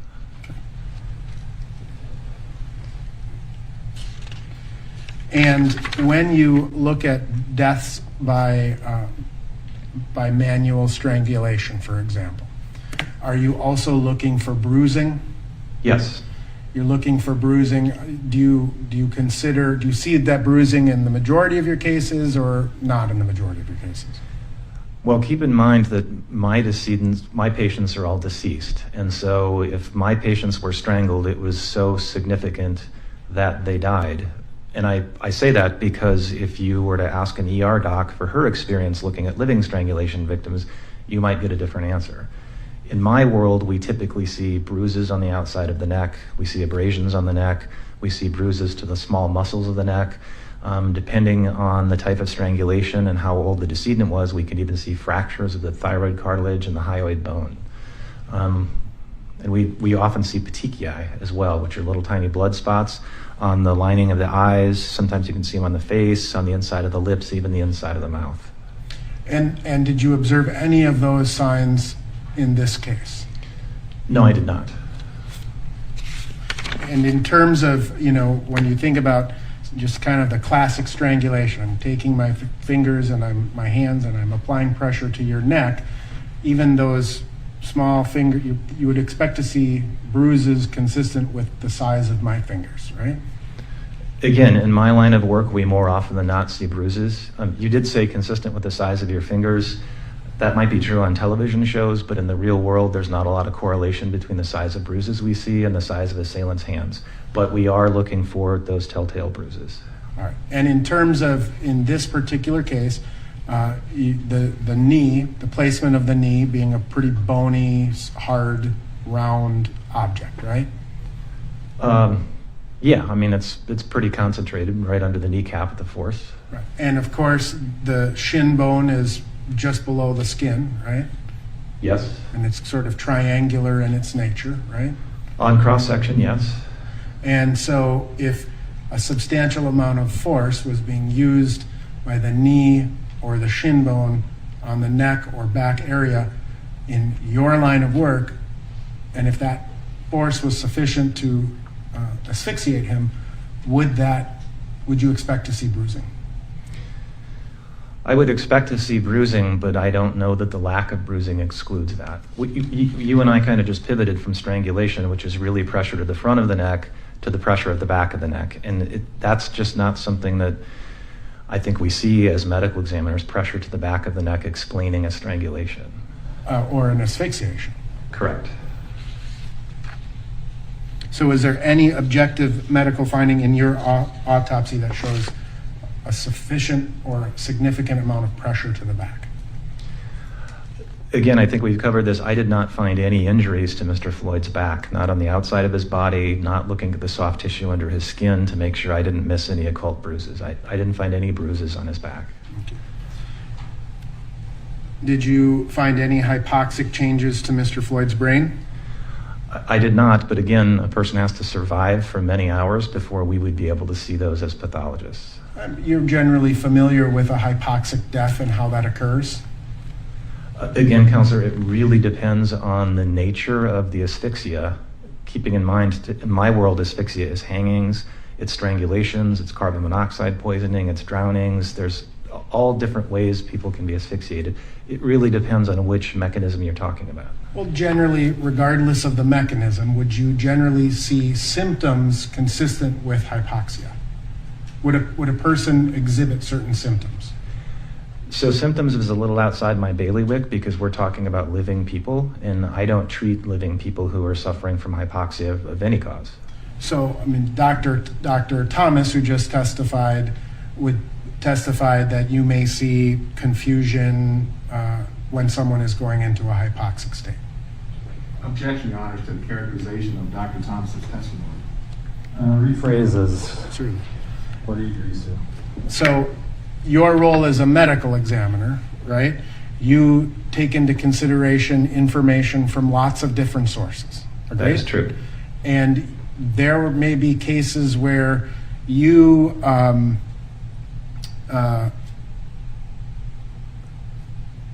just don't know what's going on, right? You can't figure something out. Could you be more specific? Well, you have a decedent in your medical examining table, and there appears to be some sort of tropical disease, right? I'm assuming you're not a tropical disease or an infectious disease expert, right? Certainly not an expert in tropical diseases. We do diagnose a lot of infectious diseases at the MD office. But if there's some sort of infectious or tropical disease, you may go to another person and ask that person, hey, are you familiar with this? I object to the question in terms of relevance and beyond the scope. Beyond the scope is overruled. Relevance at this point is sustained. Sure. Do you rely on the expertise of other physicians when you conduct an autopsy? Not always, but I am never above reaching out to clinical colleagues or other pathologists if they have an area of expertise that would help me. And part of your job as a pathologist is to attempt to determine whether there is asphyxia in a particular case, right? Again, it completely depends on the nature of the case, Counselor, but if it appears to be an asphyxial death, we're always trying to get at the root of how did this occur? Why did this person asphyxiate? And as a physician, you're physician and a forensic pathologist, you're familiar with what happens to the human body when someone asphyxiates, right? In general, yes. Again, I don't actually see living people asphyxiate. I don't treat living victims of different types of asphyxia in a clinical setting. But in the context of your research or education, you may go to a conference and they're saying, here's an asphyxia death. Let's talk about it, right?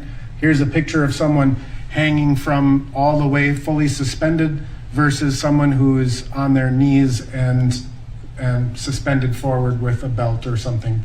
Object to the question. The question is vague and relevant, Your Honor. Sustained is relevance.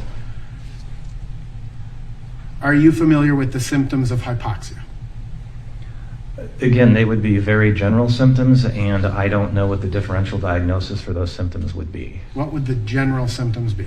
Of hypoxia? Right. Probably some form of mental status change in the form of confusion or disorientation. Incoherent speech? Again, the differential diagnosis for something like that is so long. Could asphyxia explain that? Yes, but there are many other things that could as well. When someone is hypoxic, does that cause that person to breathe faster? I honestly don't know. Again, it probably depends on the nature of the asphyxia. I would defer any further questions to a pulmonologist because they're the experts in breathing. Okay.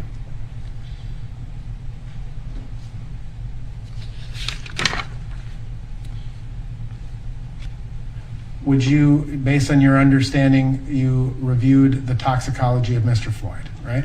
Yes. You would agree that fentanyl is a respiratory depressant? That's my understanding, yes. And it slows breathing, resulting in lower oxygen levels? It can, yes.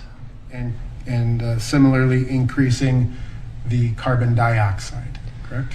What it would do to carbon dioxide would be outside the scope of my expertise. I would defer that to a pulmonologist or maybe a toxicologist. Methamphetamine is a stimulant, correct? Correct. Meaning, again, it causes the heart to beat faster. Correct. Causes the heart to work harder. Yes. Causes constriction of the arteries. I believe you already asked me that, counselor, and my answer was I don't recall if that's a specific mechanism of methamphetamine, but I would acknowledge that it increases your heart rate and the work of the heart. So, have you certified deaths by overdose? Hundreds of times a year. Have you certified deaths as an overdose where the level of fentanyl was similar to the level of fentanyl in Mr. Floyd? Yes. Have you done so where levels were lower? Yes. Or were higher? Yes. What's the lowest level of death by fentanyl overdose that you have certified? Without doing a search of my office's records, I'm not prepared to give you an answer on that. I know I've seen levels as low as 3 nanograms per ml and possibly lower. Like all death investigations that we do, if it involves a drug overdose, you also want to try to piece together the person's history of how much they've been using it, how long they've been using it, if they're tolerant to it at all. There's a lot of variables that go into it, but intoxicants on board, such as alcohol or benzodiazepines. So the combination of drugs in any person's system is a relevant consideration. I'm sorry, did you say irrelevant or relevant? A relevant consideration. Yes, combinations of drugs and interactions of drugs can be relevant. And that's why you included both the heart condition of Mr. Floyd as well as his toxicology findings as other contributing issues to his death, correct? That's correct. All right. Now, I just want to kind of review with you the history of your involvement in this case, if that's okay. Okay. Obviously, Mr. Floyd was deceased on May 25th of 2020, correct? Correct. You performed the autopsy on the 26th? Yes. And after the autopsy, you had a meeting with some Hennepin County attorneys, correct? Correct. On May 26th, correct? Yes. And do you recall telling them that the autopsy revealed no physical evidence that Mr. Floyd died of asphyxiation? I don't know what my specific language is, but yes, that is what I conveyed to them, was the lack of anatomical findings that would support that conclusion. All right. And you told them that you had avoided watching the videos at that point, right? Until after I'd performed the autopsy, yes. All right. Do you recall telling them certain factors that you thought contributed to the death? You object on the grounds of hearsay and cumulative. Members of the jury, you should consider any statements made outside of court as possible impeachment of the witness's testimony and not for what is actually being asserted. Mr. Nelson, you may ask that question. Thank you. Do you recall telling the Hennepin County Attorney's Office on May 26, after you conducted your autopsy, what you thought the contributing factors were to his death? I don't recall the specifics of that conversation. As far as I know, the only narrative record of that conversation would be what they wrote down. I would be shocked if I did not tell them about Mr. Floyd's heart condition, because obviously I knew that the moment the autopsy was done. I couldn't have known the toxicology results the afternoon of the autopsy because I wouldn't have those back for several more days. So you found initially that his heart condition was pretty significant, right? Yes, you would know that walking out of the autopsy suite. You received the toxicology on June 1st of 2020? Could I refer to my record and see if that's correct? Yes. On or about June 1st? That is correct. And I'm going off the toxicology report itself. It appears that it was issued on the morning of June 1st at 7:04. Okay. Do you recall having a conversation with Hennepin County prosecutors about the significance of the toxicology findings? I recall having the conversation. I don't recall the specifics of it, but I'm certain that I would have relayed the toxicology findings to them. Do you recall describing the level of fentanyl as a fatal level of fentanyl? I recall describing it in other circumstances. It would be a fatal level, yes, in other circumstances.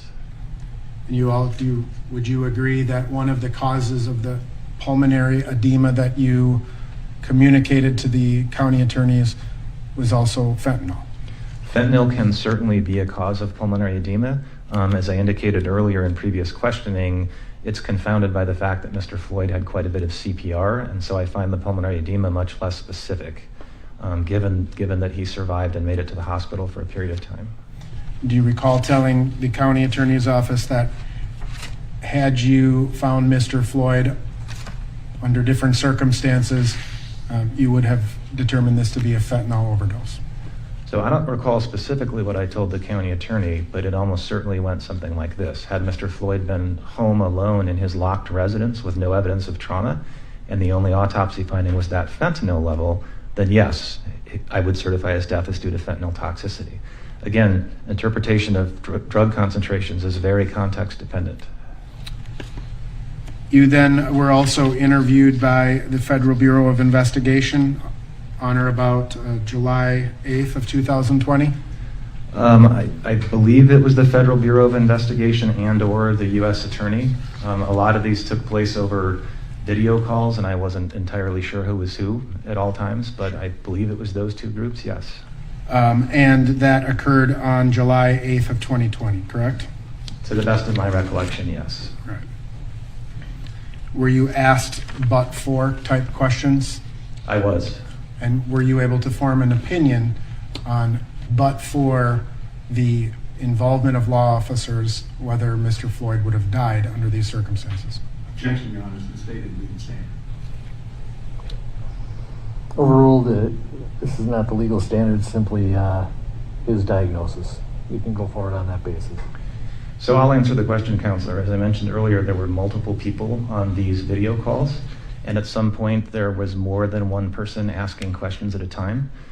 I don't normally think of things in the but-for paradigm. Perhaps that's a legal thing, but it's not normally how I think as a forensic pathologist. So what I clarified for the U.S. Attorney and the Federal Bureau of Investigation was my opinion as to what happened to Mr. Floyd, and that is he experienced a cardiopulmonary arrest in the context of law enforcement's dual restraint and neck compression. It was the stress of that interaction that tipped him over the edge, given his underlying heart disease and his toxicological status. That was also clarified in a letter from the Hennepin County Attorney to the U.S. Attorney, I want to say within a few days of that meeting, because of the confusion around how that meeting was run and the way those questions were asked. Fair enough. Thank you.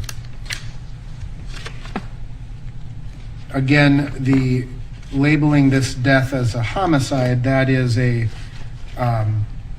medical determination that you made, correct? Correct. It is not the same standard as the legal standard. Agreed? I don't even know what the legal standard is, but there are two different worlds.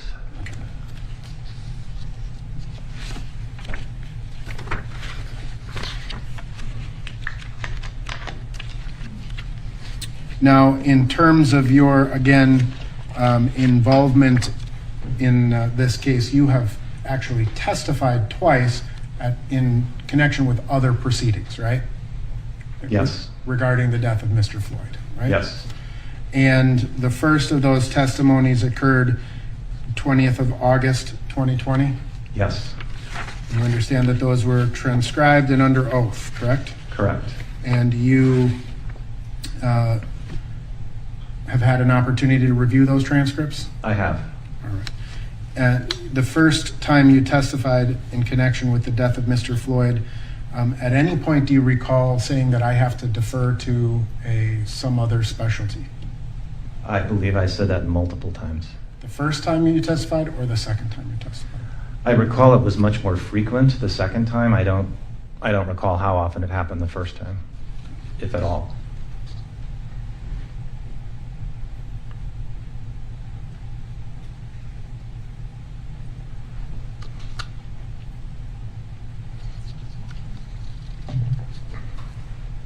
In terms of the placement of Mr. Chauvin's knee,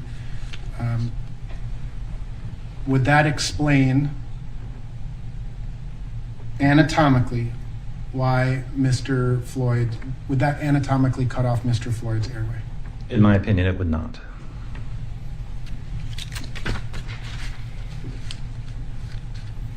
Did you testify extensively about the significance of the coronary arteries and the heart disease? I'm not sure what you mean by the word extensively, Counselor. If we need to pull out the transcript, we can. I'm not sure what the word extensively means in this context. Okay. You talked about the issues surrounding Mr. Floyd's death involving his coronary arteries, right? Again, I can't quote you the grand jury transcript, but if you'd like to pull it out, I'd be happy to refresh my memory. Sure. I'm almost certain it had to have come up.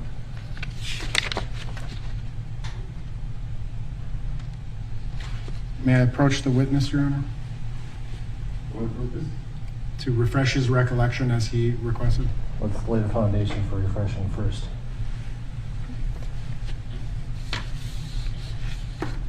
In this proceeding, did you testify about, do you recall testifying about how the coronary arteries work relevant to providing the heart with blood?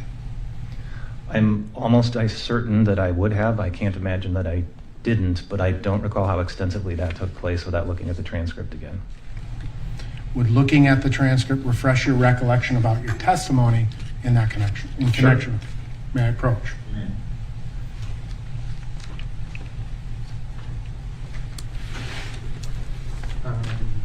Dates 44314. Page 20. What date? 26. No, it's going to be awkward.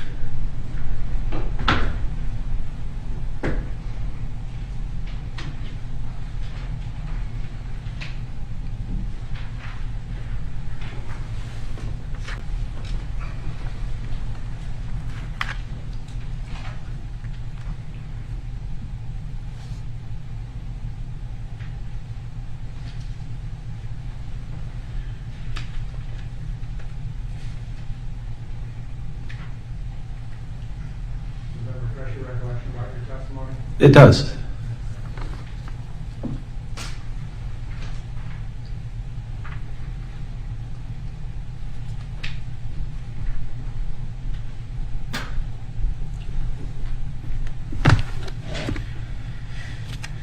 So what was the problem with the coronary arteries in this context?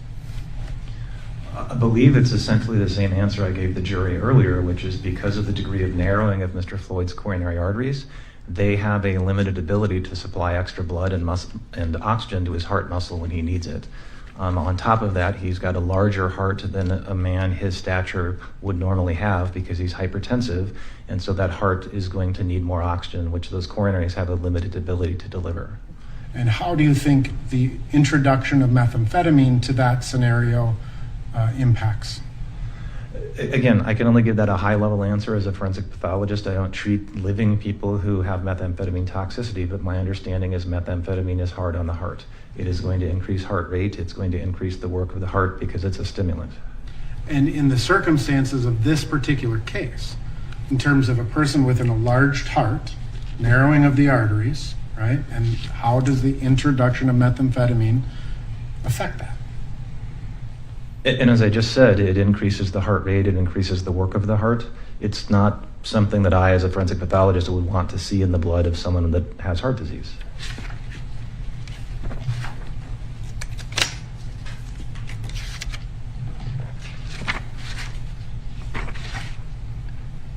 Did you describe it as a multifactorial process, the death of Mr. Floyd? That certainly sounds like something I would have said, yes. And then you testified a second time, correct? To the federal grand jury? Yes. Yes, I did. And that was in February of 2021? Yes. And ultimately, you deferred to experts far more extensively in that second testimony than the first, correct? So the short answer to that is yes. The long answer is I believe I deferred to a pulmonologist repeatedly because there were so many questions about things like gradations of chest wall movement and would this, that, or the other thing impair a person's ability to breathe. And at some point, I clearly said, look, this is outside the scope of my expertise as a forensic pathologist. I think a pulmonologist would be better equipped to answer that question. I'm going to say I said the word pulmonologist at least a half dozen times in that testimony. Do you recall deferring also to emergency medical doctors? Again, it would depend on the context of the question, but I know I did reference emergency medicine doctors because some of the questions were like, when do you think Mr. Floyd really died? How about cardiologists? Yes, if the question was specific to an area that would clearly be a cardiologist's expertise, I'm quite sure I would have referred to them as well. Thank you, Your Honor. I have nothing further. Mr. Blackwell.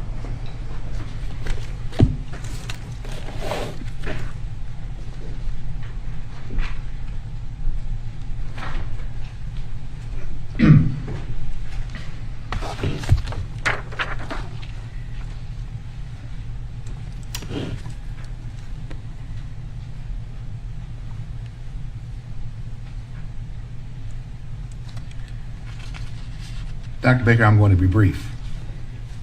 So if we could look up, Brett, the section on cause of death. So, Dr. Baker, take into account the entire exchange you had with Mr. Nelson on Mr. Floyd's medical conditions, on whatever testimony you gave, wherever you gave it. I want to bring our attention back to what's reflected in Exhibit 193. And taking all of that into account, what today remains your opinion as to the cause of death for Mr. Floyd? So my opinion remains unchanged. It's what I put on the death certificate last June. That's cardiopulmonary arrest complicating law enforcement subdual restraint and neck compression. That was my top line then. It would stay my top line now. And so if we look at the other contributing conditions, those other contributing conditions are not conditions that you consider direct causes. Is that true? They are not direct causes of Mr. Floyd's death. That's true. They're contributing causes. And in terms of manner of death, you found then, and do you stand by today, that the manner of death for Mr. Floyd was, as you would call it, homicide? Yes, I would still classify it as a homicide today. Thank you, Dr. Baker. No further questions. Anything further? Counsel Cyber.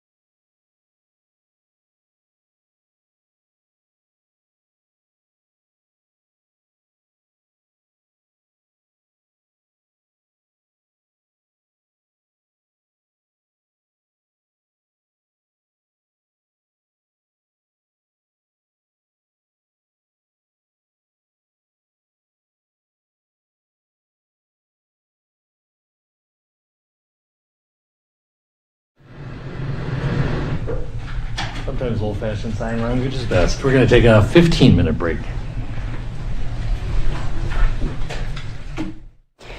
And as the trial goes into a 15-minute break here, we want to go out to a police pursuit that's happening in Hollywood, California. It's been going for the last hour or so now. So let's tune in to Fox 11 Los Angeles' coverage.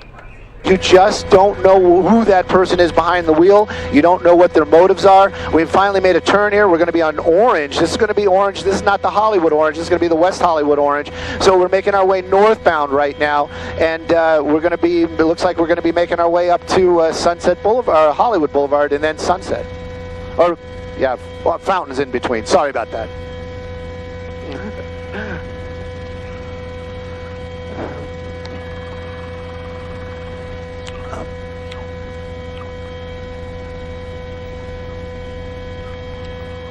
Right, and that's part of the issue too. It's, you know, sometimes that's a plus and then sometimes it's not.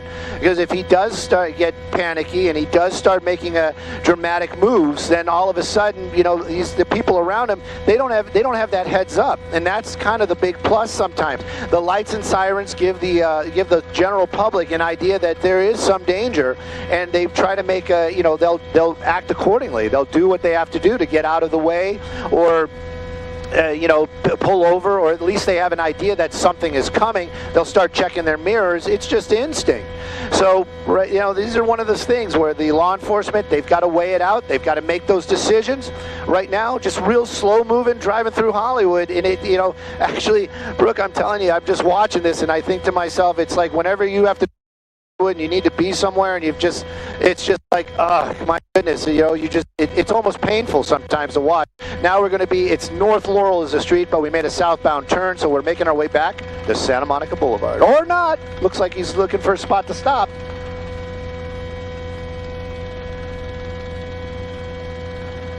Yeah. Oh no, it was a truck, a delivery truck there. We didn't see it. It was underneath the tree, so he had to kind of slow down to get around it. Yep. So, anyways, the next major after this is going to probably be the Santa Monica Boulevard, and again, we don't know. He's been.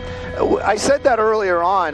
Whenever we try to intercept these pursuits, you always kind of listen. What's the general? If there's a general direction, sometimes they're just all over the place, hibbity bibbity. But this one kind of was just a general westbound direction, just westbound, westbound, westbound, and he's been kind of continuing that. Now he's once again westbound on Santa Monica Boulevard, and you know, we're well established in the West Hollywood Sheriff's Department area.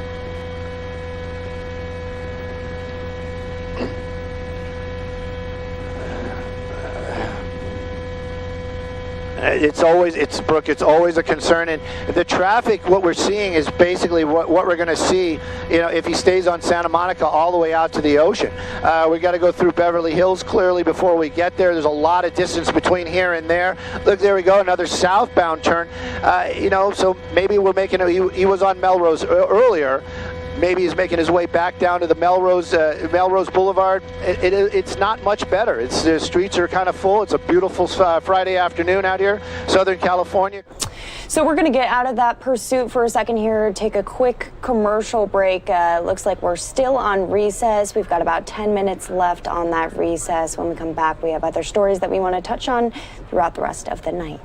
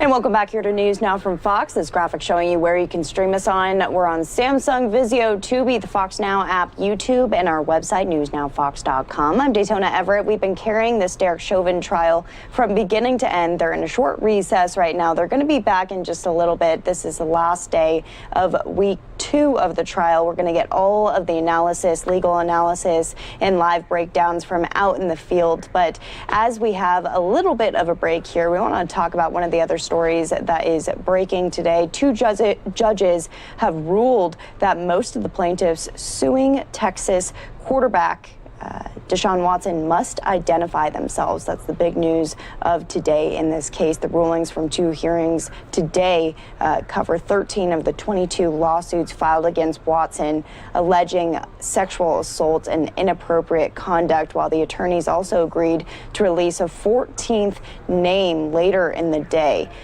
Prior to today, only 2 women had publicly identified themselves. We played out that press conference for you a little bit earlier in this week. We are hearing from the attorney of Deshaun Watson. We're going to play a little bit of that out for you as he's speaking about the fact that they do plan on moving forward and protecting Deshaun Watson from a lot of these allegations here. Appreciate y'all coming, and I hope we don't take up too much of your Friday afternoon time. This has been an incredible ordeal for Deshaun. We toyed with the idea of having him here today, so I indicated to some people he might be, and we made a decision just a little while ago that it really wouldn't add anything because I wasn't going to allow him to answer any questions. And I think most of you all understand that. You've got investigations going on, and not just police departments have been asked to look at it, but the NFL. There may be other agencies that look at it. And my malpractice insurance wouldn't handle me allowing him to talk right now, okay? So if that was the case, then why else have him just sitting here listening to us talk about him? But that is what we're going to do, and about this case. I want to start out with you, and then I'm going to ask some of the people that have been working on the case with me to offer some observations. But I think why they're really relevant is you folks have heard a bunch of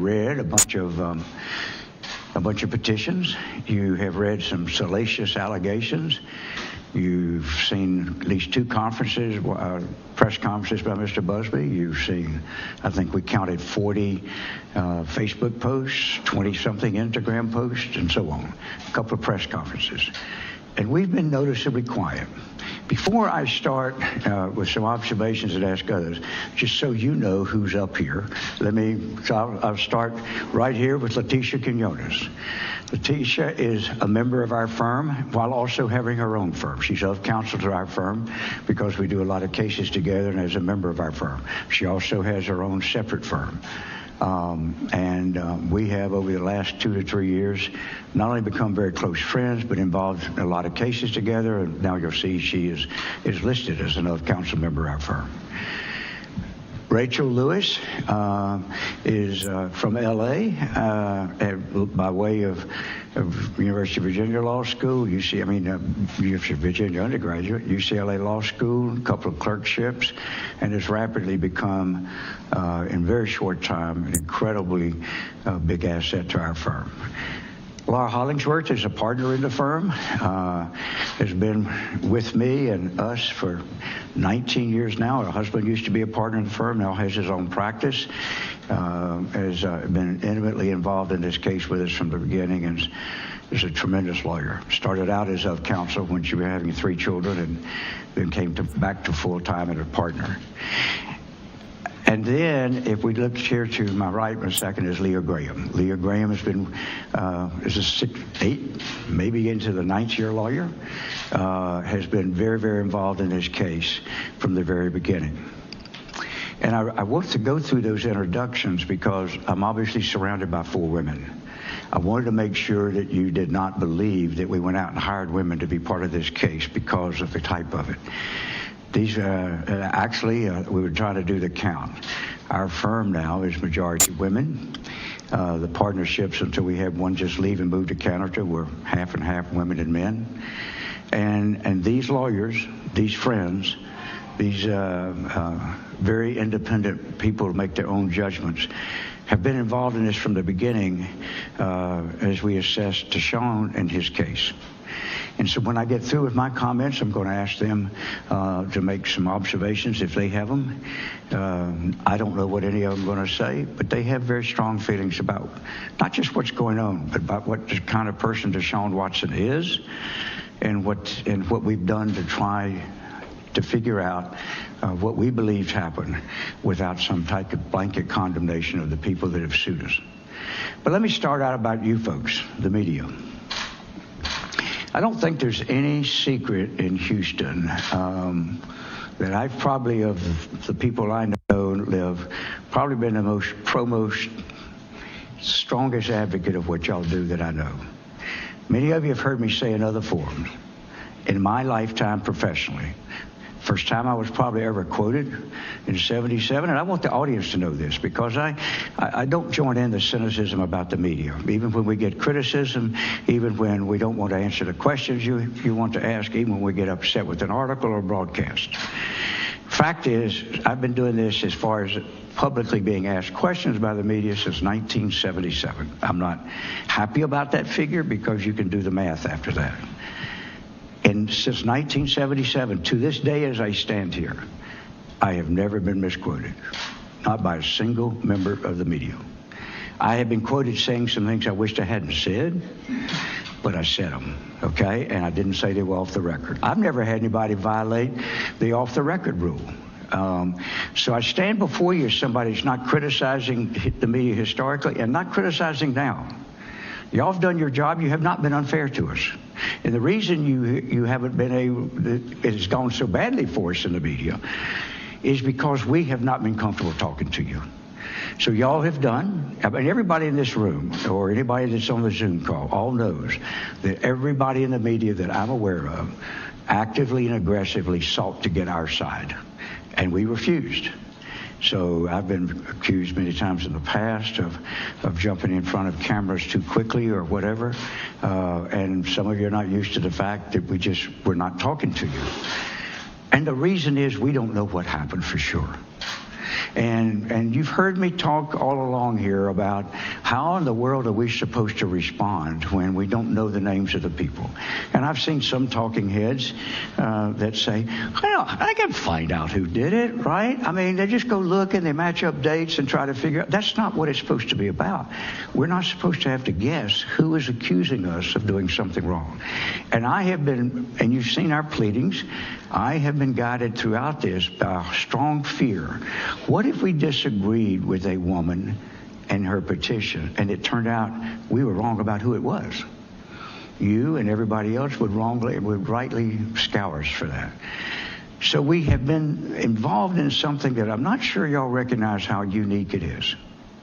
And what's really important is to understand the dangers of what's happened these last 2 weeks. Not just the dangers to Deshaun Watson, but the dangers to anyone in which an opponent decides to try to ruin because it will help their case. Because if you stop and think about it, let's assume for a moment that given the rapidity of social media, that someone decides that it's to their advantage, whether it gives them bad litigation, whether it gives them advantage in anything else, to go out and just lambaste the target of their ire and lambaste somebody that the media and the public care about that has a reputation so that they will get the coverage they want.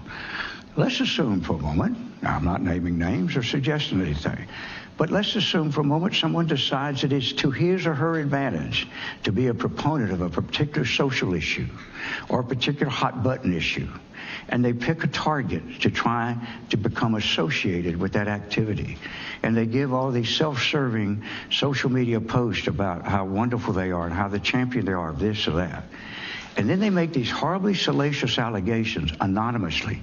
They file a petition, but the other side's answer date is not until the first Monday, 20 days after their first lawsuit's filed against them. In the meantime, the object of it doesn't know who it was. How do I know? How do I prepare? What do I do? And then people who are sympathetic to the social issue being raised say, well, what's the big deal? You can find out. What we heard today in the courts so far, and other judges still to rule, and I don't want to anticipate what they're going to say, but so far, uniformly, in 13 of the cases filed against him, 2 different judges have said, you need to tell them who you are. And actually, Mr. Busby, as you may know this morning, halfway through the hearing, said that he was ready to amend as soon as he got all his people. That is something he could have done 2 weeks ago. And all of this howling about us, who is it? We could have filed answers before now. We could have fully investigated. And while we were investigating, our biggest fear was being wrong about somebody. So somebody might say, well, my God, look at all those lawsuits. Does that mean he saw that many people? Folks, this guy has been getting 2 to 3 massages a week. The math I do on that is anywhere from 120 to 140 to 150 massages a year. He's been here since 1918. In the year 2020, all of a sudden, spas shut down. If y'all remember, nobody was getting massages unless they came up with an ad hoc way to do it.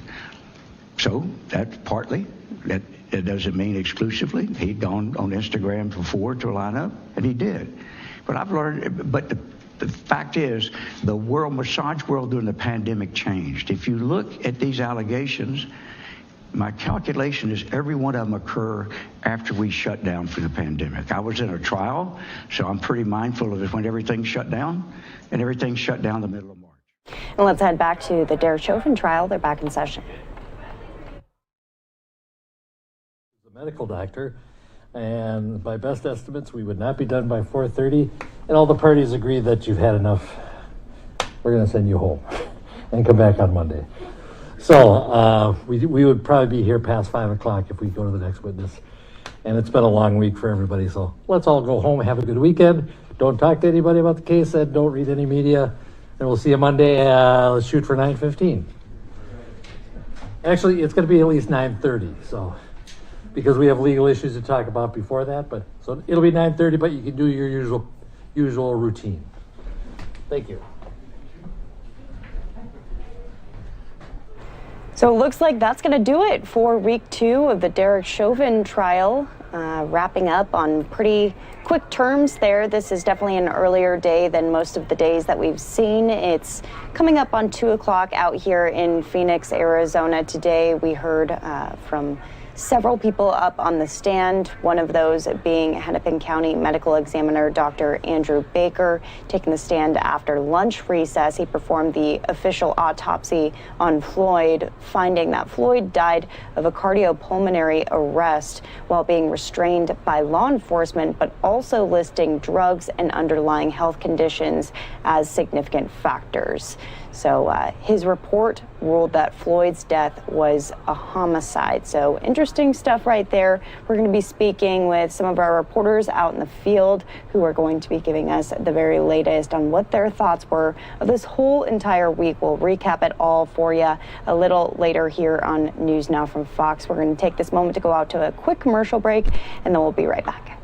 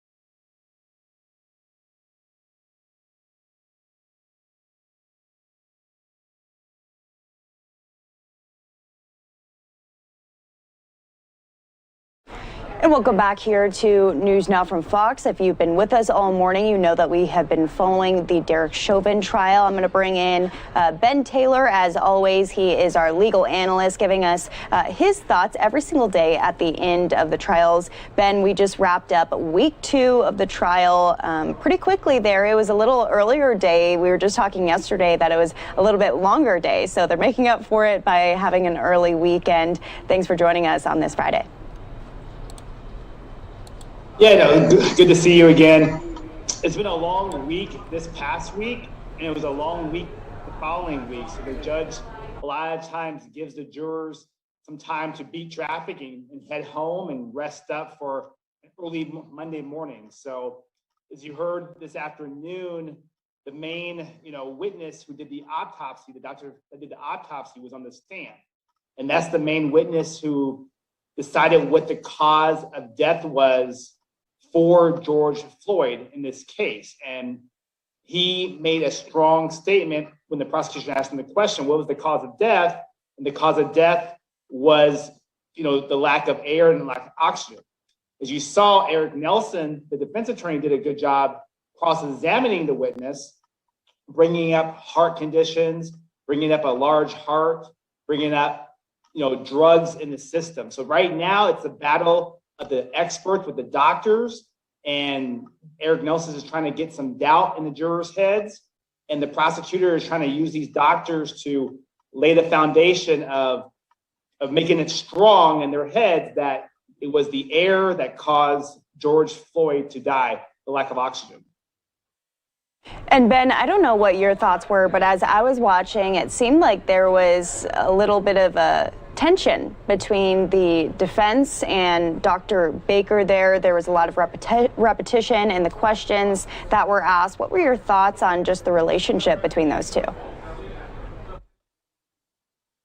I mean, the defense attorney knows that Dr. Baker is the main witness that the state has to try to prove their case beyond a reasonable doubt.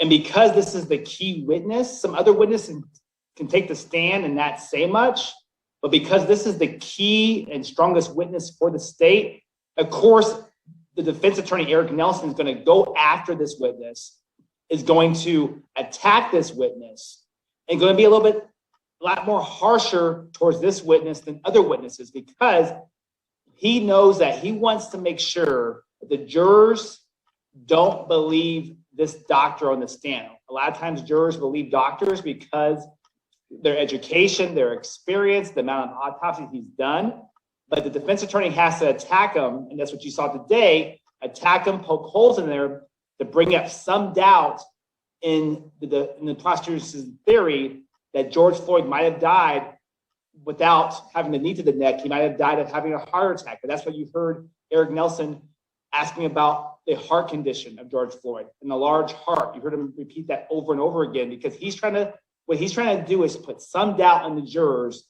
heads, so that way they can lean towards his client, Derek Chauvin.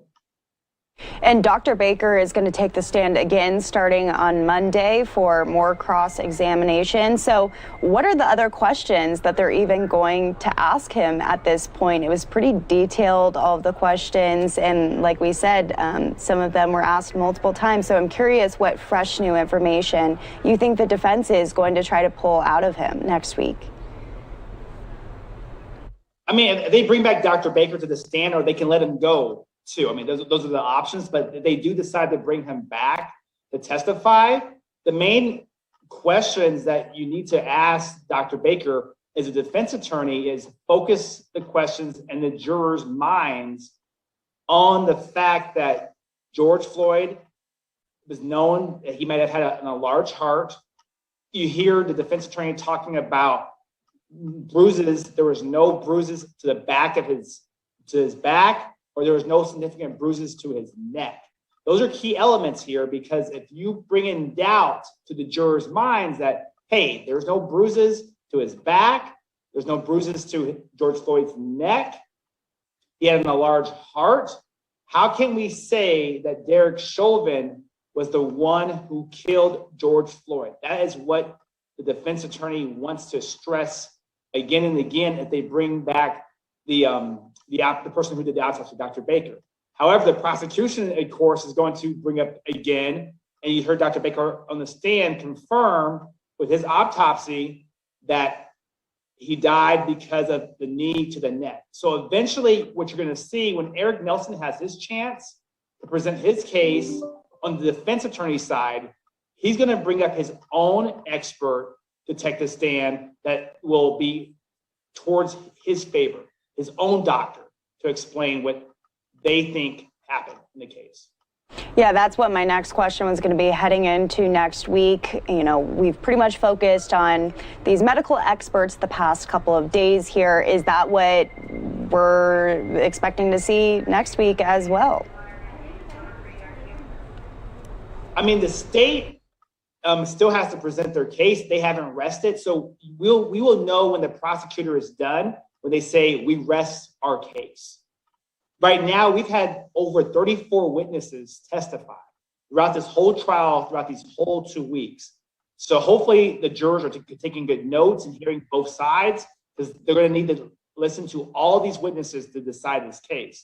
Once the prosecutor decides to rest their case, Eric Nelson, the defense attorney, gets to present his case and his defense of Derek Chauvin.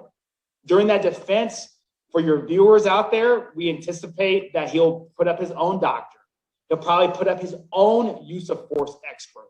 Because right now you're hearing that the knee might have been on the shoulder.